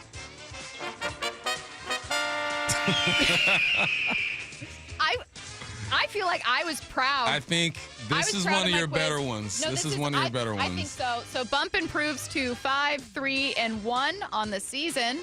Curtis, you're at 3-4-1. But listen, buddy, I believe in you. No one knows trivia like you do, and I know that you'll get right back into this. Remember I told you how you ever had that feeling of someone chasing you and know they're gonna get you?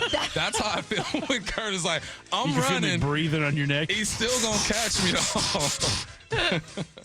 Oh man, Curtis, I'm sorry. I did have some harder ones for you in here, but I thought they were fun. I thought the Ben Roethlisberger one was fun. That was a good one. That was a good one. I thought that's a good trivia question. Well,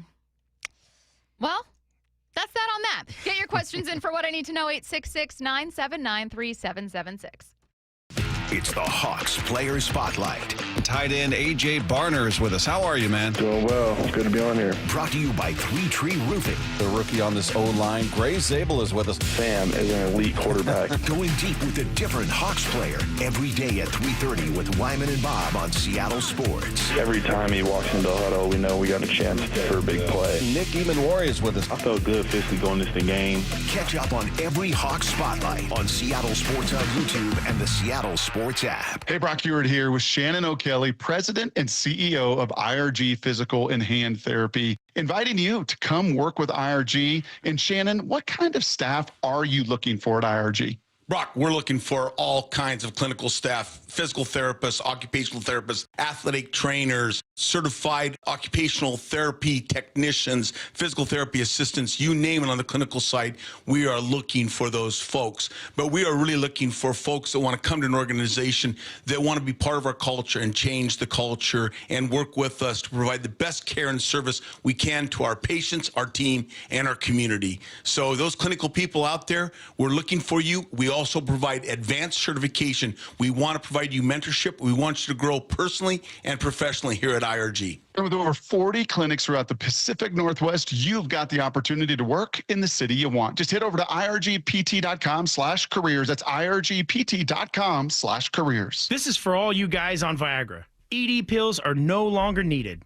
The brutal side effects like 4-hour headaches, blurred vision, and that flush feeling can all be put behind you with our treatment. Here at West Coast Men's Health, we have a better approach to ED. Acoustic wave therapy creates blood flow circulation by safely removing the plaque in your arteries and restoring function naturally. Guys, let me be clear. Pills will never fix your problem. Our equipment is the latest technology, and our medical staff is the best in the industry. So give West Coast Men's Health a call today. Speak with our clinic manager. Ask him any question you like, how it works, the science behind it, and even the cost. If you suffer from ED or Peyronie's disease, give West Coast Men's Health a call today. It's not just about better health, it's about a better life. With clinics in Redmond and Tacoma, call 206-519-6541. That's 206-519-6541. Online at westcoastmenshealth.com. Coach Saban here. On the field or on your walls, coverage matters. That's why I go with Behr Marquee Interior Paint and Primer from the Home Depot.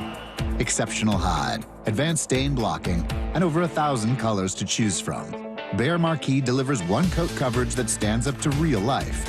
One-coat coverage, no overtime. Behr Marquee, only at the Home Depot. How doers get more done.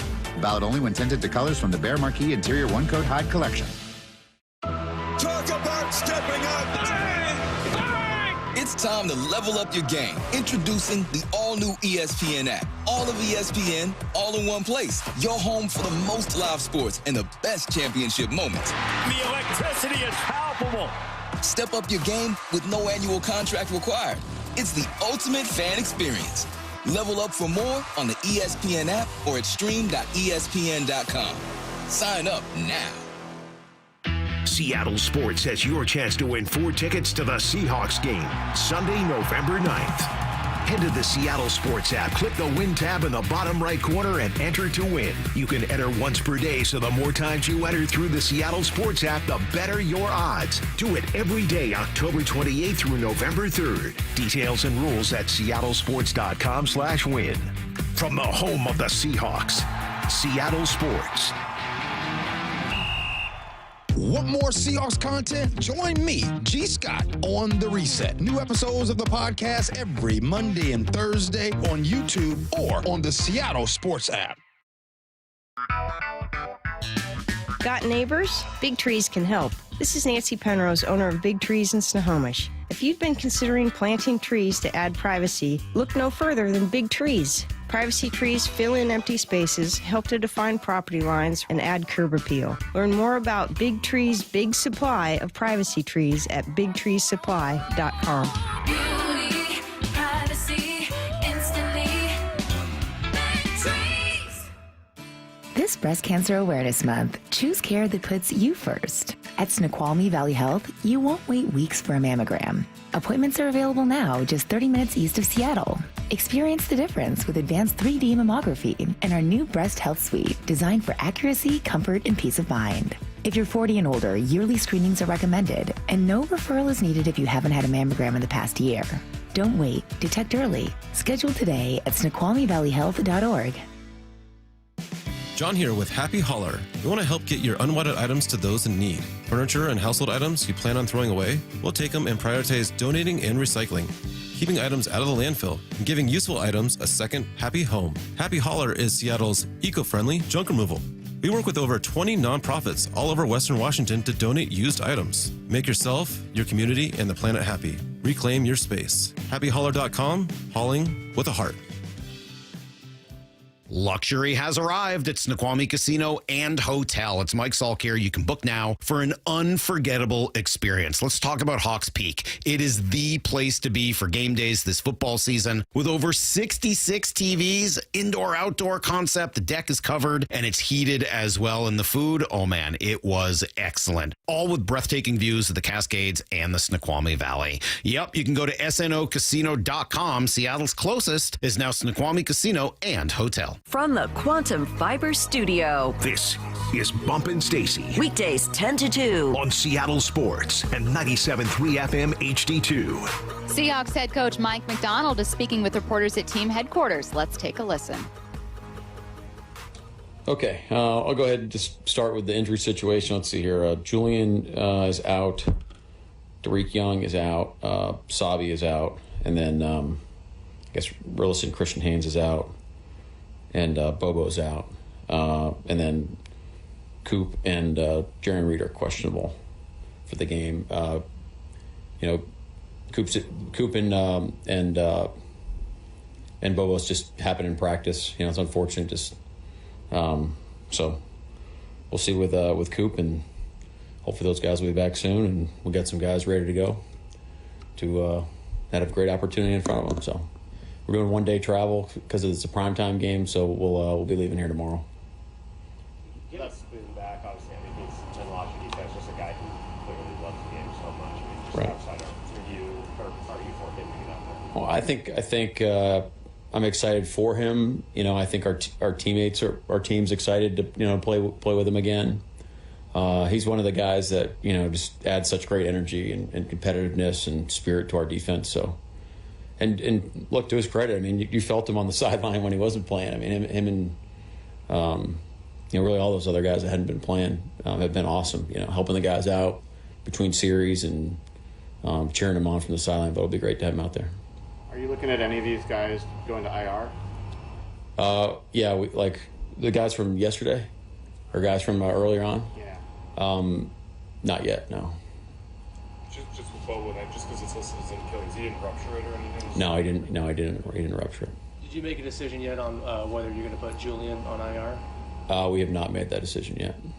Does this give someone like Nick Callerup an opportunity, or is it Brady Russell who would get the opportunity at tight end? Yeah, I think what's great about our kind of core people and the offense that we can run is we have people that can come in and step in and do a great job for us, have a great opportunity. So all those guys are eligible.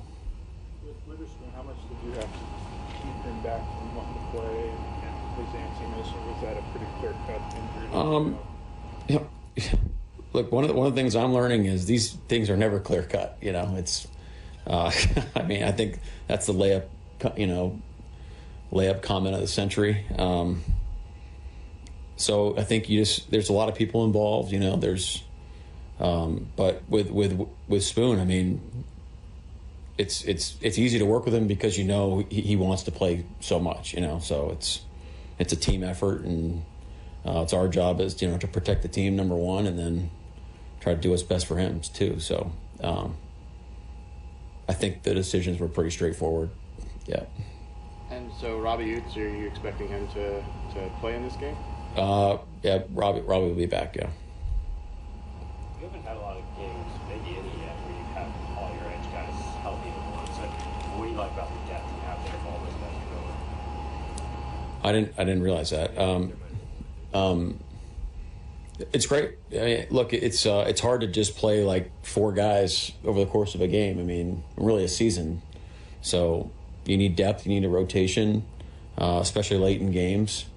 So, and what's cool about it is it's a lot of really good players that are competing for plays and opportunities, and even with by being on the field, they're competing for certain roles that we're asking them to do once they're out there. So. It's great. I think we had a lot of flexibility up front right now. You guys did some bye-week performance check-ins last year. I'm curious if you did that again this season. Like on an individual basis? Yeah. We just left it up to position coaches, but yeah, it wasn't like a formal thing, but yeah, the coaches work with their own players. Have you seen Okada grow in that role as he's played quite a bit over the first half of this year? I think you might have asked about it. You asked about him a couple weeks ago, Brady, about yeah.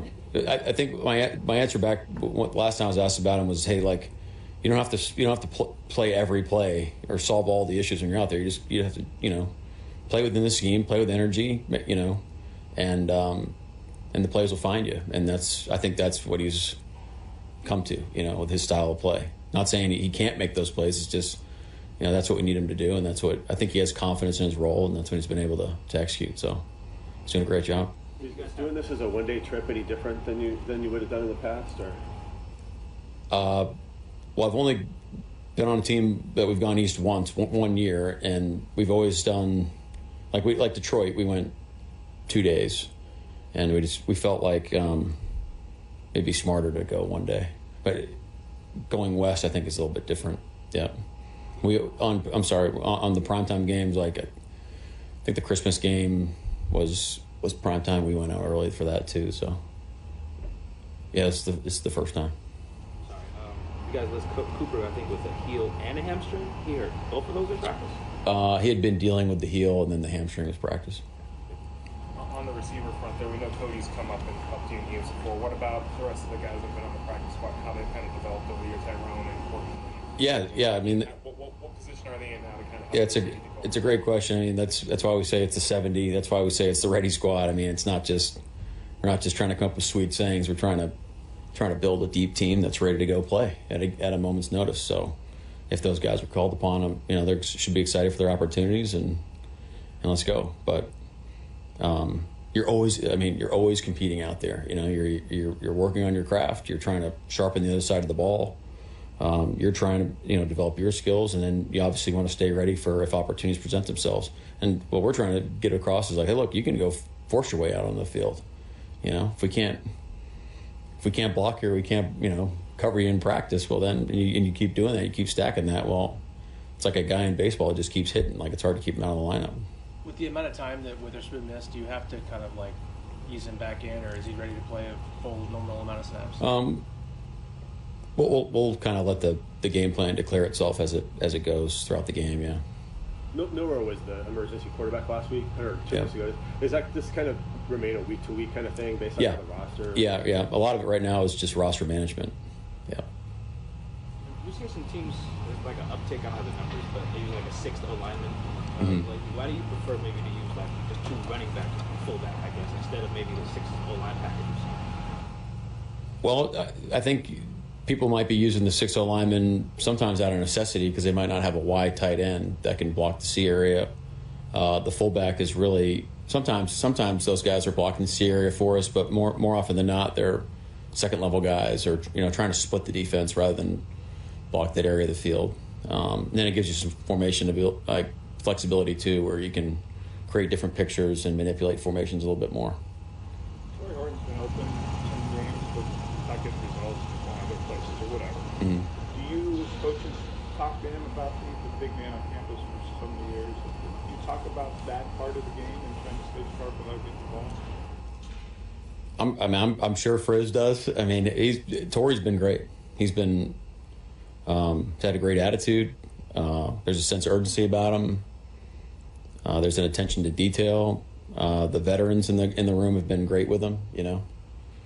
So there's more opportunities for him there. I think that's clear. I think that's a fair statement. So. Baltimore, Washington, you and your wife, does it mean anything still to go back there, or is that too far to pass? I don't consider it going back. I saw that we were landing at BWI. I was like, oh, that's weird. We're landing in Baltimore, but that's really the only thing I thought about. Was Cooper and Jaron, did they need to do a pregame workout to determine anything? No. Anything else? Thank you. All right. Thank you. All right, that will do it for us today. Stick around. Wyman and Bob coming your way next. It's the Hawks Player Spotlight. Tight end A.J. Barner is with us. How are you, man? Doing well. It's good to be on here. Brought to you by Three Tree Roofing. The rookie on this O-line, Gray Zabel, is with us. Sam is an elite quarterback. Going deep with a different Hawks player every day at 3:30 with Wyman and Bob on Seattle Sports. Every time he walks into the huddle, we know we got a chance for a big play. Nick Emanwari is with us. I felt good physically going into the game. Catch up on every Hawks Spotlight on Seattle Sports on YouTube and the Seattle Sports app. The birth of the American supercar is roaring into LeMay, America's Car Museum, starting October 25th. Curated by racing icon Steve Saleen, this electrifying exhibition showcases the evolution of American speed, style, and engineering, featuring icons like Hennessy, Shelby, Zinger, and more. From raw horsepower to groundbreaking design, this is the ultimate tribute to performance. Don't miss the birth of the American supercar, opening October 25th at LeMay, America's Car Museum. Visit americascarmuseum.org to learn more. Finding great candidates to hire can be like, well, trying to find a needle in a haystack, but not with ZipRecruiter. Its powerful technology actively finds and invites qualified candidates to apply to your job. So while other companies might deliver a lot of hay, ZipRecruiter finds you the needle in the haystack. See why 4 out of 5 employers who post a job on ZipRecruiter get a quality candidate within the first day. Try ZipRecruiter for free at ZipRecruiter.com/free. That's ZipRecruiter.com/free. Progressive's Teen Driver discount could lower the cost of insurance for your teenager and save you some money. And then you can still spend money on them. Because just when you think you have a grasp on spending, new sneakers. And then it's money for a school field trip. And of course, spending money. Oh yeah, and a new phone to replace the one they dropped in the toilet. Oh, don't remind me. So just get Progressive's Teen Driver discount. And then you can continue to spend money on them. Endlessly. Progressive Casualty Insurance Company and affiliates. Discount not available in all states and subject to terms and conditions. Confidence is knowing you're ready to handle whatever comes your way. That's what it feels like to take on your workday with Cintas. They make sure your AEDs are up to date, your fire extinguishers are tested and inspected, your floor mats are cleaned and delivered, and your workwear looks good, feels good, and is freshly laundered with the Cintas Apparel Plus program. So are you ready to take on today? Visit Cintas.com. Oh, I'm ready! And get ready for the workday. Vanity Fair calls BritBox a delicious streamer. Collider says everyone should be watching. Catch Britain's next best series with BritBox. Stream acclaimed new originals like Code of Silence. You read lips, right? And Linley, based on the best-selling mystery series. Say hi, Linley. take it from here. And don't miss the new season of Karen Piri coming this October. You don't look like police. I'll take that as a compliment. See it differently when you stream the best of British TV with BritBox. Watch with a free trial today. Comcast Business can help turn your small business into a connected, secure, modern business. It's how restaurants become reliably up and running neighborhood favorites. How healthcare offices become the data-protecting caregivers that we all depend on. And how wealth management firms become cyber-securing guardians of your information. With reliable connectivity, enhanced cybersecurity, and Wi-Fi backup, your business can stay connected and get threat-ready with Comcast Business. Powering possibilities. Now through November 16th, new Comcast Business customers can get started with 150 megabit internet plus security for $59.99 a month for 12 months with a 2-year agreement. Plus, ask how to get a $500 prepaid card on a qualifying gig package. Call today. Restrictions apply. Requires enrollment in paperless billing and auto pay with bank account. Early termination fee applies. Equipment, taxes, and fees extra. Are your investment dollars working as hard as they should be? You've spent years building your future. Don't let outdated advice put it at risk. Hi, I'm Jeff Jr., founder of Trajan Wealth. We're a veteran-owned firm proud to bring a new standard of financial care to the Seattle area. Our nationally recognized advisors are fiduciaries, ethically bound to put your interests first. That's the highest standard of care in the industry. As a privately held company, we answer to you, our valued clients, not shareholders. For households with $500,000 or more, let us build you a customized plan. From Bellevue to Tacoma, get advice you can count on. It's time to take a fresh look at your financial plan. Call Trajan Wealth, 206-466-3300. That's 206-466-3300. Trajan Wealth. Plan smarter, dream bigger. Advisory services offered through Trajan Wealth, LLC, an SEC-registered investment advisor. Cars for Kids. No more stressing over your old vehicle. Donate it today and get it picked up tomorrow. It's the easiest service out there. Donate online at carsforkids.org. That's cars with a K. When it comes to the security of your business, doubts can creep in about who you're trusting to protect it. At Bay Alarm, we got you. For nearly 80 years, we've been putting our customers' minds at ease with our advanced technology.